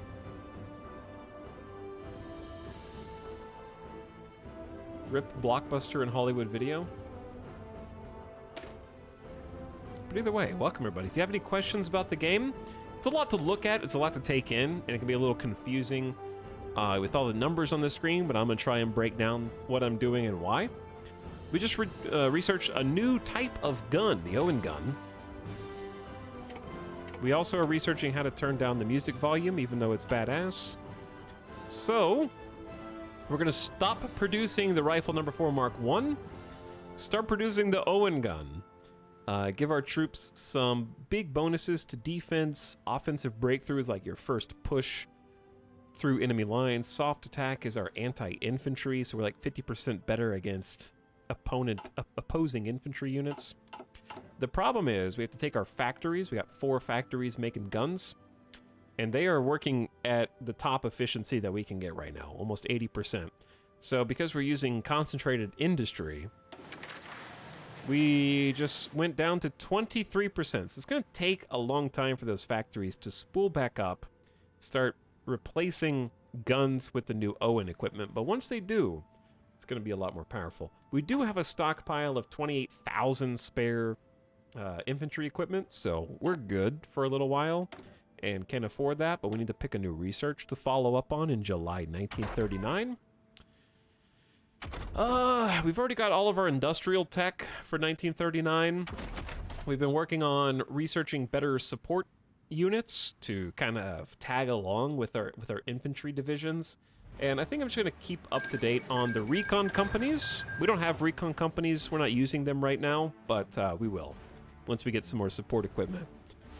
Help us in various battles. Chat, when did the UK get dude, the UK's in the Little Entente.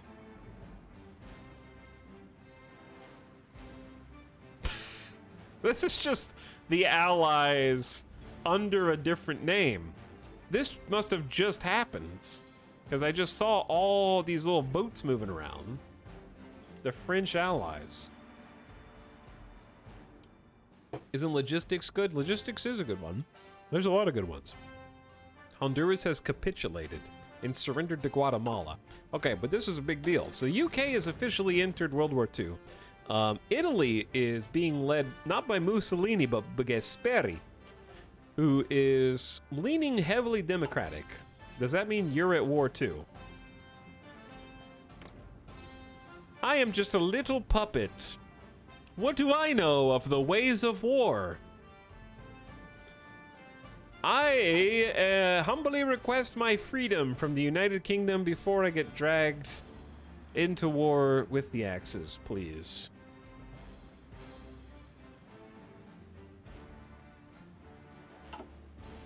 Well, on the upside, for the Little Entente, they actually have a shot now. They've got British naval forces patrolling the coasts. They're gonna have a bunch of people just, like, in this timeline, we don't have to retake France. The United Kingdom is just gonna go in through Normandy, and I don't know where they go through, but they just hop in and head to the front lines. It's easy. All right, we got a couple of key researchers here. I'm gonna scroll up in chat to make sure nobody asks a random question. Does it automatically upcycle? What, when I upgrade a gun? I have to start the new production line myself. Hopefully I just showed that off. I can't wait to play the hit board game Axis and Little Entente. I love that they're just like huge now. Like how big does an Entente have to be to stop being the Little Entente? All right. Light machine gun research is so we can start making our own Air Force. We're making our own fighters. And to that end, I want to continue my airplane research and get some better engines. So we have some choices there. Engineer company helps us entrench and dig in, giving us some big defensive bonuses, but also unlock some parts for tanks, which we're not currently producing because we don't have any factories because we're New Zealand. I think we should start moving towards 1939 artillery tech. So this is just a generic upgrade, making existing artillery good against infantry units. Man, every single unit is holding out here.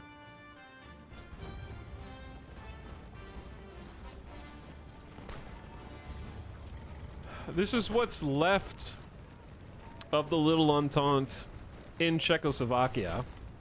We have French troops here. A lot of them are running out of supplies. So these guys on the east are going to get overrun. Is Provisional Russia democratic? They are mostly non-aligned. Our master of the United Kingdom needs our help and has called us into the Greek-British War. We should have gone for independence sooner, chat. I did not see this coming, but we should have pulled for independence earlier. I just assumed. So yeah, now we're stuck in war forever. There is an upside. I'm trying to look on the bright side. You know what we can do now? We can change our conscription laws. We can change our conscription laws. We had to be at war for that to happen. So, extensive conscription it is. And, we've called Jordan as our ally. Fantastic. We only have 18,000 extra soldiers waiting in the wings. The Gambia. Welcome aboard the Gambia. Thank you for these pop-ups, by the way. We only have, I can't stress this enough. We have 2 ships and 3 total infantry divisions. So, it's kind of hard to help participate in the war in 1939 right now. It's a little tough.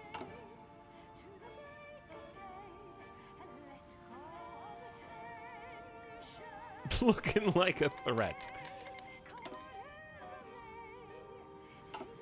I can send one of my divisions over.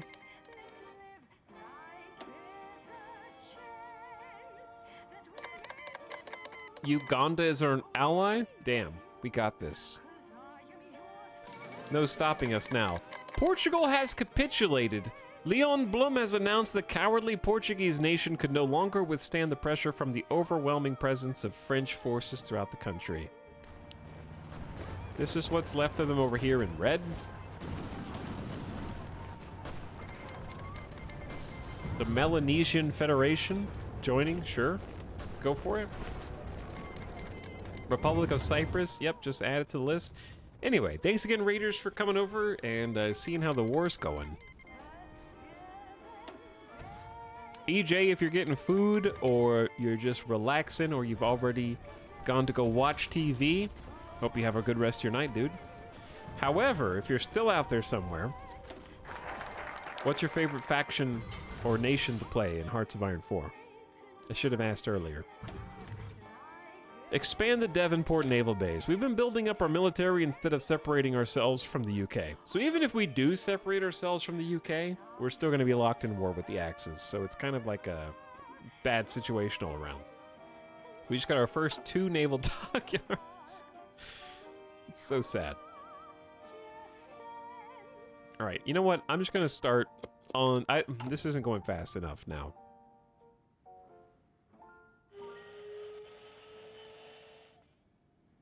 Is this number actually going up?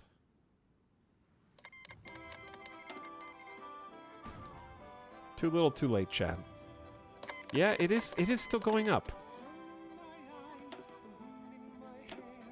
I just feel like it's going to take a 7, 14, 21, 280 days to become... I can leave the Little Entente. I leave the Alliance, but I'm still at war, right? If you send an attaché to Britain, you gain autonomy.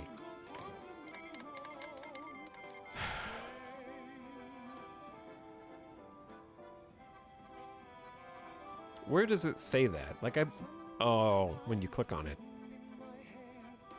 If I'd have known that, I would have done that way earlier. But that's a good learning moment. It was accepted by the United Kingdom. Well, the problem is the Axis is about to push into Yugoslavia further, and therefore Turkey. They're at war with basically all of Africa, only what's left of Portugal.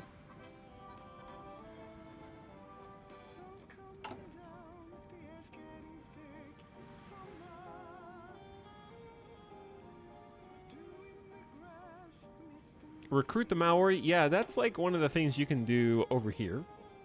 You have conscription versus volunteers.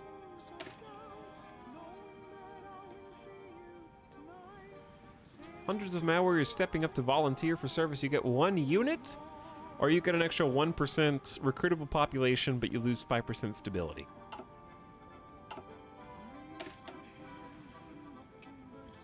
And that's 4 building slots. Versus recruitable population 2% and 2% consumer goods factories.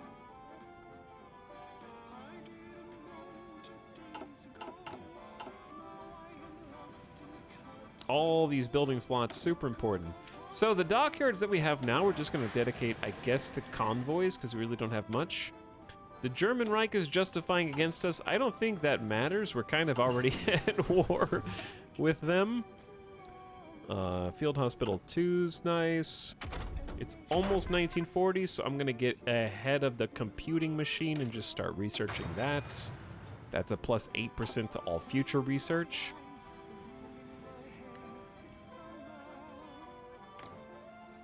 Could you yoink some islands from the Japanese? The Japanese are not in the Axis in this campaign. They are not in a faction. They've been overthrown by the Emperor and the Japanese shogunate under Hirohito. So, they are not in the war at the moment.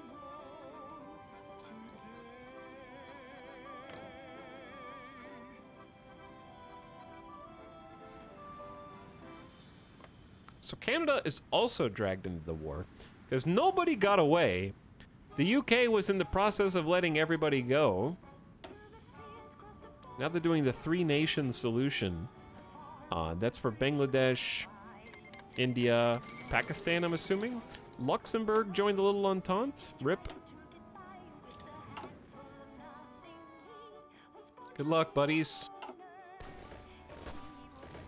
They got three divisions there.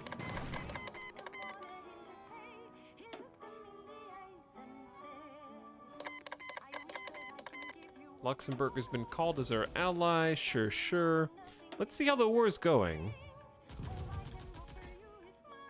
1% in favor of the defenders. Germany is already down over 1 million casualties. Czechoslovakia inflicting 321,000 of those. Czechoslovakia is somehow still alive. The Mexican Socialist Republic declared war on the Netherlands. I don't know what's going on here. With the declaration of war on the Netherlands by the Mexican Socialist Republic, the League of Nations has failed. Lazaro Cardenas openly mocked the League's inability to do anything, and with that took his country out of the League, with other world leaders also questioning the point of the League of Nations if it can't prevent conflicts. The days are de facto over. While the council continues to meet, no one expects it to accomplish anything. Whatever authority they had is long lost now. Oh, World War II, the Little Entente, never heard of them. Mexico declaring war on the Netherlands. War is hell!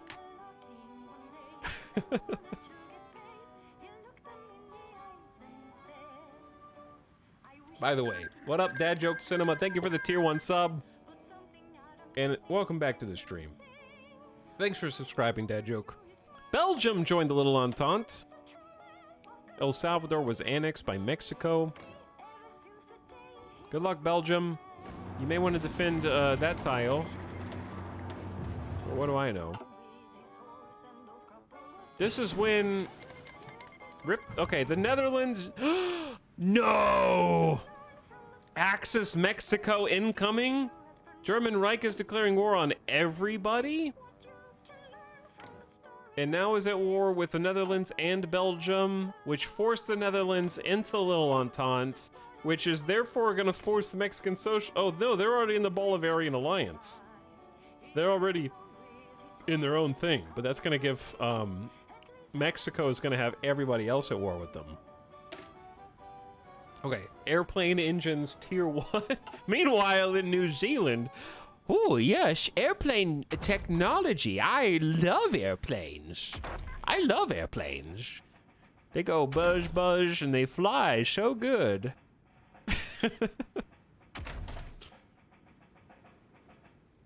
Okay, what are we researching? I guess just some more 1936 airplane tech.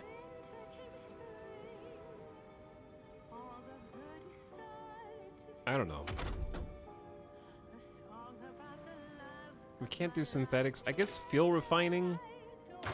We're gonna need that once we start producing our own oil. We've already got the researching. The Netherlands is our ally. Greece is our enemy. Sure, sure.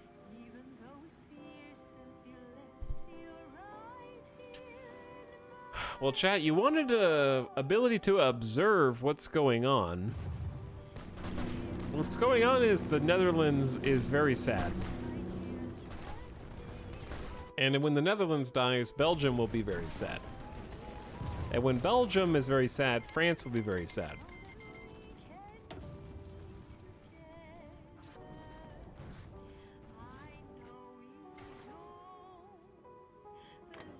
Meanwhile, Hungary and the Axis push closer towards Turkey. I'm still shocked. Like, this has come to a standstill in what's left of Czechoslovakia, which is very interesting. I actually feel like Czechoslovakia... Dude, look at the fighting strength of the German forces. Are they stretched too thin? Czechoslovakia could totally push out if they had a concerted effort. The orange bar is their actual fighting force, and it's like at 30-40% here. Germans are running out of equipment, I think. Is that manpower or is it supply? It's total, like, army strength. It's a combination of issues. Not just one. We are at war! We are at war. It's almost 1940. Sad Frogman, thanks for priming. What up, Sad Frogman?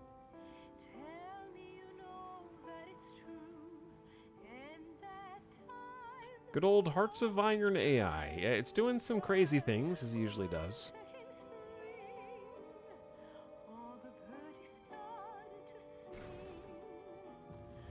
I think, now I'm starting to think the Allies are going to win this. They just need a decisive counterattack.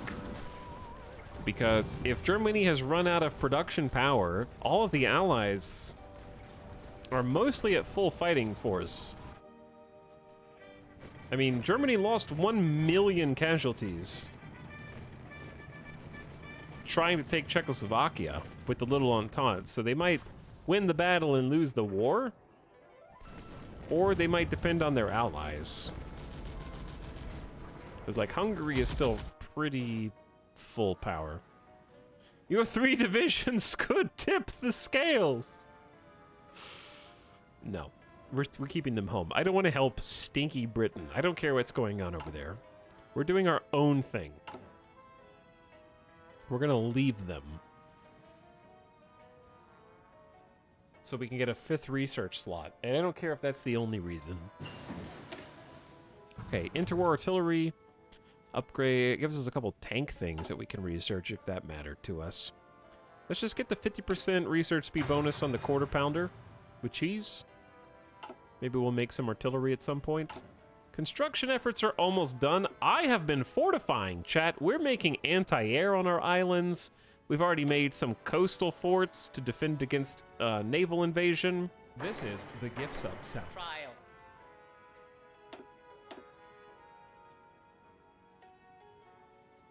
Oh, we actually have a slot here to build a factory. The first Labour government for New Zealand has the opportunity to pursue a progressive social and economic agenda. Industrial regulation, workers' rights, social welfare laws, and rules for wages are on the agenda. So, we get a brand new national spirit. First Labour government. It gives us stability, it gives us production, efficiency growth, factory output, dockyard output, and consumer goods. We're at war, so that's a negative 20%. This is a good time for this focus.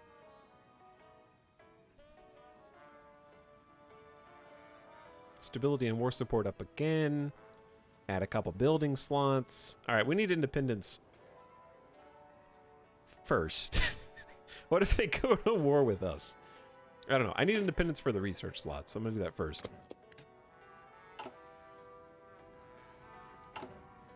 I mean, it's already at 658.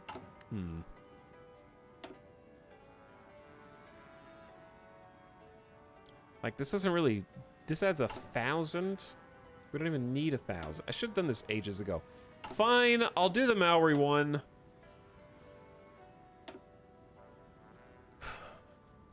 Can you take some more islands? From who? Do you see any red islands? The famous Hungarian, German, Polish islands?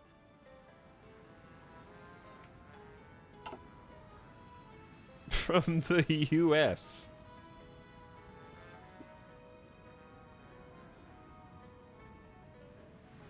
But no, we can't. You have to have a navy for naval invasions.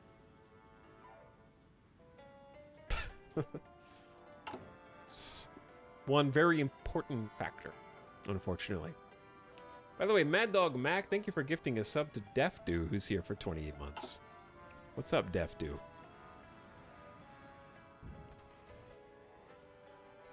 Yo, you guys can totally just push out anytime you want, really.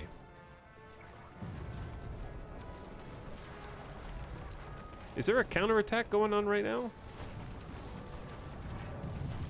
I feel like the Allies really need to be aggressive here. Because if they can roll into Germany while all of their ally forces are trying to push into Yugoslavia, and therefore Turkey, they just need a good plan. Yeah, like this.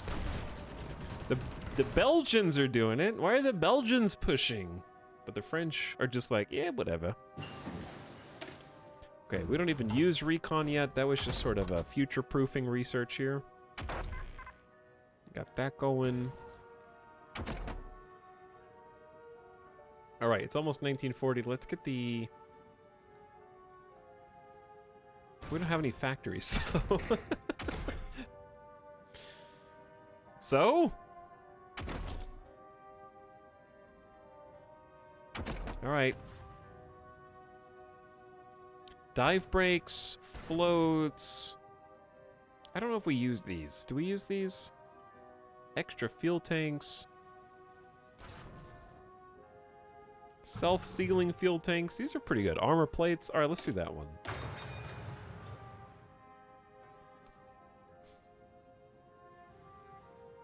French AI is hard-coded to not push into Germany even if you have historical accuracy off. I can't tell if that's true or not. It may be true, because they're not moving. And they definitely have every advantage. There's like no organization, no fighting strength. Counterattack here would be easy. I feel like. Ooh, there is a counter push here though. They're pushing out. Oh, Switzerland is getting brought into this too? The German Reich is hungry, greedy.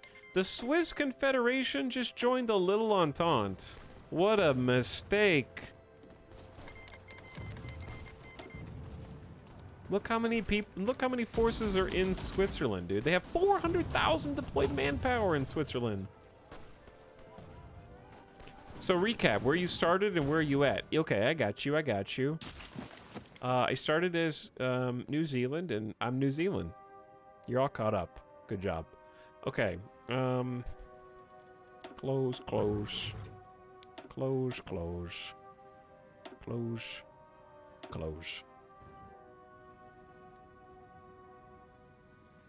And I'm watching World War II from the comfort of my own home.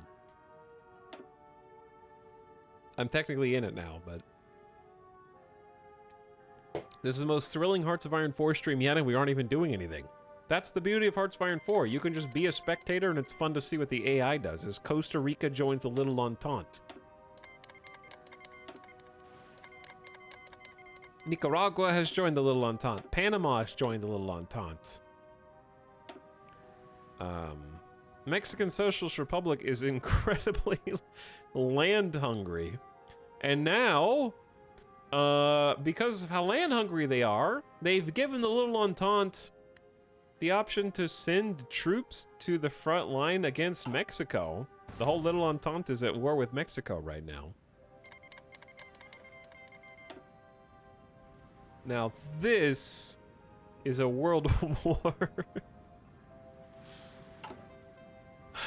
We physically can't. We have 40,000 manpower. Like, what else am I supposed to do?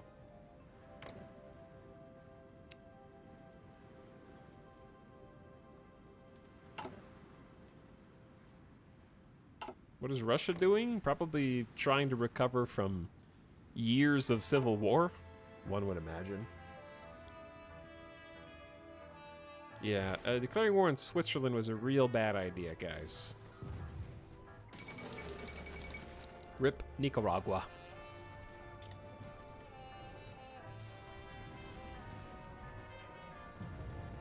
U.S. is so boring and ahistorical. I honestly think the U.S. needs an Italy-esque update.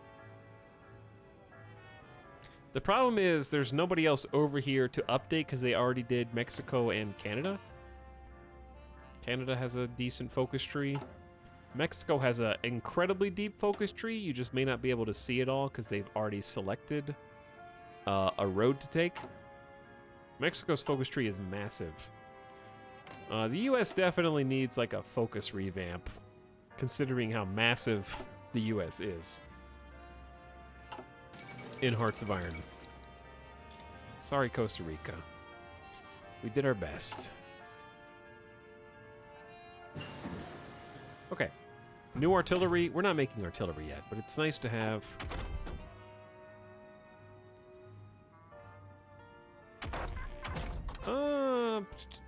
We don't excavate very much, do we? We extract a bit of steel, but if I don't want to trade for steel, then I guess we could do extraction. It's just not that good. Denmark. Oh no. The German Reich has clear strategic interest in Scandinavia. They're just like, war against the world? War against the world. Yeah. I'll show you a world war. With gradually intensifying diplomatic threats against Denmark and Norway, an increase in German military operations seems likely. Germany versus the world. I don't think they're going to win, but they have Hungary and Poland. That's true. It's a little different. A little different. I'm going to go 1940 anti-air.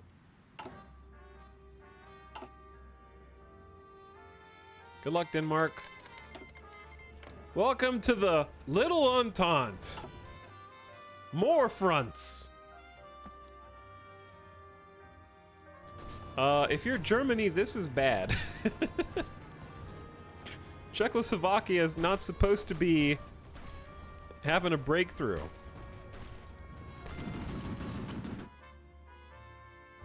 Oh no.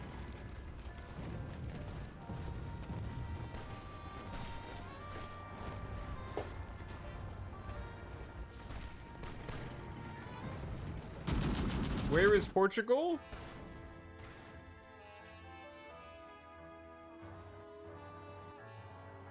Here?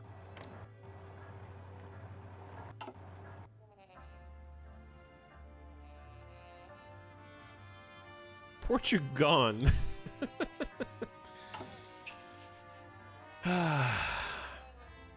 Ooh, industrial land appropriation. Give me a new building slot, please. Yes. I love how our war support has climbed to 90%. That's incredible. We need a naval captain. Naval speed. Naval air attacks from carriers. One day we'll have a carrier, chat, and it's going to be majestic. It's going to be beautiful. An alliance with the Ratana movement will bring the Maori New Zealanders into the government and hopefully begin to heal some of the wounds of British conquest. Stability up. War support up. 2 building slots or recruitable population up. We need both of these. Recruitable population factor 7%. We do need the Manpower Act now, I guess. All right, let's get the 2 building slots. Yeah, this is a good portion of the tree. I was wondering where the manpower came from. I should have read those more in detail, but that's okay. We've just been biding our time while getting our research affairs in order. And we're at 3/4 of the way to completely independent, and then we can try and leave the faction, which should be fine, because I think the Allies are going to win now.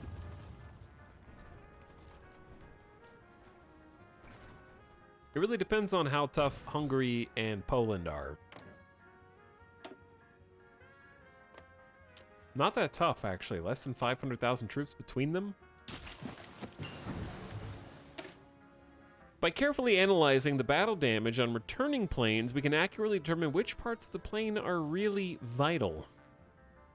We got some new aircraft updates.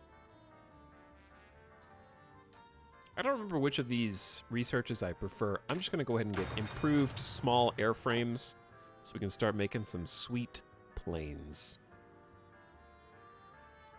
Survivorship bias. Indeed, indeed. All right, where can we build? Right there. Start building this. We've almost got 15 civilian factories. Chad, there is more industrial land appropriation. We just lose some war support and some stability, but it's there. Just 50 PP? That's not bad.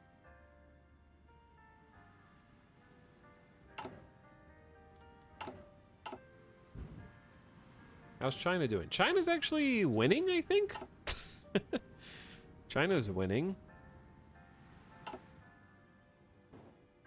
Czechoslovakia is doing their damnedest. They're trying, dude. This is a crazy war.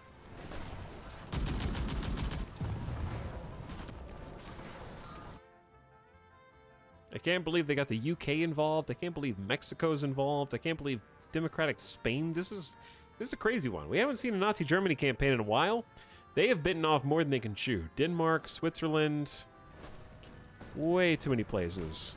What year are you at? It's up here. It's 1940. This is the first playthrough where France is competent. True. France is really showing off this time, I think.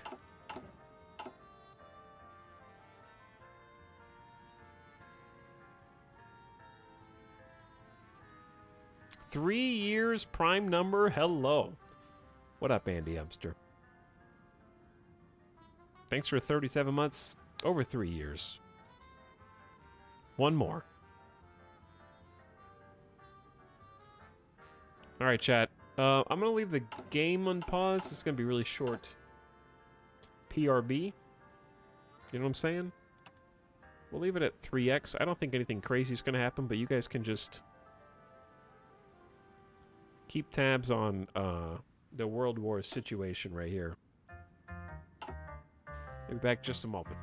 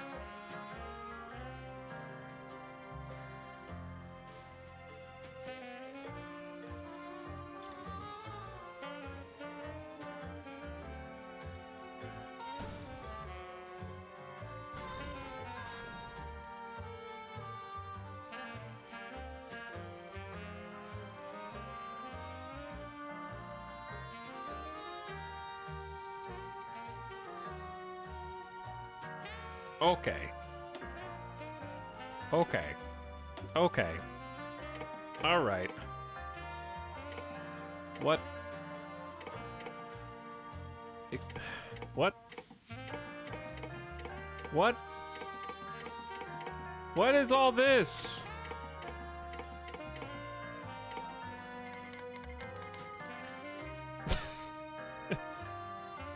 Huh?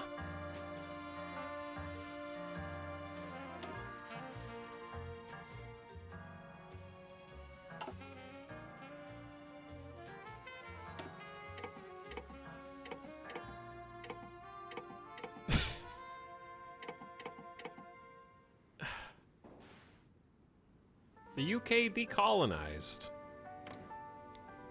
But I'm...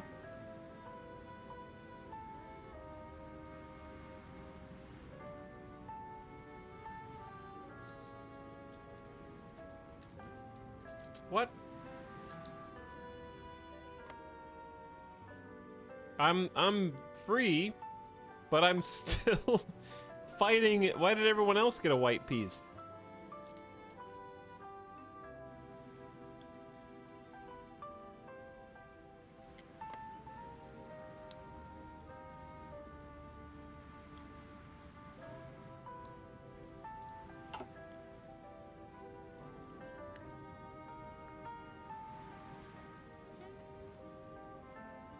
Okay. I guess we're not at war with Mexico anymore. By the way, I just had a Reese's egg, which was singularly better than the Mr. Beast D's Nuts peanut butter and chocolate bar. Those are so good, yeah. This is the one time of the year where they're available.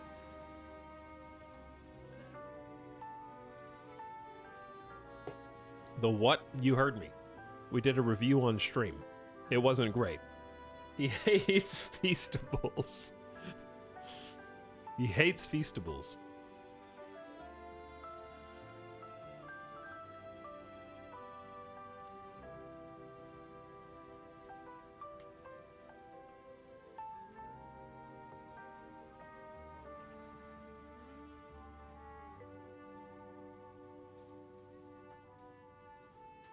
Okay, anyways. Close tabs. I can't believe ChatGPT became Singularity and had to be shut down. It's crazy. Only ChatGPT like 3.5 is available now. It's wild. 1940 anti-air. I'm trying to make anti-air in New Zealand a thing that exists. We're also just sort of jamming in 1940s research where possible. Let's go. We need radar for anti-air to even work and to help with our planes anyways. Much of the land owned by the Maori is economically unproductive. If we can consolidate it and bring more under government control, we can turn these barren locations into fruitful sites of industry and commerce. That's 2 extra building slots. And now, the Manpower Act. 7% recruitable population factor. Is that as good as I think it is? It's just a factor. Vladimir III, after nearly 3 decades ruled by Bolsheviks, Russia today saw a return to Tsardom, with the coronation of Tsar Vladimir I in a grand ceremony. Wait, it says the third up here? After a royal procession through the crowds, the new Tsar spoke to the people that had come to witness him, praising the spirit of the Russian people and vowing to return the nation to its former glory.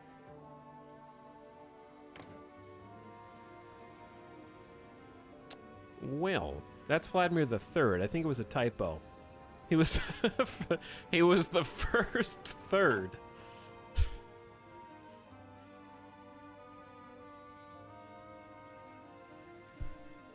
Things are getting crazy on the world map, yep. I like to imagine New Zealand anti-air is like 5,000 muskets on an inverted tricycle. We have the technology. We're technologically advanced, okay? Also, what up, Tim Fish? Thank you for 28 months. Thanks again for the tier 1 sub. Welcome back. Hello, Mary Skipper Mod Squad. Chat voted on their favorite Paradox Grand Strategy game earlier. Number 1 was Stellaris. Number 2 was Crusader Kings 3. And I don't remember the rest. Anti-air in New Zealand is easy because they just let things go and they fall toward the sky. Michael Joseph Savage is dead. Does this happen in real life? He died in real life? In a tragic turn of events, the much beloved Prime Minister of New Zealand, Michael Joseph Savage, has passed away from cancer. The whole country mourns the man who many credit with founding New Zealand's welfare system. History will remember his courage and kindness to those around him.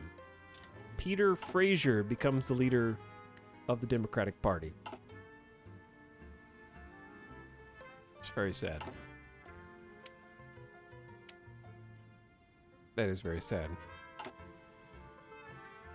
Morning from Turkey. How goes the war against Hungary, Poland, and the German Reich? Best of luck. That's actually when he died in real life. Oh, there you go. There you go. Chat. We have modern 1940 era frames over here on the right. Much improved range and agility, which is basically their chance of getting hit is lessened. Air defense better. Max speed is about the same. Reliability. Weight a little heavier. Production cost a little more. Teeny bit more. So do you have to research naval independently anymore, or did they do away with that? Because it was a little silly, I feel like. Let's do the cool guns.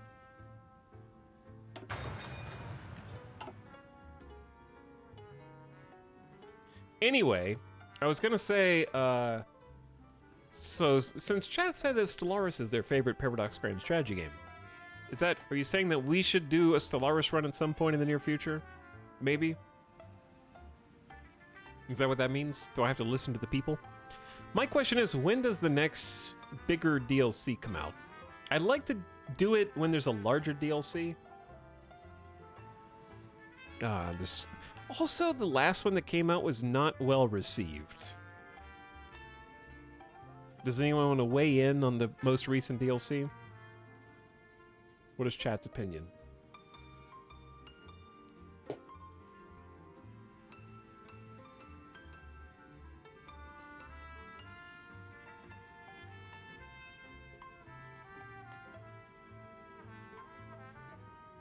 Good but pricey.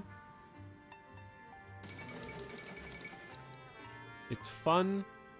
Have not played. No recent Paradox DLC has been well received. That's not true. I think the Hearts of Iron 4 ones have been, right? No Step Back was super well received, at least.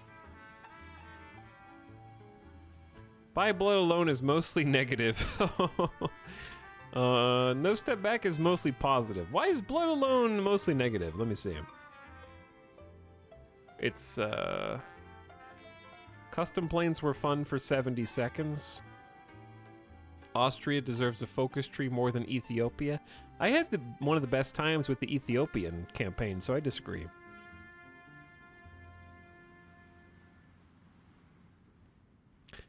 I mean...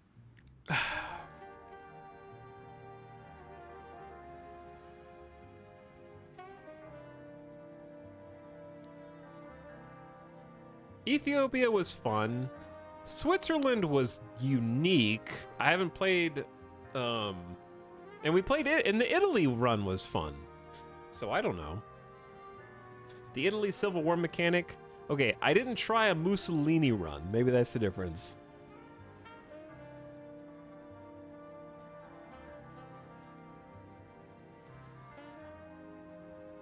So maybe if I played as tried a Mussolini run, I have a different opinion. Regardless, I agree that the plane designer doesn't do a whole lot. I did it a little bit off stream, but it's fine. I thought the Ethiopia campaign was super challenging and fun. And Italy was also fun. So I don't know. What do I know? Let's upgrade our infantry. We gotta stay on that.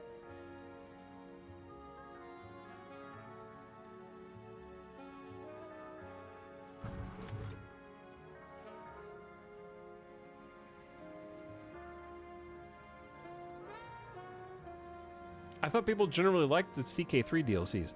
Yeah, people generally like the CK3 DLCs. I think people's problem with it is that they should be more frequent. The fact that Crusader Kings 3 came out in September 2020 and we're going on 3 years, I think is the issue. Like, I'm going to be dead before CK3 is as feature-rich as CK2 was.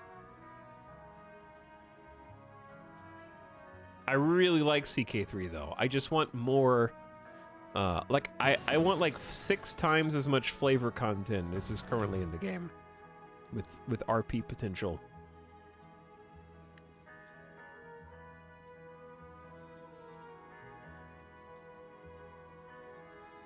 If they release more frequently, I think people will call it a cash grab. Here's the thing. The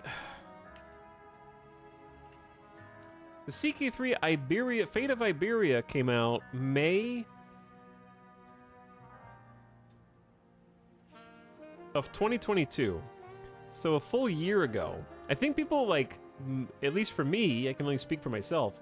When I see a whole mechanic like the Fate of Iberia introduced, and it's only available for Iberia, what I want to see is that mechanic in other parts of the game. Like they created this entire new system by which they can create interesting gameplay. And it's been a year and it's still only Iberia that has like custom content.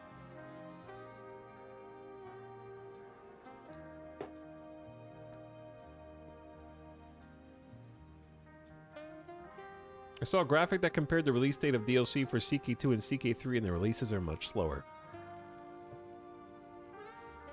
I don't think people will... Some people will always call DLCs a cash grab. But at the end of the day, they're playing a Paradox game, okay? And if you jump into a Paradox game, and you're not hungry for more DLC content, then you're in the wrong neighborhood. Okay? You could simply go play something else. You know where you are. I want more DLCs. Just give them to me. I bought the game. Just give me the rest of the DLCs. I'll buy them. I don't care. I buy Marvel Snap variants, okay? This is better, I promise. Plus 8% research speed. Good.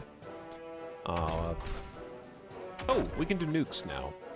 Just for the research speed, chat, not because they're nukes. Okay, this is a real thing. Paradox release formats. Maybe it's because this is a really hard cider. I'm saying this. Paradox release formats are Marvel Snap. Okay? Give me a second to elaborate. In Marvel Snap, when a new card comes out, it's prohibitively expensive to acquire. Okay? Like when they release a new card every week. If you want it when it releases, it's actually very expensive. I wish I were joking. The average price of a new card, you get roughly 1 free card per month. If you want to go beyond that, it's about $150 to $200. I'm dead serious. So Paradox isn't that expensive because there's, again, 4 cards a week that come out. No, $150 to $200 per new card after the first free new card that you get once a month. And that's not like they don't literally charge you $200 and you get the card. It's like obfuscated. However, if you're willing to wait and you don't need it immediately, you will get that card for free. If you wait roughly 4 to 5 months. And in fact, even before then, I would say 2 months you have a chance of getting it for free, and then 4 to 5 months you will guaranteed get it for free. And there is no question that you'll get it for free. So, how is that like Paradox? Paradox DLCs come out and they're like $20 to $40. But if you just simply wait 3 to 5 months, you will get them on Steam sale for a significant discounted price. So what I'm saying is, yes, if they make more DLCs, people will be like, you cash grab, there's too many DLCs. But everybody knows that those same people will simply wait long enough until the DLCs are 50 to 75% off anyways to get them, right? So you may as well just be an advocate for more DLCs, because it doesn't matter how much they cost, because they're going to go on sale. So you're going to buy them on sale anyway. So the sooner they come out and the more frequently they come out, you'll get them cheaper down the road anyway. But also, what if I told you that $20 for 50 to 100 extra hours of gameplay is a good deal? Okay, I mean, if only they were that much. For Hearts of Iron, I think every DLC gives me at least 50 to 60 hours of extra gameplay. Okay. I rest my case.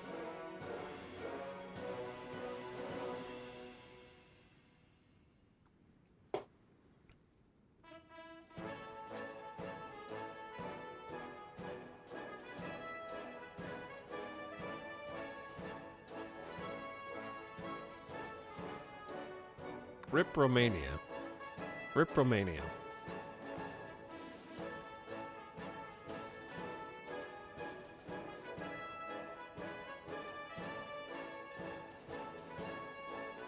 They raise the CK3 DLC prices.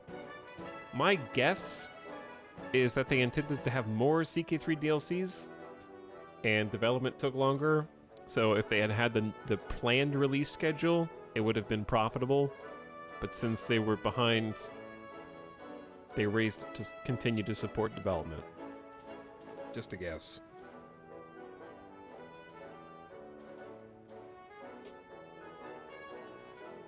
But I don't know. Oh, I forgot I wasn't on 4 times speed. That's okay. It was so I can talk.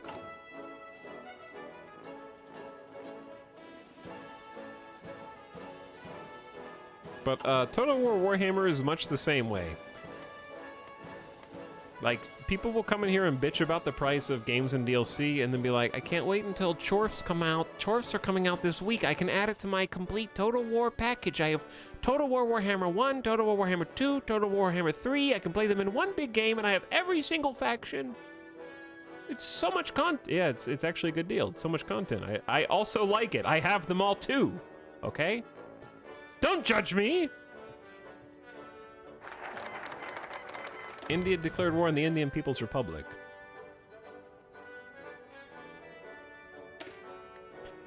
Ever since the war started, Maori have come to the cities in large numbers. The Manpower Act will let us steer those energies into New Zealand factories.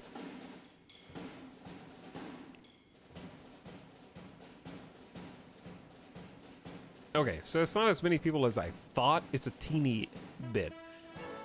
Chat, do you want a back seat? Which is the better thing? Amend the Maori affairs and I get 4 build slots with a recruitable population. I get an extra 1% recruitable population. I feel like that's the best one. Or we get a 2% recruitable population, but just like a unit. And we don't get the 4 building slots.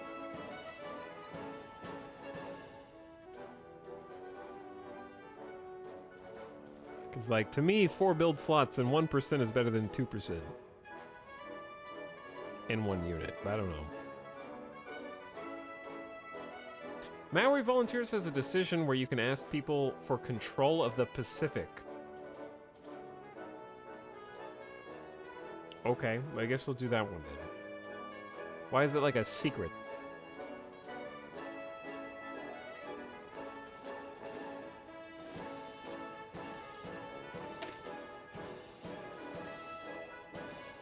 Watangi Tribunal.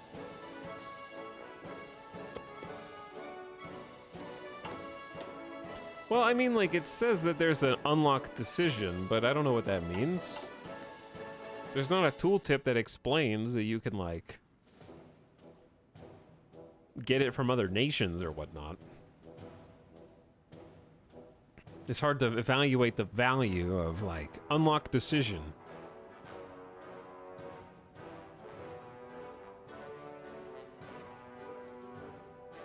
The difference with Total War Warhammer is that not buying the DLC generally has no effect on playing with other factions. But it does. Like, if you only have Total War Warhammer 3, you're gonna notice not having 1 or 2 when you try and play a grand campaign.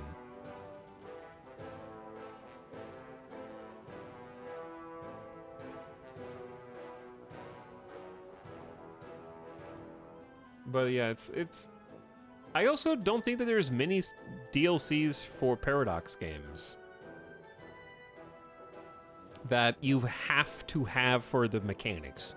Like, there's a handful for Hearts of Iron, and they're the oldest ones that are also the cheapest ones. Most of the DLCs in Hearts of Iron you buy because you want to play with the focus trees of the given units in question. I haven't played EU4, so I don't know. Stellaris DLC does have a bunch of stuff to it, but it's still like... a lot of it's floof. I think Crusader Kings 3 doesn't have enough total DLC to even possibly be considered. The other thing is about Stellaris. Stellaris is... development cycle has been such that regardless of how you feel about the DLCs, literally anyone who's played it has to acknowledge that the game that it is now is not the game that it was when it came out. It's a new game. And it's a new game that you can play for free without buying any of the other DLCs. So while there's a bunch of Stellaris stuff I think makes the game way better, it has gotten like 20 incredibly large free updates along the way that make the vanilla game very different from how it began.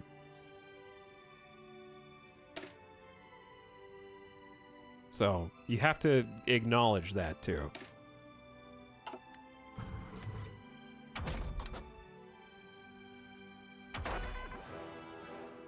And Hearts of Iron has the opposite problem where there are DLCs that people are actively like, I don't like boats. Hey, Telex, thanks for sharing your games. My pleasure.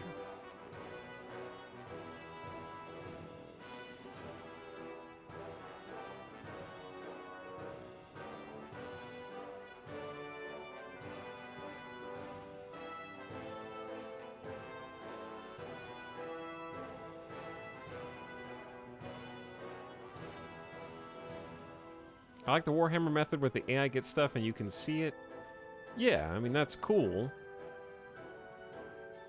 But the number of people here right now, anecdotally, who have bought one core Total War Warhammer game and none of the DLCs is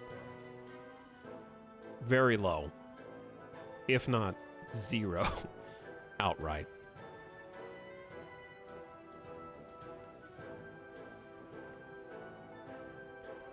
I will say, though, that, like, conversely, the problem is that I love Total War Warhammer. I think it's great, but I honestly can't tell the difference between the third game and the first game. So, like, you can be like, oh, it's great that there's no mechanics between DLCs or games, but I'd say, like, damn, I wish there was a difference in mechanics in DLCs. Sometimes, you know? Not just a different campaign. I also think that the second game's campaign is maybe the best, or at least my favorite. Maybe I just like the donut too much. Donut campaign.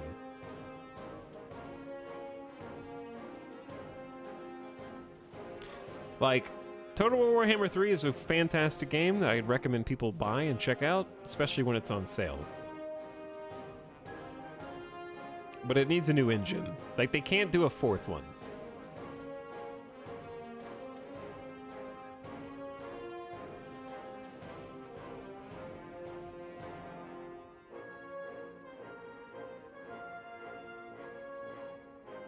Is that actually New Zealand? Yeah, it's New Zealand. We're just cruising through 1940 right now.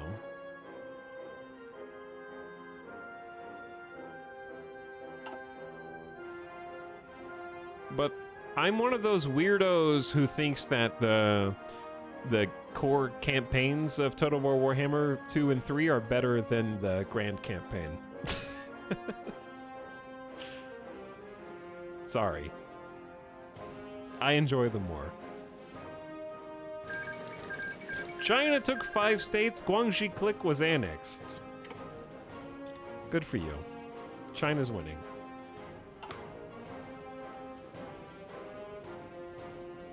Is Australia fascist? Shh. They're not in a faction. Why are we still in the Little Entente? I guess we need to pursue our own thing, but yes, that's Eric Campbell, so we're totally gonna invade it soon. That's why we're bulking up. Now we have a good excuse to go to war with them, though.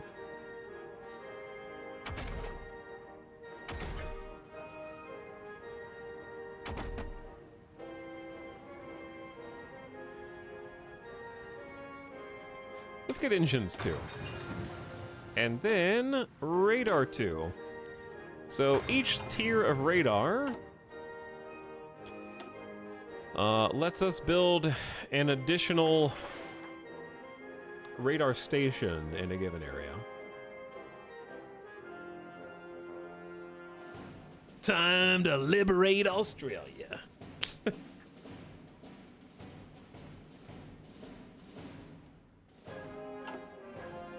Anyway, like, I don't know. The whole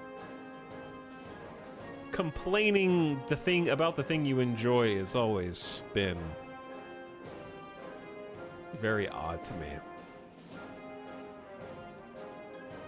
I think that DLC is only prohibitively expensive to people who get into a game late. And if you're getting into a game late, just wait a little. You already waited this long. Wait a little longer for a sale. And then you can get the essential parts because you can use the information that everyone else has already sifted through to tell you what is and isn't essential.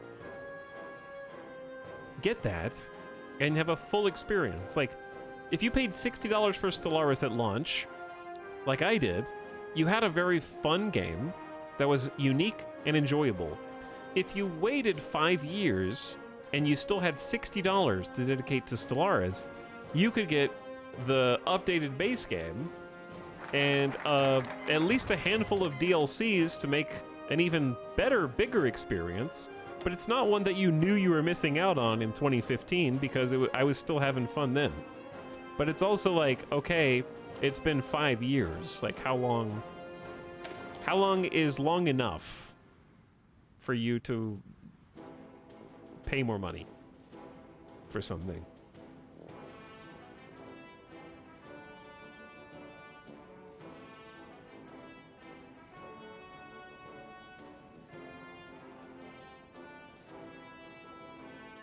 But yeah, I don't know how to invade Australia at this point. I have no idea. British New Zealanders should come to terms with what their ancestors did to displace, disrupt, and marginalize the Maori of New Zealand. Bloody wars, land seizures, and natural rights ignored. Recognizing this legacy is a step to healing. Recruitable population, 2%. So, basically, we were already at 5%. That takes us to 7. So that's a 40% increase in our recruitable population. And then we can get Maori units. Sure, we need a unit. I have 63,000 manpower. Chad, is it time to train more bag enders? I'm gonna train 5 divisions of bag enders.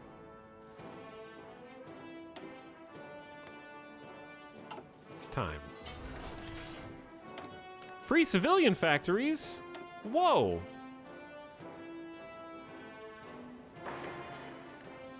Saruman has come to Hobbiton. No mountaineers or marines? Okay. Yeah, I guess I could do mountaineers instead. The problem is I have to edit their division. So that's only 10 combat width. We can't afford good combat width right now. Unfortunately. I'm going to give them an engineer company for defense entrenchment. We're going to give them a field hospital because our manpower is very limited and we can regurgitate casualties into that. We're also going to do a cavalry recon because we don't produce trucks right now, which is hilarious. And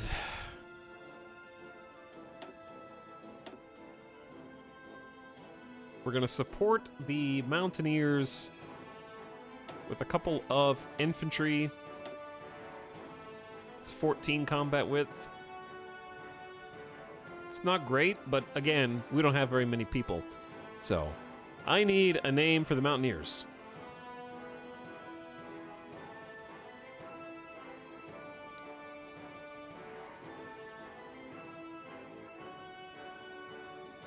I hate to think about how many hours I have in Dwarf Fortress even back when it cost nothing. Okay, I'm going to be the bad guy, and I'm not saying you should feel guilty, but there's also the issue where the developers of Dwarf Fortress who were developing it for free out of the goodness of their heart had medical issues they physically could not afford to pay because they were doing something for free. Okay? And I don't think this should be controversial, but I believe that people should be compensated for their work and my entertainment, and therefore not have to suffer through complex medical issues while other people are enjoying their content for free. And I'm not saying that you were taking advantage of that. I'm just saying people have this weird, like, obsession with things that were $5, $10, or free as being better than things that you have to pay for. When that's not necessarily the case, and sometimes the thing being cheap or free is a severe issue on the behalf of people who are making that.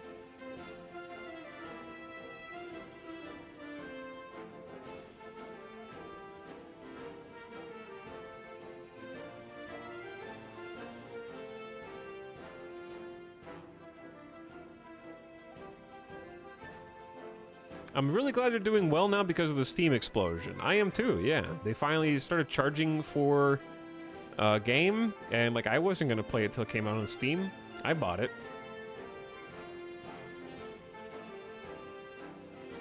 All right, let's do a name for the mountain. I mean, this is easily the Moria.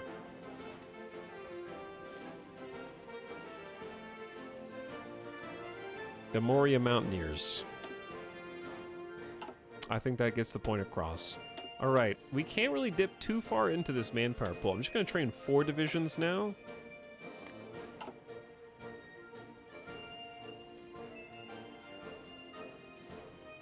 I haven't touched it much, mostly waiting on adventure mode. Adventure mode should be cool. I'm looking forward to it.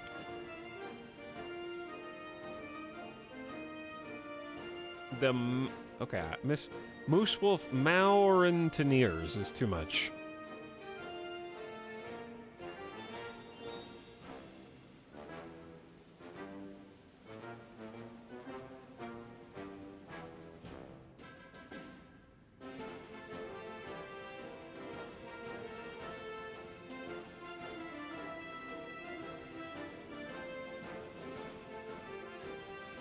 We also have to understand that some people genuinely feel super uncomfortable taking money for a pet project. Turn is definitely in that camp. Everybody's entitled to make stuff how they want to make stuff. You don't have to make stuff and charge for it. But also you shouldn't feel You shouldn't feel bad for charging for it, and you shouldn't feel better about yourself for not charging for something that you do. You're not, like, I just don't want people to look at those types of individuals and feel like they have to be the same way. Your time is valuable, chat. And your talents are worth paying for.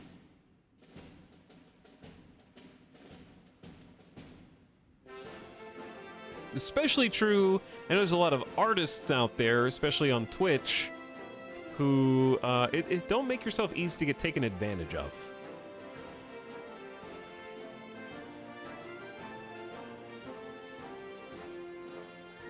Some people can get locked into that kind of mindset and be like, well, so-and-so doesn't charge for this, they do this for free, so I should work for free.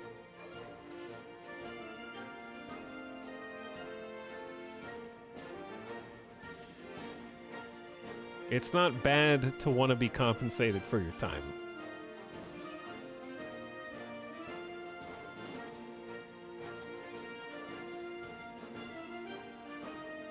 How am I going to get paid in exposure?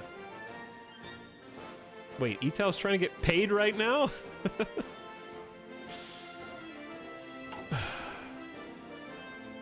Give me some more industrial land appropriation. I'm taking your lands. Ooh, we can do service by requirement, but we lose the factory stuff. They're still not a good organizer here. I'm just gonna take this Prince of Terror guy. Actually, I'll take the tank designer guy first. I don't know. Actually, let's just lock in military high command in case Australia declares war on us. Japanese shogunate is in the war. Oh, now we're in danger. They joined the Axis. Yeah, now we're in danger. Okay. Let's get division recovery rate up first.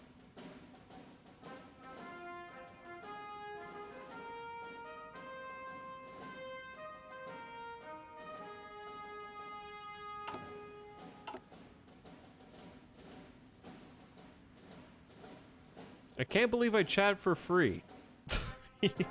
You're getting paid in channel points and exposure.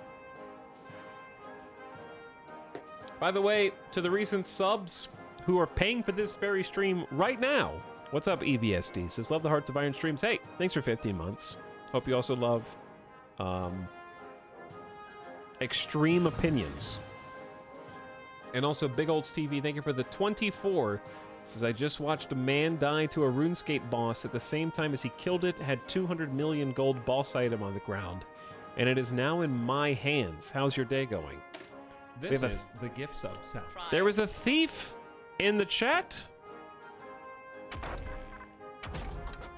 RuneScape thief in the chat right now. We're already getting the 1940 stuff. Let's upgrade the Mountaineers since we're actually training Mountaineers.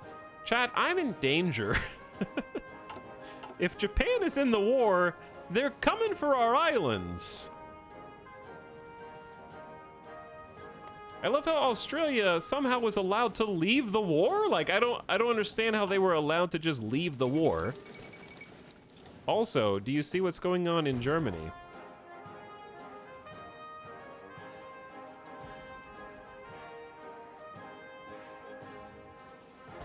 They're on the doorstep of Berlin right now.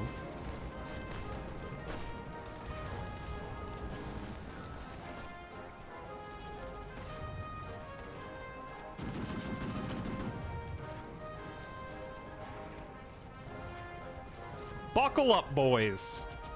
Speedrun Germany loses in 1940. It could happen to you, and then everyone can just focus on Japan, who joined the Axis super late. Czechoslovakia never even lost. That's accurate. Yeah, they actually held out. Czechoslovakia has just been here the whole time. Truly amazing. She's the worst. Thank you for gifting a sub to Karog, who's back for 13 months. Enjoy Karog. And that's the other thing, right? A lot of games, especially free-to-play games, the free thing that you enjoy is often subsidized by other people. For example, free-to-play Dwarf Fortress, before it released on Steam or even the non-Steam version, even people in chat were like, I donated to the developers before. If nobody donated to the developers, they probably wouldn't have been able to keep developing for free. But you see my point? Like, nothing is actually free. Someone is paying for it somewhere. Your free-to-play Marvel Snap game is being subsidized by me, the variant art whale who buys this stupid cosmetics. Your subscription, if you can't afford it, that's no problem. You can continue to watch for free / watch an ad at the beginning of the stream if your ad block doesn't block it, because other people subscribe who can, and that's okay.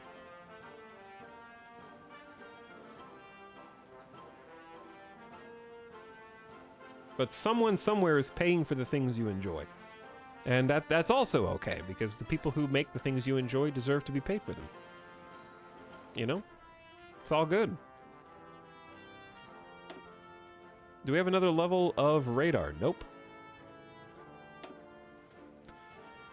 Do we have space? Yep, okay, I think it's finally time for military factories.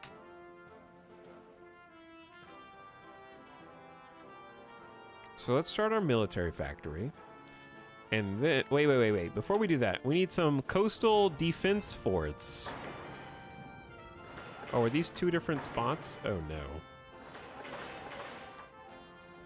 I feel like Samoa is going to be the first one to fall. And we need to get a unit. We haven't trained anybody. What is the land type there? That's a plains province. I mean, we have some forests. Let's just make some regular bag enders. We should still be recruiting. Yeah, we have another 1.5% to recruit. So let's recruit 4 bag enders, 4 mountaineers, and hopefully they're trained before Japan is in our doorstep, ideally.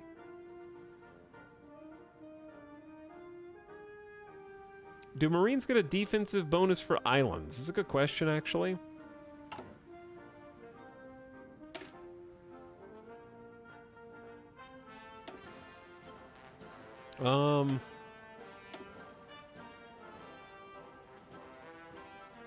They just get a attack bonus for marsh, attack bonus for river. I think it's offense only. Yeah. Offense only. We've created a New Zealand unit showing their patriotism. Hundreds of Maori are stepping up to volunteer for service in the New Zealand Army. Chat, we need to leave the Little Entente. But before we leave the Little Entente, it's time for that 5th research slot. South Africa assumes responsibility for the African colonies. In a formal ceremony today, JBM Hertzog signed the treaty that will give the government control over British dependencies in Africa. The territories of Bechuanaland, Rhodesia, and Kenya will now be administered from Pretoria. Speaking before the House of Commons, Neville Chamberlain denied the move weakened Britain's position in the new continent, or in the continent, calling it instead a most sensible change to allow for a more efficient administration and defense of these areas. Okay, 1940 infantry tech is it. Chat, what if we just lose the campaign right now? We could. We may. That's not the noise you want to hear, dude. That's not the noise you want to hear. I'm in danger. Dangerous naval invasion of the Java Sea. Okay, that's not my problem, but Japan's coming in hot. About that navy, don't worry. I have 2. Where are my 2 light cruisers?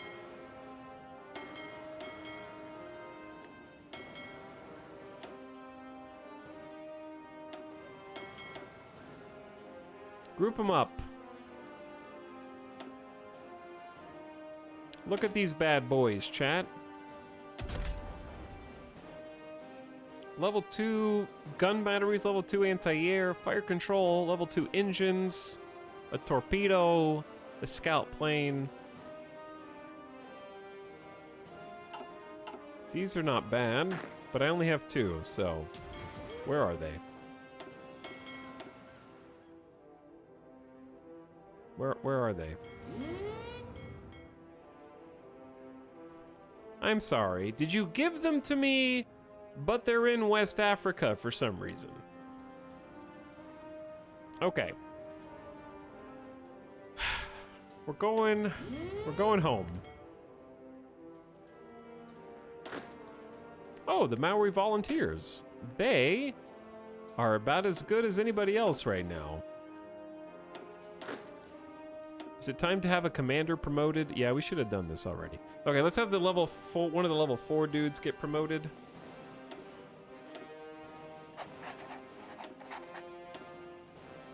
And then we're just, I was gonna do offensive doctrine. Now we're doing defensive doctrine for 30% max entrenchment.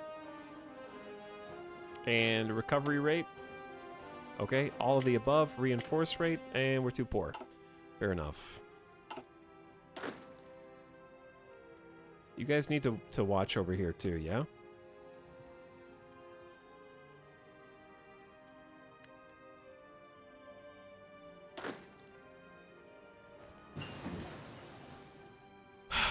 We have 1 division going to Samoa, which is as good as you can expect from us. As infantry equipment improves again, hopefully this holds.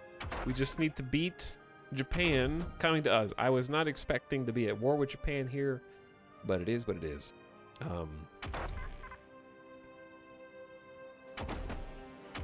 I say better radar. We need to be anti-air machines in case they bring carriers over. We're already working on coastal forts for Samoa.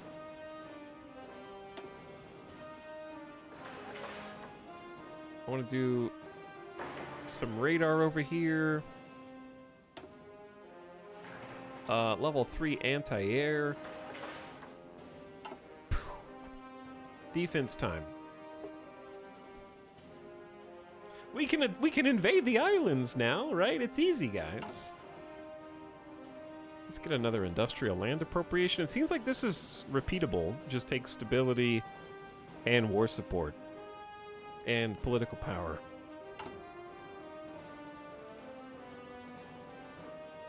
We got our 15 civilian factories so we can pump all this stuff out.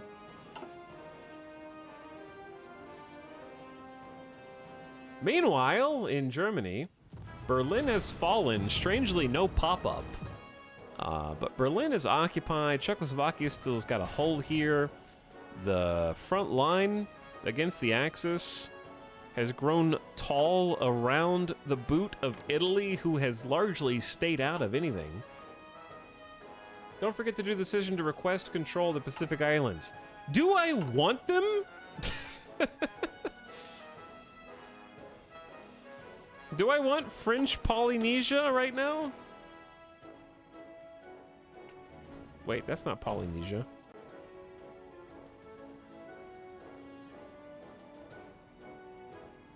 Chat, where's French Polynesia?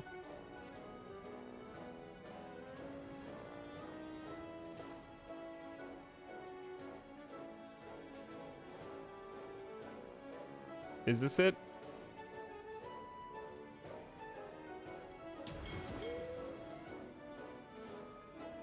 This is Eastern Micronesia. I gotta defend all this.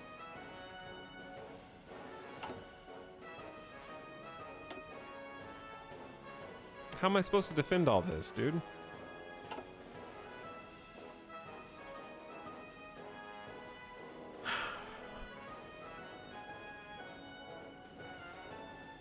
All right, fine.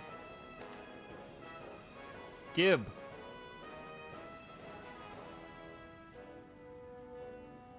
Build more boats. I have 2.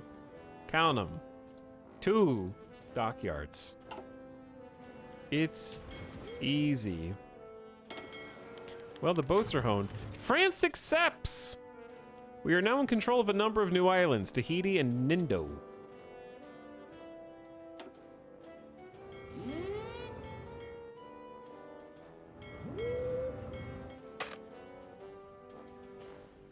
All right, new admiral. Both level 3. I'll take the defensive one. Big smile. Well, what does that do for us? One whole factory. Yeah. Yeah. What do we got for resources? We got,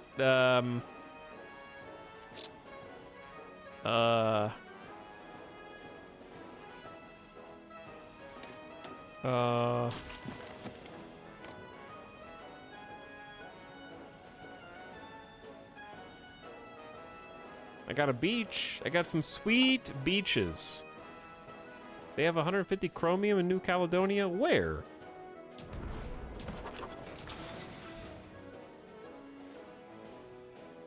You would be able to see it from here. I got steel. I got tungsten.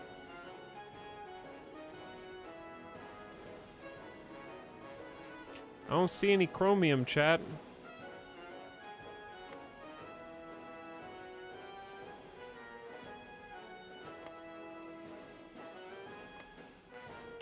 Maybe have to develop it with PP? Wait, do we see 90? Where are you guys looking? Am I crazy? Where are we looking?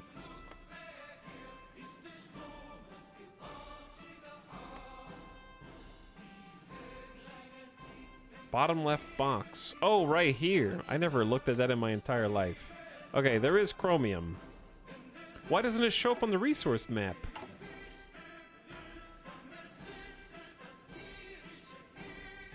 Chat, we are exporting 139 chromium. Do you know what that means? We should be getting factories.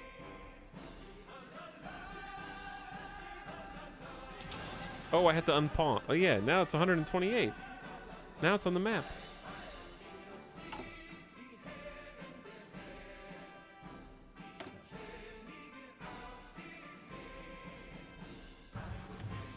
Oh, these are occupied territories?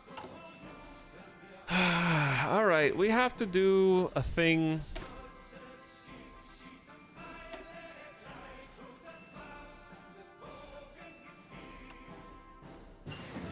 I need a Zealand occupation force. What do we call this?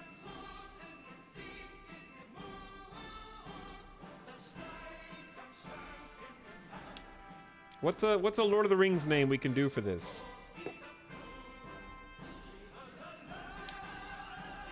Mimicking Darivon. Thank you for the 6 months of sub, by the way. What's up? Elrond's Enforcers. It's so lame. I love it.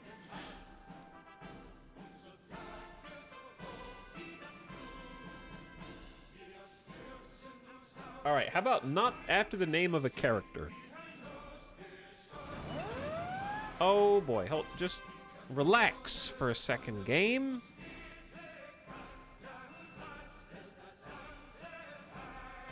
Okay. Occupiers should probably be the all-seeing eyes. We don't have military police researched, so we should add cavalry, because cavalry has the most suppression out of anything that we can currently make.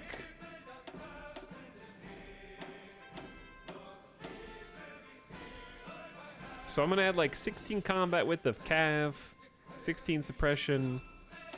Go with that. This is to keep resistance down, so we change our territorial management to the all-seeing eyes. We don't have to actually recruit or train any of these. They will be automatically filled from our supplies and manpower. Research speed up from atomic research. Excellent. And it's almost 1941. which means it is concentrated industry time.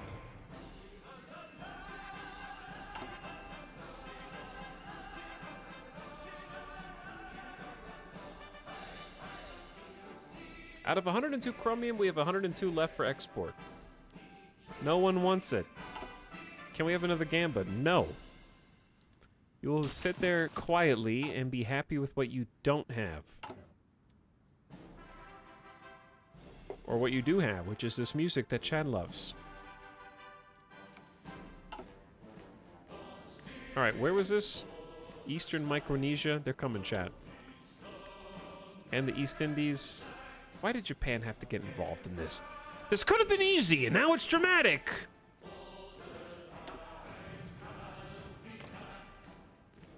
Germany is getting pushed back hard. The front line is not too far from being reunited here around Dalmatia. This is a crazy timeline, though. Unfortunately, the war means that the simulation has slowed down dramatically. 4 times speed isn't what it used to be, and 5 isn't that much faster, really.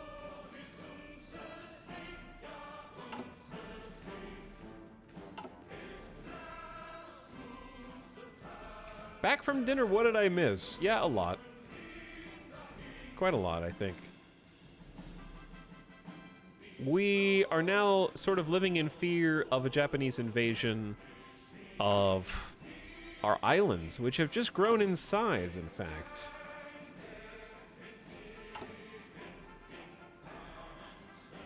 How goes production? We started to make trains. Cool.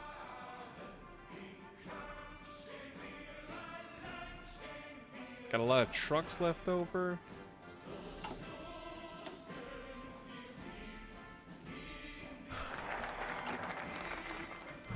The Indonesian order has joined the Axis after declaring war on the Dutch East Indies. Chaos. Alright, I'm tanking stability a little bit. That's not good at all, chat. The Dutch East Indies are now no longer the Dutch East Indies. They're the Indonesian order, and they joined the Axis, so they're coming for us now, too. Well, I got my research slot, so that's gotta count for something. We're gonna need oil. Here's my goal. My goal is leave the faction, and maybe we get peace like Australia got peace. This is a little spooky. Okay, the Mountaineers are almost done deploying. We got heavy MG research for our eventual planes. One day we'll make them. One day we'll make them. Until then...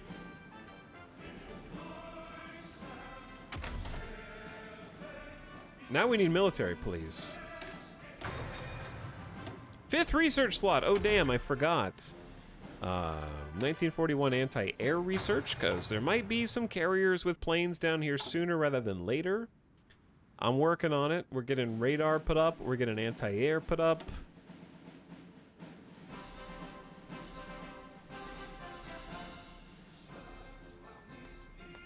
But what if you leave the faction and get defeated? Well, then I go eat dinner.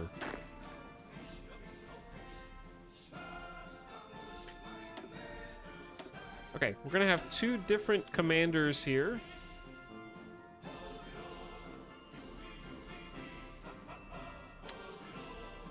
So, let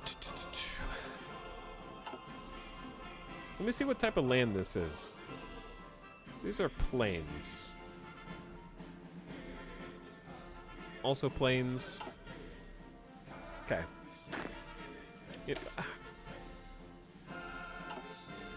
What if I just... I'm just gonna... Yeah, I'm gonna make 2 different groups. Okay. Robert Rowe, you have invasion prep time. And you can be... You have some awful upgrades for us, but it is what it is.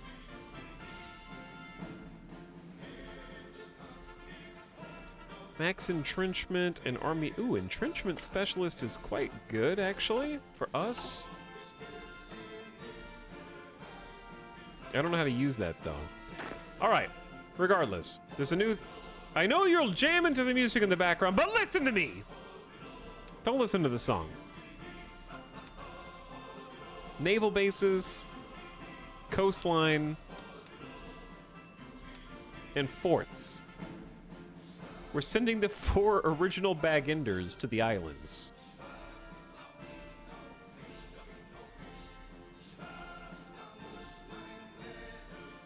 Okay. And then we need 11 divisions. All right, focus on naval bases and forts. The Mountaineers are going to area defend New Zealand mainland.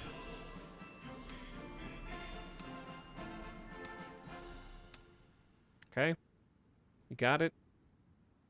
That way, at least we have somebody there and entrenched. Unfortunately for us, we can't train anyone else.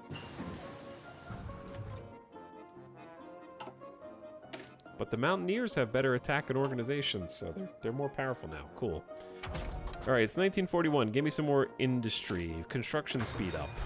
5 research slots. Are we going to get to use them? Let's find out.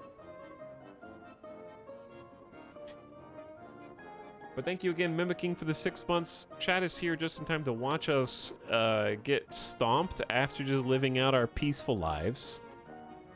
Just getting dragged into World War II. On the upside, at least our allies are fighting the good fight and winning over here. They've almost retaken Czechoslovakian capital of Prague. They're moving in now.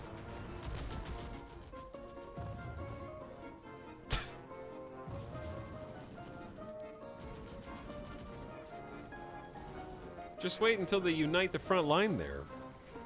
The Germans have no equipment whatsoever. Yo, we got Egyptian forces, Nigerian forces, French, Sudan, Palestine versus the Axis. Though Japan joining the fight is super scary. And then Indonesian Order is its own brand. Like, Australia's in danger here too. Why do they have such a sizable communist faction inside of their fascists? I don't know what they're doing. All right, radar upgraded again. Better anti-air. Can upgrade to level 3. What else we doing? The final assembly line production before the split.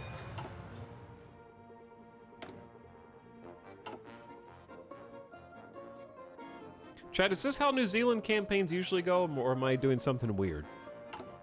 I feel like this is exactly what we signed up for. We're just sitting down here like, please, please don't hurt me. I am just little New Zealand, watching the world burn. I don't know how I got dragged into this. Please wait until I am ready to fight. One day I will have a proper army. Maybe, I don't know. I probably can't even win against Australia at this juncture. So, if I were a group of Marines...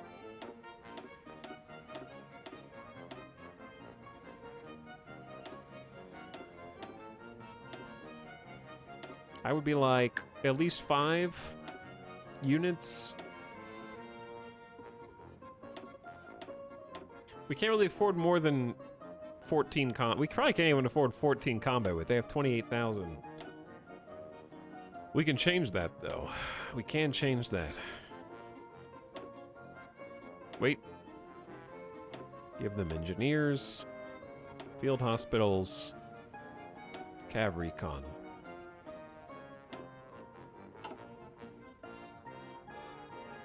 Not enough special forces cap. Bro, I can only have 4, I just trained 4 Mountaineers.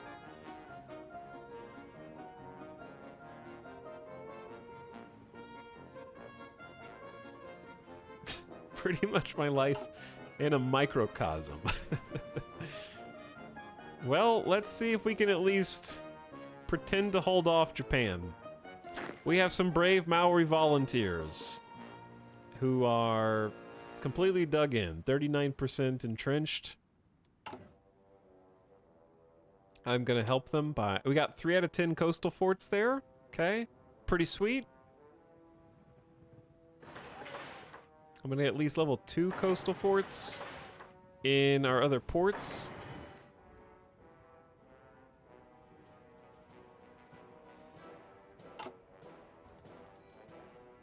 Spooky, dude. Got radar going in hot too. Tiny radar, but radar nonetheless. I don't have radar over here yet, but we also don't have anti-air over there, so it doesn't matter. This went from hee hee, wouldn't it be cute if we invaded Australia to oh my god, I'm going to die. I have to fight Indonesia and Japan. It wasn't my choice at all. That happened very fast.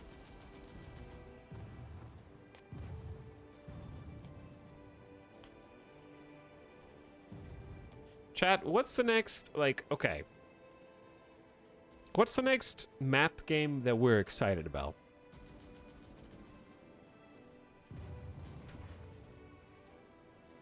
I guess they just came out with Victoria 3.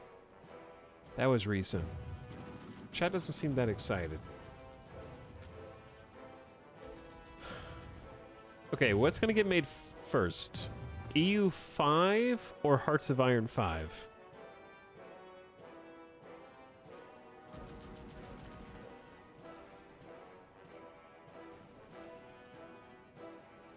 EU5 definitely. EU4 is so old. EU4 still has 2 DLCs in the making.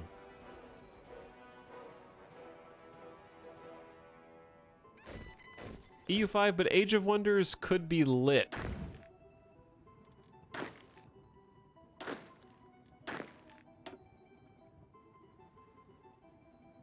Alright, let's take 2 of these guys and put them in the mountain group, and then 2 of them can stay in the home front.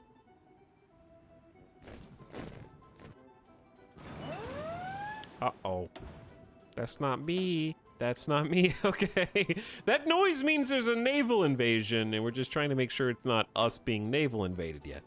I trained my troops. I did my time. I only have 1.84k manpower left. We'll train 2 more bag-enders. Is Bulgaria? Bulgaria joins it. What is this flag? Bulgaria's joining the Little Entente, though. That's good for us. Because Bulgaria's like up here in the soft underbelly of Hungary right now.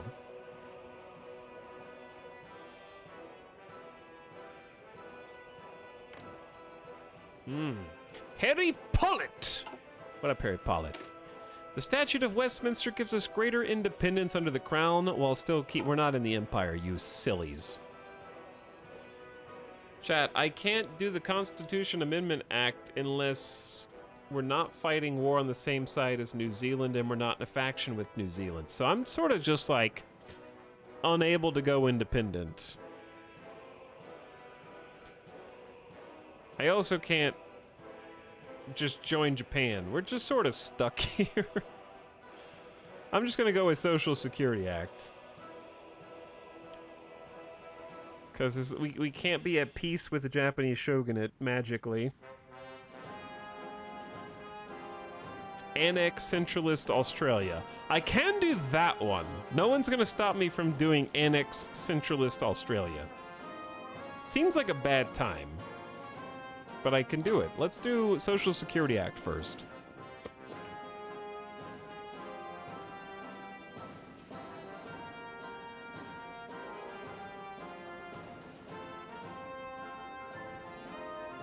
All right, look, we've expanded our footprint. We actually have troops. Granted, they're 12 combat with divisions, but we're doing our best. We have to spread out over the islands now.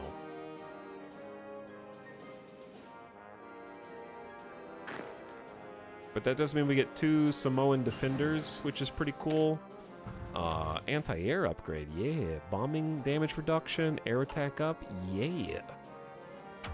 Welcome to 1941 air attack. Let's do the conversion speed bonus. We're eventually gonna need to convert to full wartime stuff. And when we do, I might actually need that speed bonus.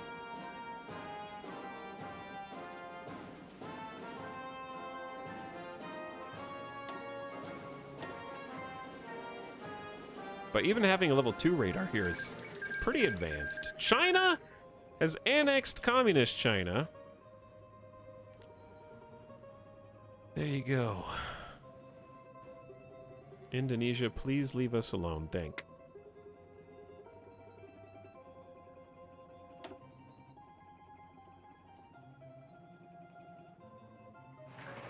These probably need to be level 3. So every level of coastal fort is a it's not me. Is a plus 15% to our defensive bonuses, which we're gonna need as many as we can get here. Frozen, what's wrong with my face cam? Chat, help! I'm stuck inside your computer screen. What? Why? Hey! Let me out of here! Ah!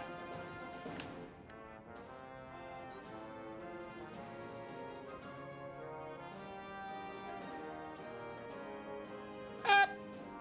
Up! Up!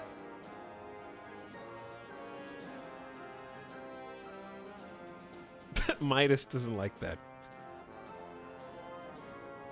I don't know, it's frozen. Camera frozen.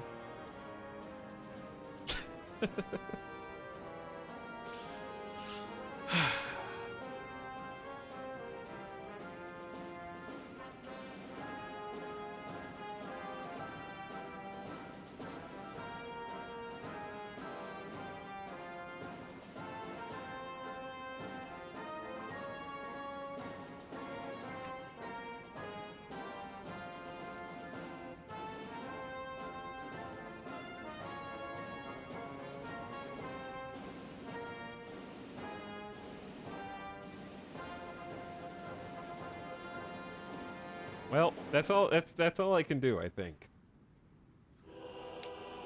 Camera broke. Ripperino.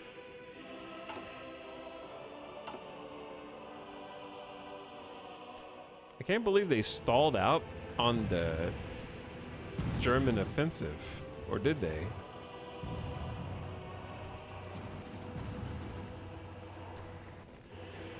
They're trying, yeah, they kind of just slowed down. They haven't been able to. Oh, they're actually, hold on. No, yeah, they kind of stalled out. Oh, we have 285 PP. I think this is a good time for service by requirement. We need as many people as we can get. That's a 10% population factor. Training time goes way up, but output goes down. We just need this. We do just need that. The Union of Britain banishes the royal family in what's called a merciful decision. The entire British royal family has been banished from the country. No further comments were given by government spokesmen or by representatives of the royal family themselves. Earlier today, they arrived in Canada and asked for asylum, which has been accepted. There you go. What is this craziness? Chat, scraping the barrel is going to give us another 5% manpower. Which is crazy. It's still not a lot of people compared to everybody else. But it's a lot for us. Uh-oh, who dat? They're getting close. They're in the Gilbert Islands. That's close. That's almost us.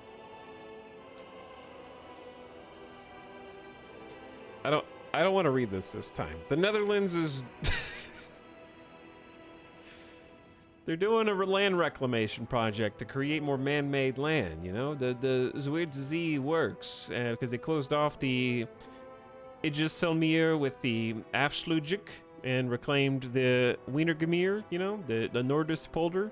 That one. The Flevopolder as well has been reclaimed, so it's good for them. Good for them.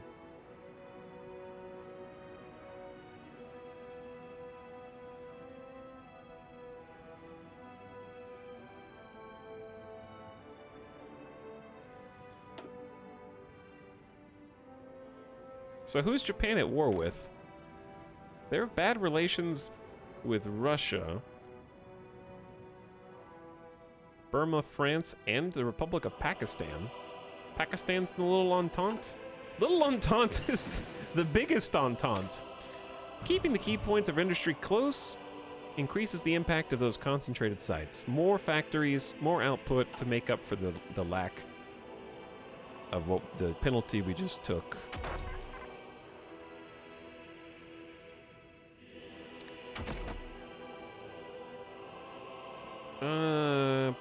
Let's do... We don't have artillery.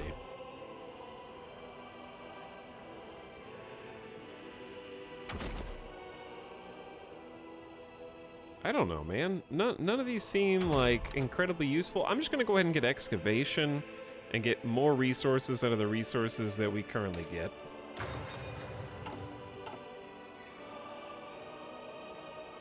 It's not much, because we only extract 24 steel, but we're short resources, so we can always just change... We should probably change off of free trade now.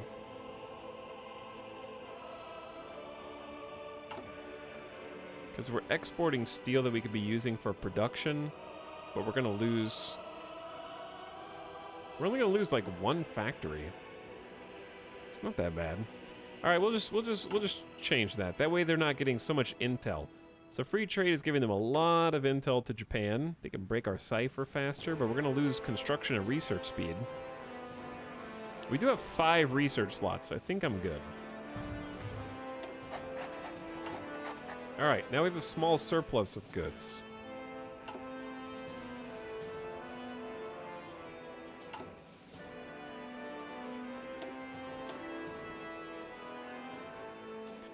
I'm generally happy with how we've been keeping up. Wait, this is ours? Oh no.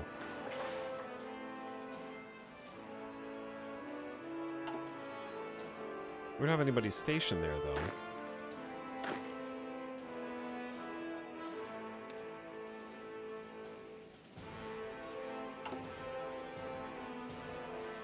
We should be recruiting and therefore able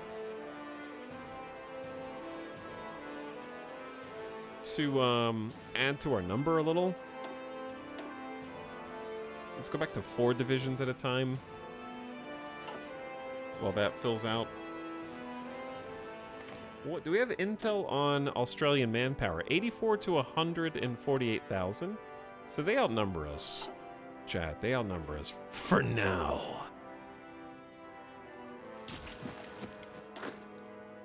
All right, hopefully I didn't miss anywhere. You guys get dug in. 57% max entrenchment is sick.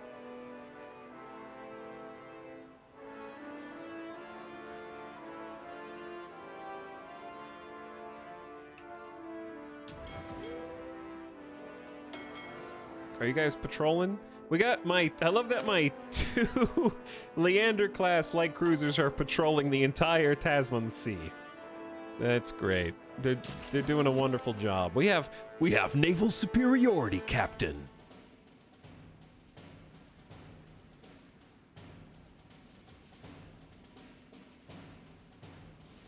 Poland and the German Reich and Hungary are sort of holding out here, huh?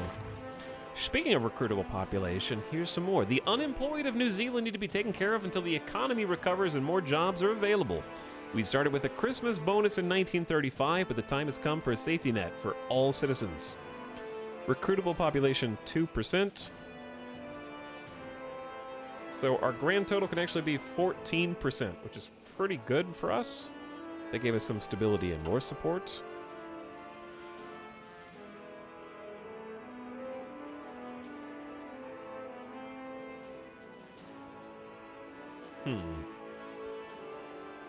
Coastal defense is North and South Islands get 2 coastal fort, 2 land fort, 2 coastal fort. Sure, we got to defend the islands. That's true. We got to get some oil as well.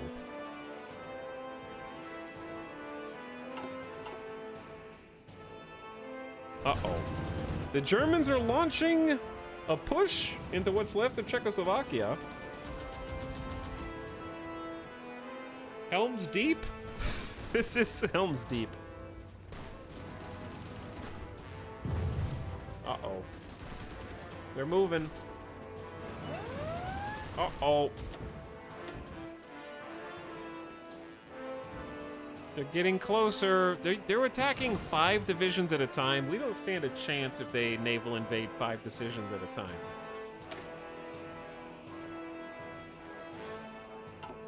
Gotta just build more coastal defense forts and just really dig in. Military Police 1. How about Military Police 2?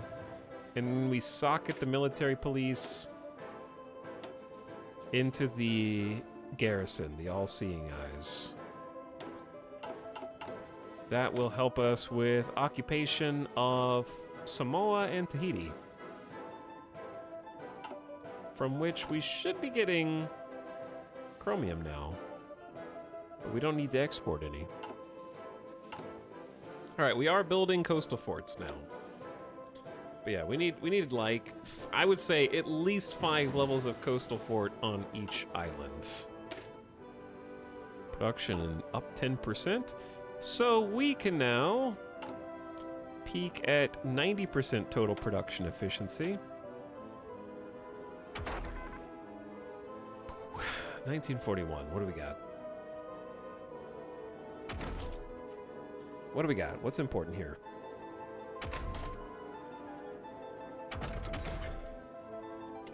I don't know. None of this. All right, do more radar, I guess. 5 research slots is a little insane.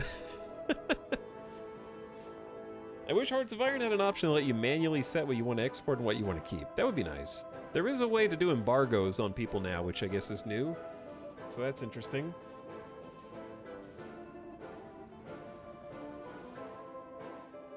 Uh-oh. You guys okay here, Czechoslovakia?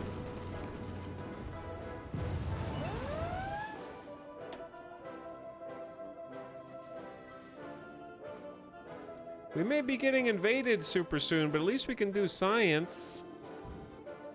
Yeah, at least we can do cool science. Good luck fighting up here, what with your no supplies. You guys just jam-packed Upper Austria with way too many troops.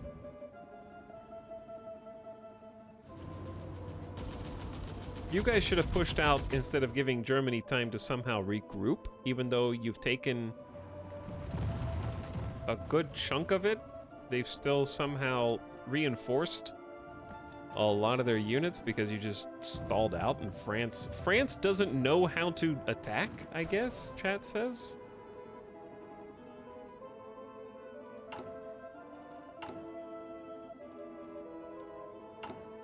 Which actually seems legitimate now that I've seen it in person.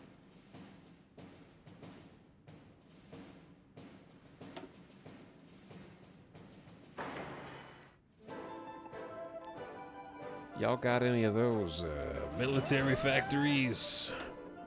Okay, that's just north of us.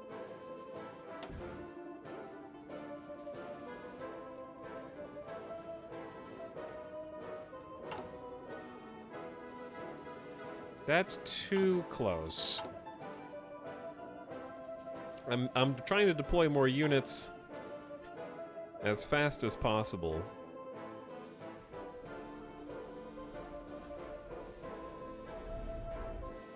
Yeah, we got coastal forts.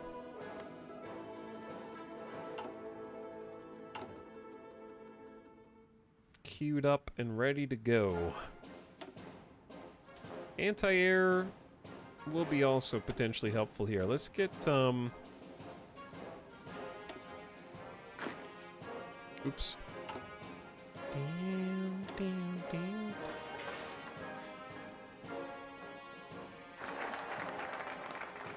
All right, let's start with just one level of anti-air, maybe two.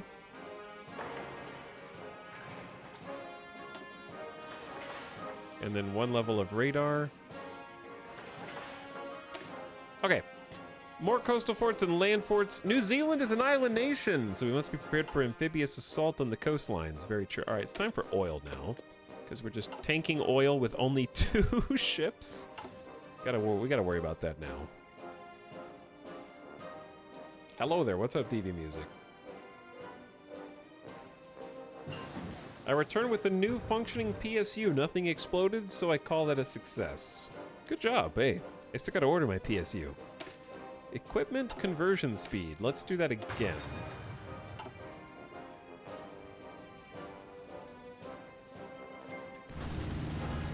Hog!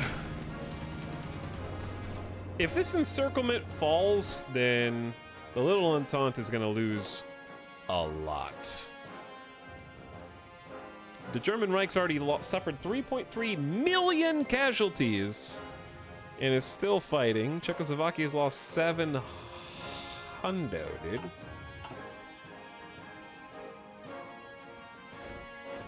Kind of insane.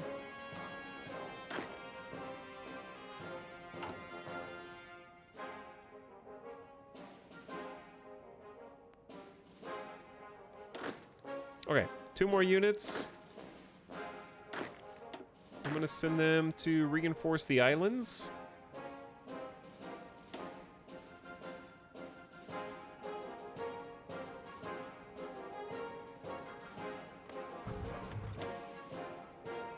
Which is all we can do. France has lost almost 1 million. The Little Entente has given more than they've gotten. Turkey losing 360,000 kind of shows you how valuable some of those alliances were early on, you know? Excavation is 10% more resource efficiency gains, so that's going to be very valuable once we start producing more stuff of our own with our various factories.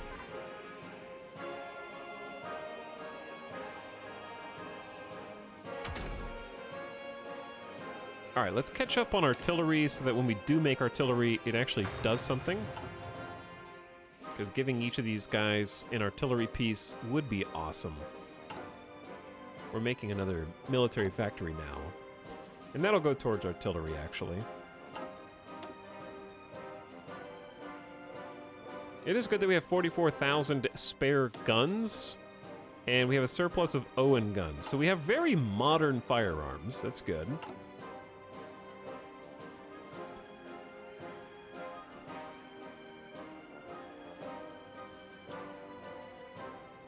2,000 extra trucks. Let's start making some artillery.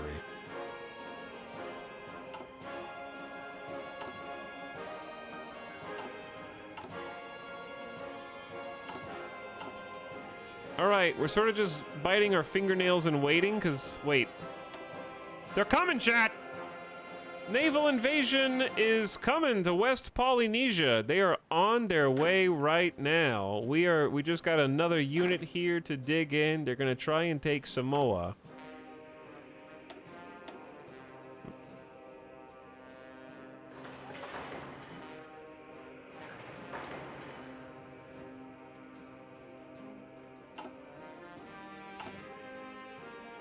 Let's upgrade our coastal defense forts. Oops.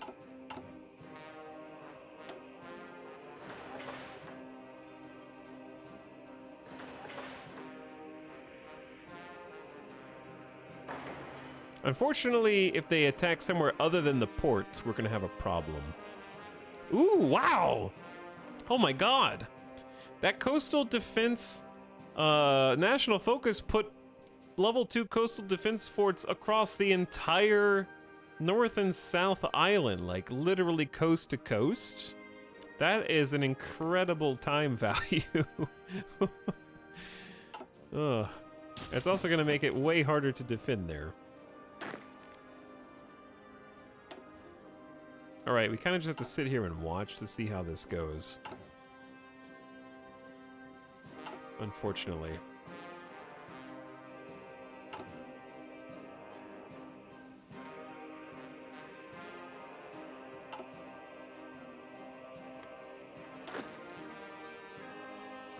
The second unit is almost finished entrenching. Oh. Don't panic. That's not us yet.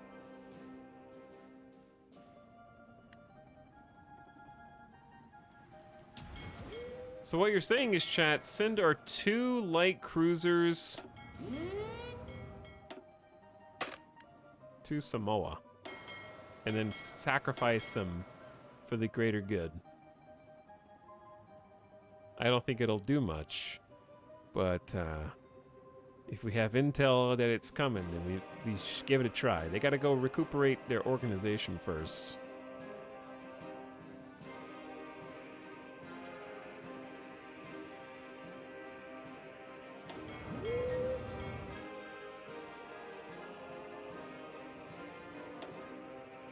Oil saved, worth it.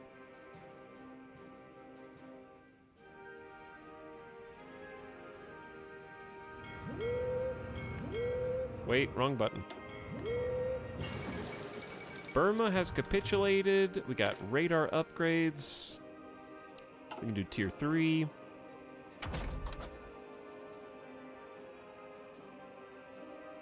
Let's get another oil research in.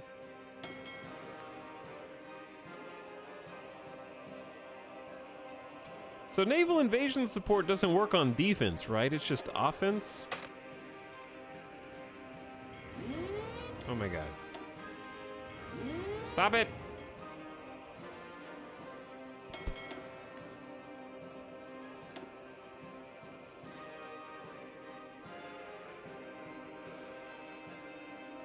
Goodbye, 2 light cruisers. I wish you the best. There are 35 to 50 enemy ships in the region. I hope you win. The Melanesian Federation has capitulated. I believe that was the island we literally just watched next to us.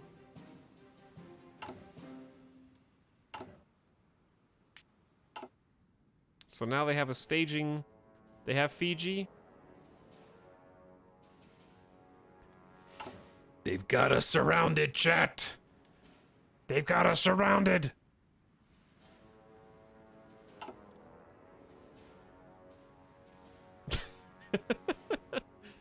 This is gonna be a sad campaign.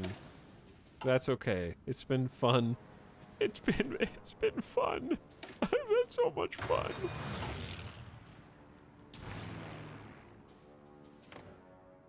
There are 100 fighters in the region.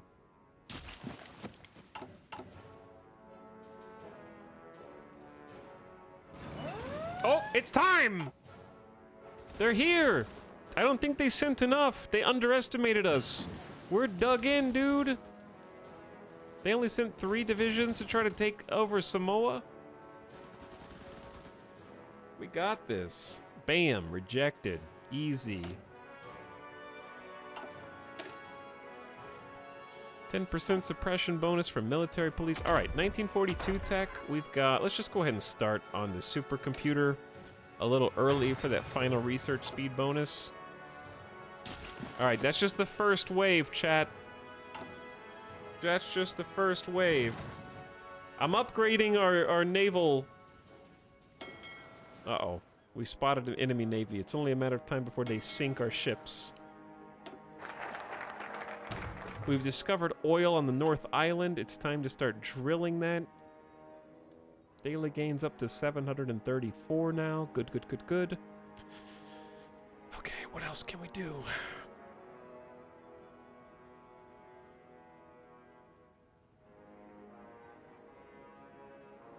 Simply join the communists. No, the Comintern doesn't even exist, really. It's not a good time to invade Australia either. None of these are useful right now. What is a continuous that's useful?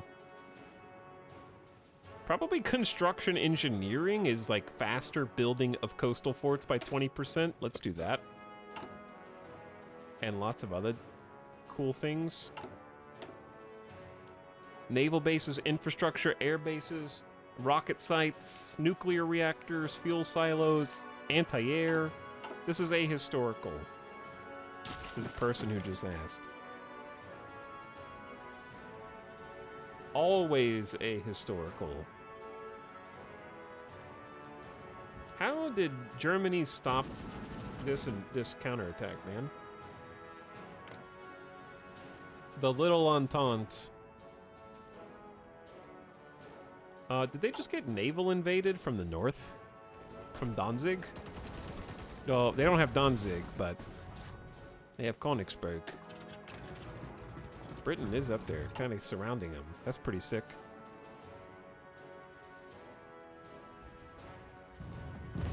They're taking Danzig now, cutting off their access.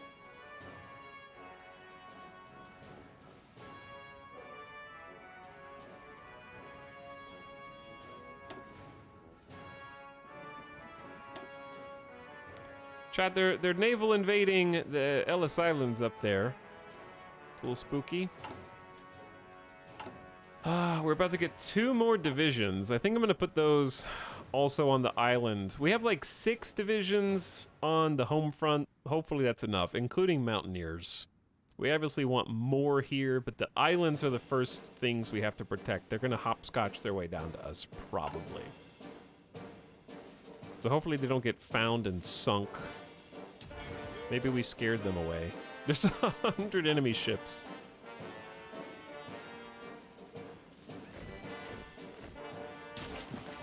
Just take every army you have and take Fiji. Unfortunately, it requires naval superiority to stage a naval invasion. And we don't have that. Because if we did, that'd be pretty sweet. Hold on. Hold on, I hear the noise.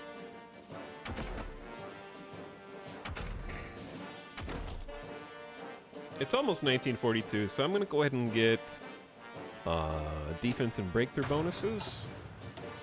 Dangerous naval invasion, a 4v1. A 4v1, chat. It is 50 versus 12 combat width. We have the power of 395 defense on our side thanks to entrenchment.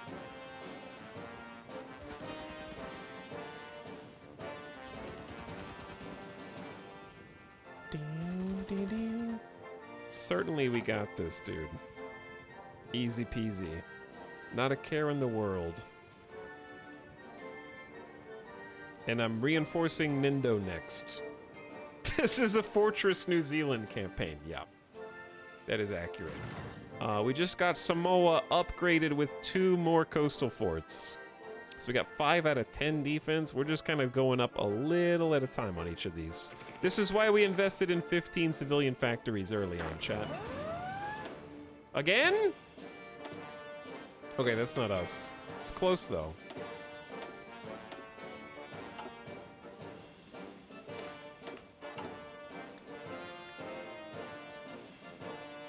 We do need more anti-air, though.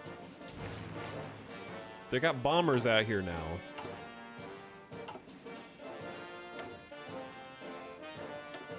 We can do all adults must serve. I might have to. Construction speed takes a big hit, though.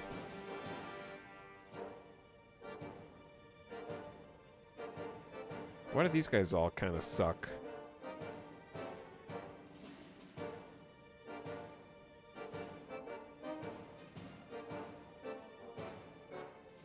I'm getting a... Okay, naval air defense. When it says naval AA attack, I'm assuming that's AA on boats. So none of these really help me. Cavalry attack might unironically help us, because I think, hilariously, we have cavalry in our primary force. So let's get that guy. That's plus 10% to attack and defense. Horseback. Me and the Fellowship.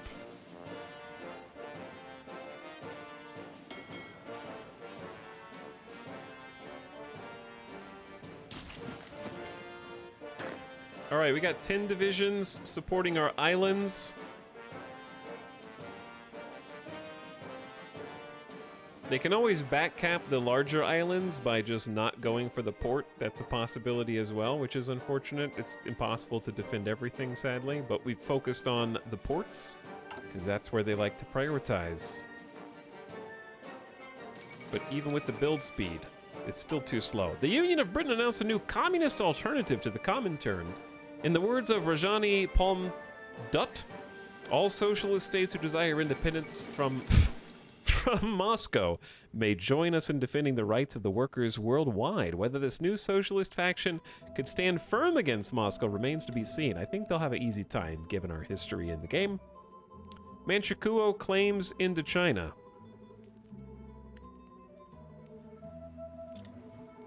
Good luck with that. This is not good for us, by the way, chat. This is Fiji here. It's not good for us.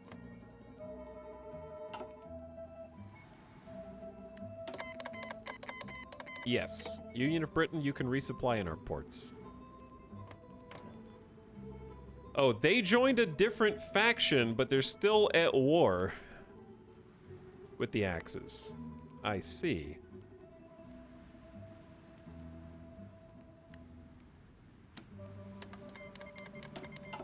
Non-aggression pact, please. Japanese shogunate? Yes. Japanese shogunate is at war with us and joined the Axis anyways.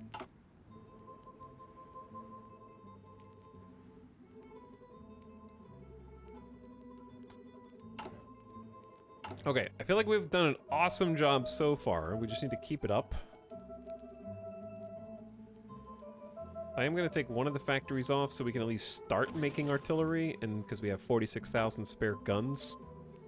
Yeah, the US is just chilling. They have a neutrality policy in effect at the moment. As they usually do, sadly.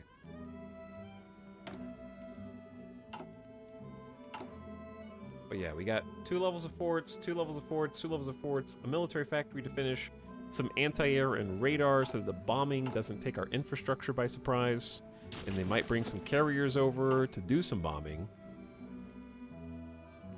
We're just gonna hold down New Zealand for now, while fascist Australia does fascist Australia things. And whoa,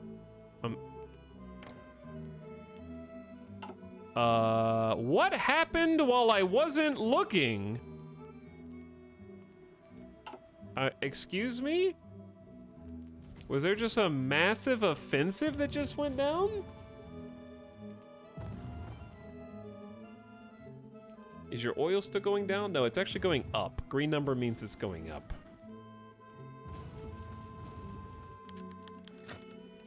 Government contested. People are beginning to question the capability of the current administration. There was 73% stability and 95% war support, so I don't know what you mean. Let the political landscape shift to keep the people united. Or take 50 PP and 5% stability hit. No, I'm not gonna let communism and fascism spread.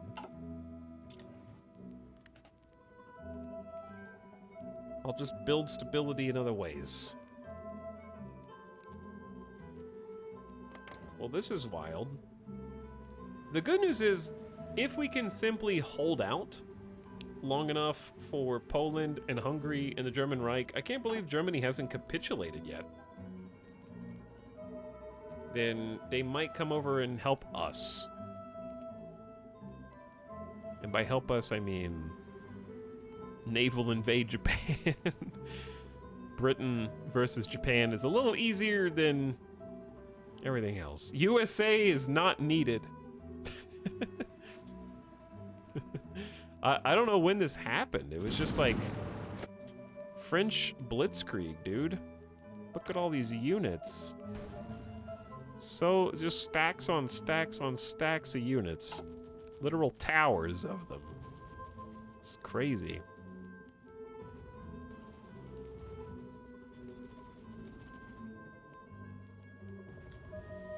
Video games are crazy. Like this is the kind of stuff that makes me go, oh, video games are insane. How do we even keep track of all this?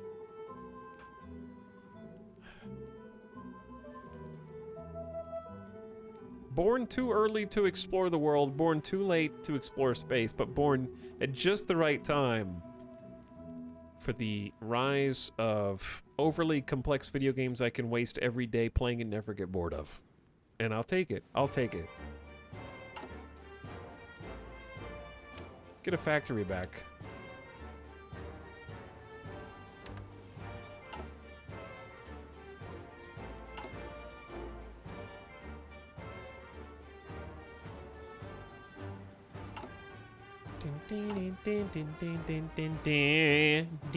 This song. All right, let's go fast forward. I don't know if they're gonna try their hand at naval invading us again. We're only getting stronger.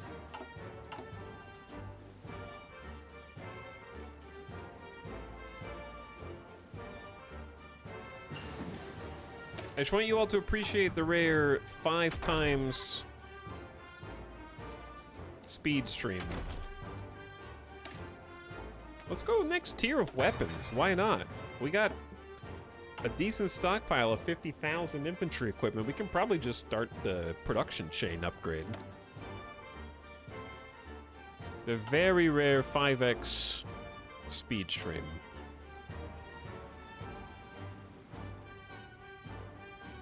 Bing, bing, bing, bing, bing. Oh yeah, it's over. They just divided and conquered now.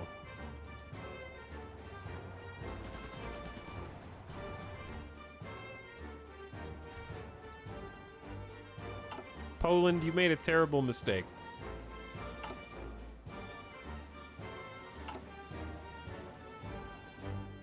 All right, we're at 10.6 out of 14% manpower.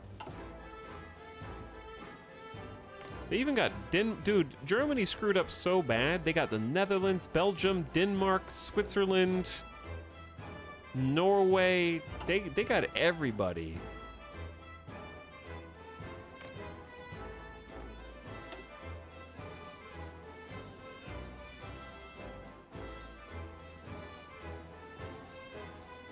Okay, so they did capitulate. Why didn't we get Germany capitulated thing?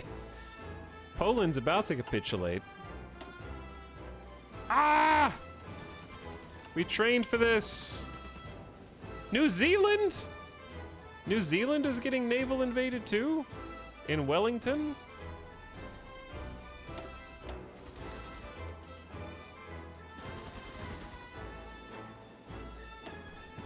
I don't see anybody there. We're holding down Samoa easily. Oh, cheat. Why didn't the notification take me over here?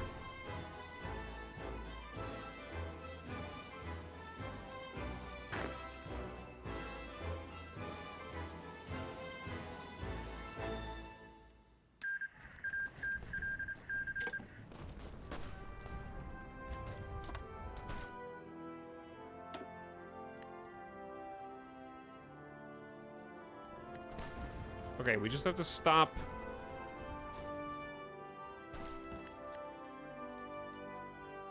We stopped the naval invasion portion. We gotta stay in Wellington.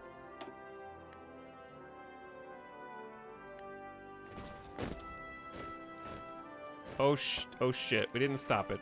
Okay, Chad, we got problems.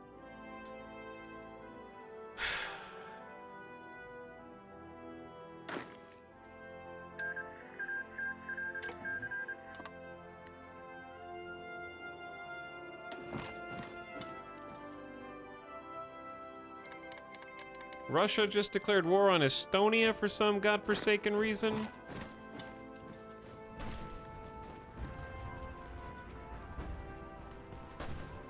I shouldn't have moved because I just lost all of my entrenchment.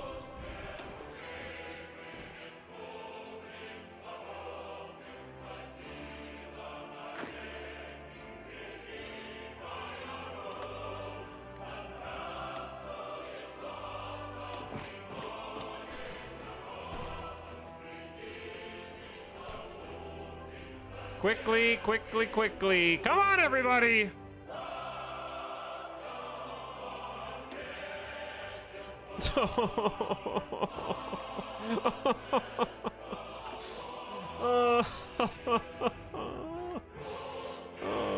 Samoa, no. We didn't have enough units to defend all of New Zealand.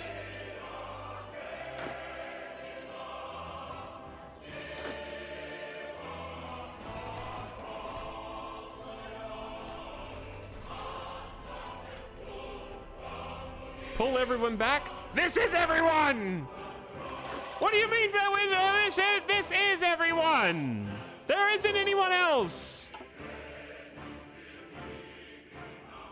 Oh, where are the allies? Where's all the little ententes?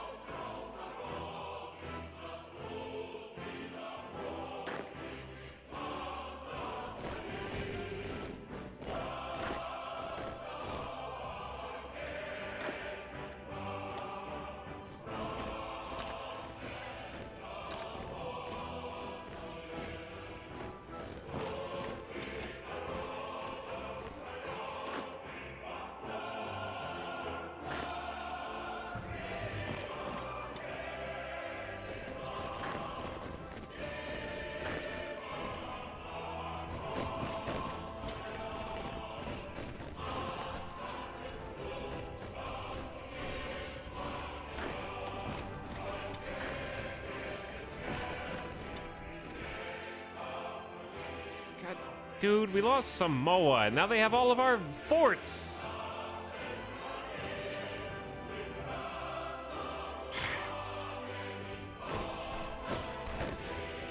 Well, guess what? You guys don't have a port, and you don't have anywhere to retreat. So at least we're gonna get to wipe out some units.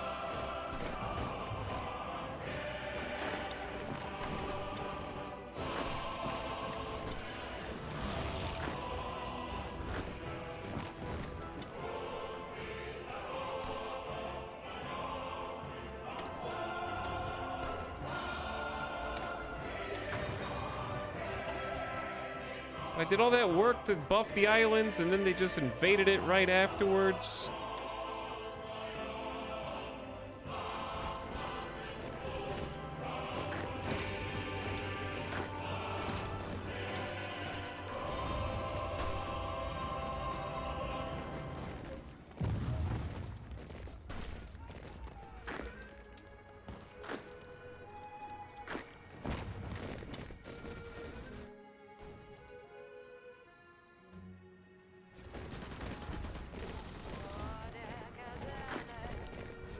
Okay.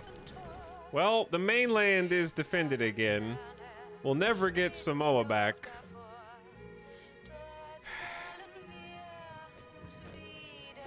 Because we can't physically do a naval invasion because we don't have naval superiority, so it's not possible.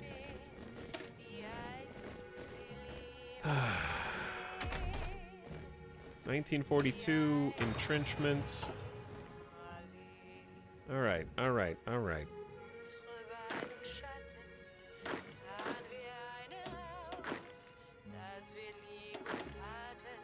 12 units to the, well, actually do this. 10 units to the home defense front. They didn't take the mainland. We held them out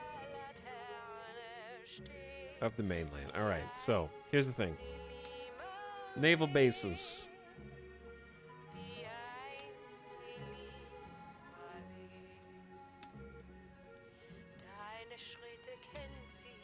Forts. I know that there's 36 divisions required to guard all the forts. Which is why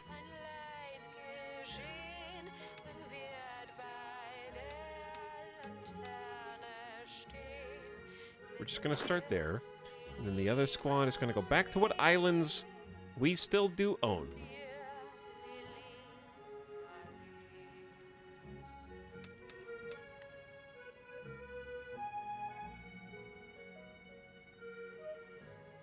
I should have left one. I should have just left one dude in Samoa to hold the port. That would have been smart instead of panicking and bringing everybody back. But it seemed dire.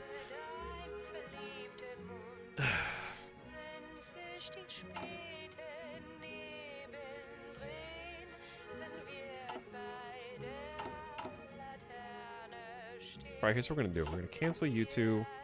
We're gonna do.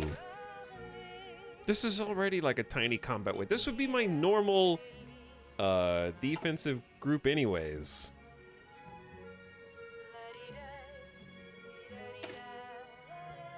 Duplicate this. The bag holders.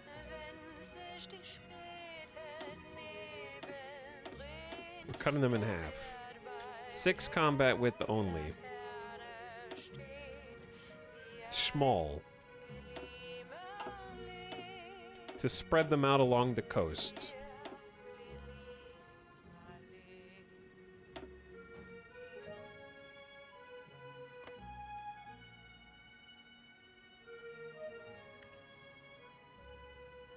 All right, let's start with 8.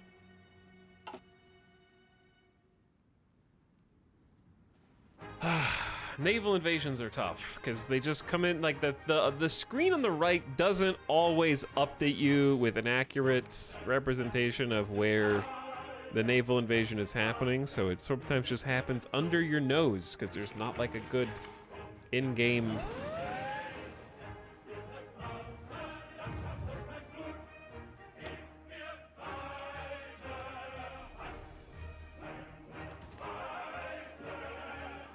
Well, they're trying to get Wellington again, so do they have more? They point in case. Here we go again.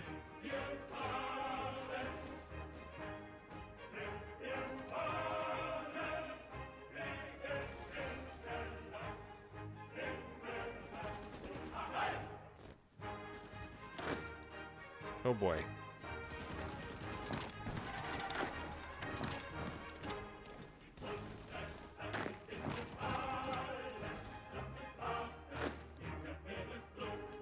Reinforcements are arriving.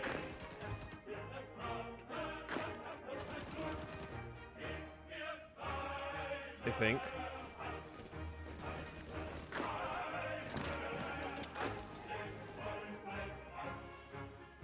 At least we're getting some kills. There is a French fleet here, apparently.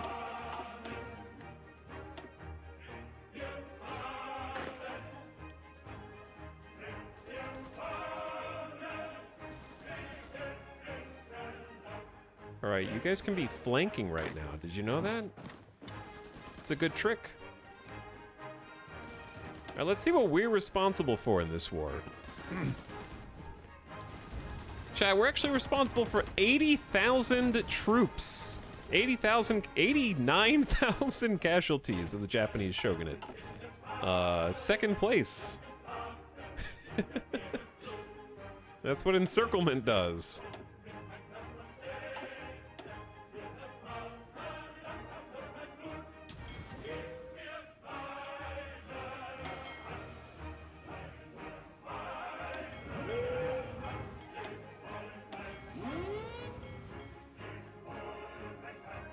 Over 10 times our remaining manpower. My deployed manpower is 183,000, so that's still impressive. And now we're going back to defend different areas.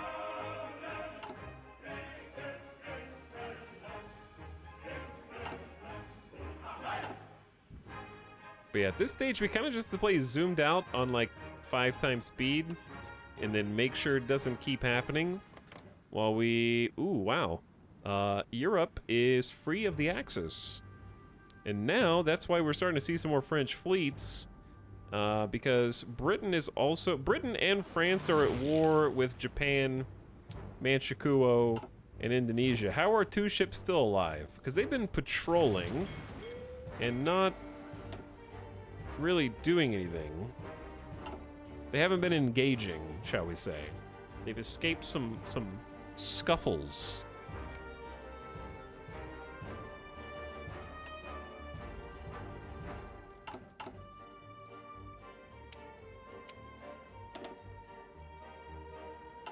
Dedicate some of our dockyards for ship repairs. They've been patrolling thousands of miles of ocean. Yes. Yes, they have.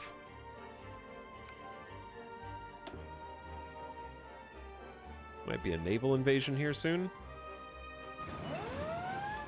I hear it, but I don't see it.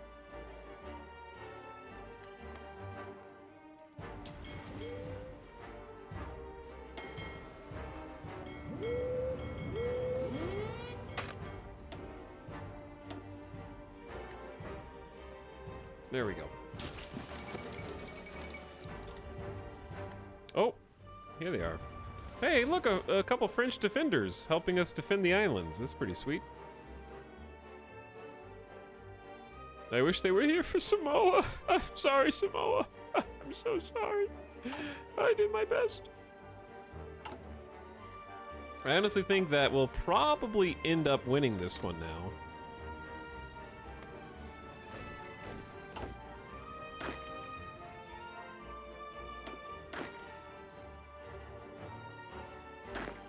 All right, what happens if you tell, now that we have like 12 units, if we say, hey, don't guard air bases, just guard forts? What do they do? How do they choose what, do they still prioritize naval bases?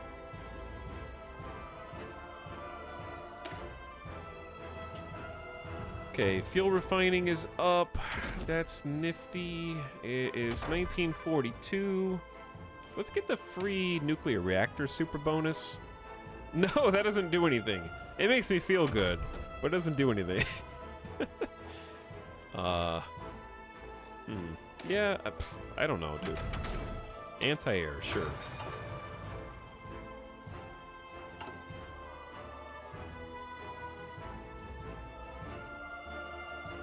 Ding, ding, ding. Oh, look! Who dis? Belgians arriving in New Zealand to help us out. They realize we're in danger and are sending some troops.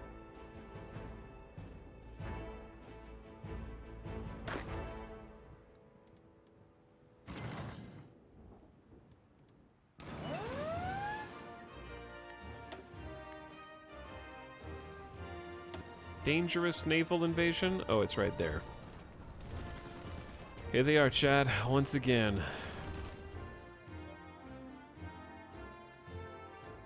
They're just gonna keep trying.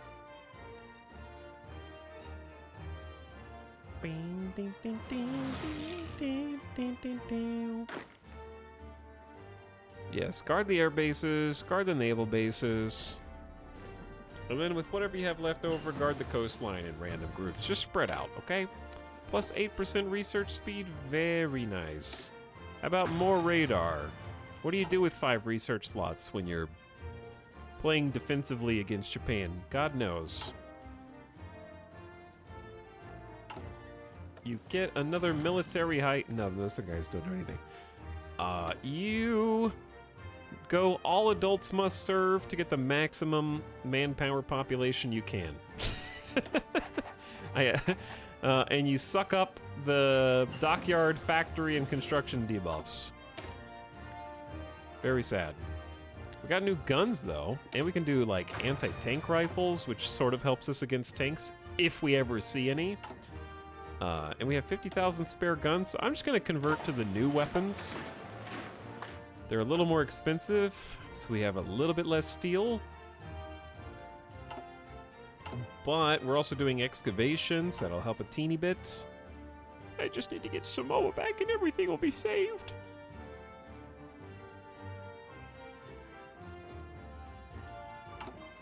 All the way back down to 25% efficiency cap. It's going to take a while before this actually starts mattering. But 34 defense is huge. Up from 28. Almost a 25% increase in defense. Why not go for the most modern New Zealand weapons money can buy? Whew. All right, chat. I think we're going to have to put a pin in it here. I think we're going to have to pause. The webcam's frozen. The campaign's clearly not over. And I feel like this is a campaign that probably goes to like 1945, 1946. and ends with us invading Australia. Somehow. I don't know. I'm not sure. I don't know how a New Zealand campaign ends. But I'm gonna go eat some food, make some dinner. We'll carry this one on and continue it. If not tomorrow, then soon.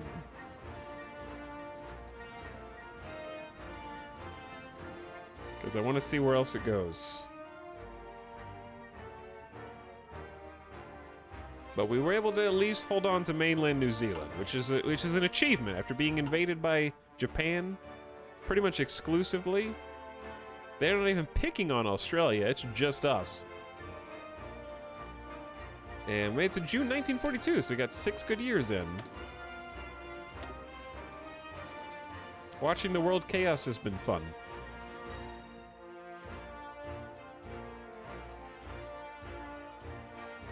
Being the little observer, who knew that we were actually going to have to destroy almost 100,000 Japanese soldiers, though? This is still frozen, by the way. It's still frozen. So, I think I know how to fix it. I think I could, like, unplug it and plug it back in and, like, refresh it a couple times, but since the stream is over anyway, we're just gonna let that happen. We're just gonna let that lie. All right, chat, there should be a stream Wednesday, but like I said, it's gonna be a little bit lighter of an April until May, once I get the new PC built, which should start building in the next, like, 10 to 12 days, when there's a specific power cable that I need for the 4090. And once I get that and decide on a motherboard that has a better Ethernet, I might just get a Z690 chipset. Because Intel has some problems with the Z790s, with the Ethernet connection. I don't know, it's a little stupid. Having an Ethernet problem is, like, kind of sad.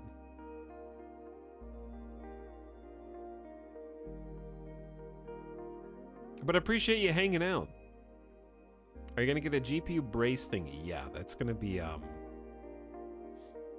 later. I'm gonna have to just take the GPU out and put it back in, so. Anyway, fun Hearts of Iron tonight. Thanks for hanging. We're gonna do some more Zomboid imminently. Maybe try and finish up this Hearts of Iron 4 campaign. The thing is, I don't feel like there's a lot left to do in the Hearts of Iron 4 campaign. I just don't know how to make boats. Probably just convert all your civilian factories over to military and dockyards, and then just make a couple destroyers. I don't think we, even if we converted all of our factories, I don't think we could even make 2 destroyers simultaneously. So I'm not sure. I think you have to, like, naval invade Australia, then you can do stuff. I'm not really sure on the strat there. Because we don't have the boat. But anyway, if it's not one of those 2 things, we might find something else to do, or there might just be a random day off.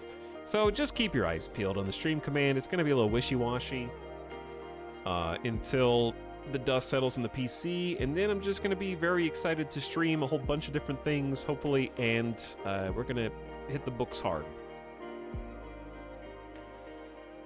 All right, chat, I'm going to see you guys on an in-stream raid. Let's go say what's up to your boy, Nomak, who's playing The Last Spell. It's a cool game. Just came out 1.0 recently.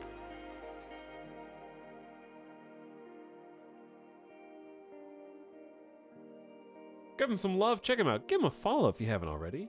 And let him know our exploits as New Zealand and the state of the world in 1936 in our campaign.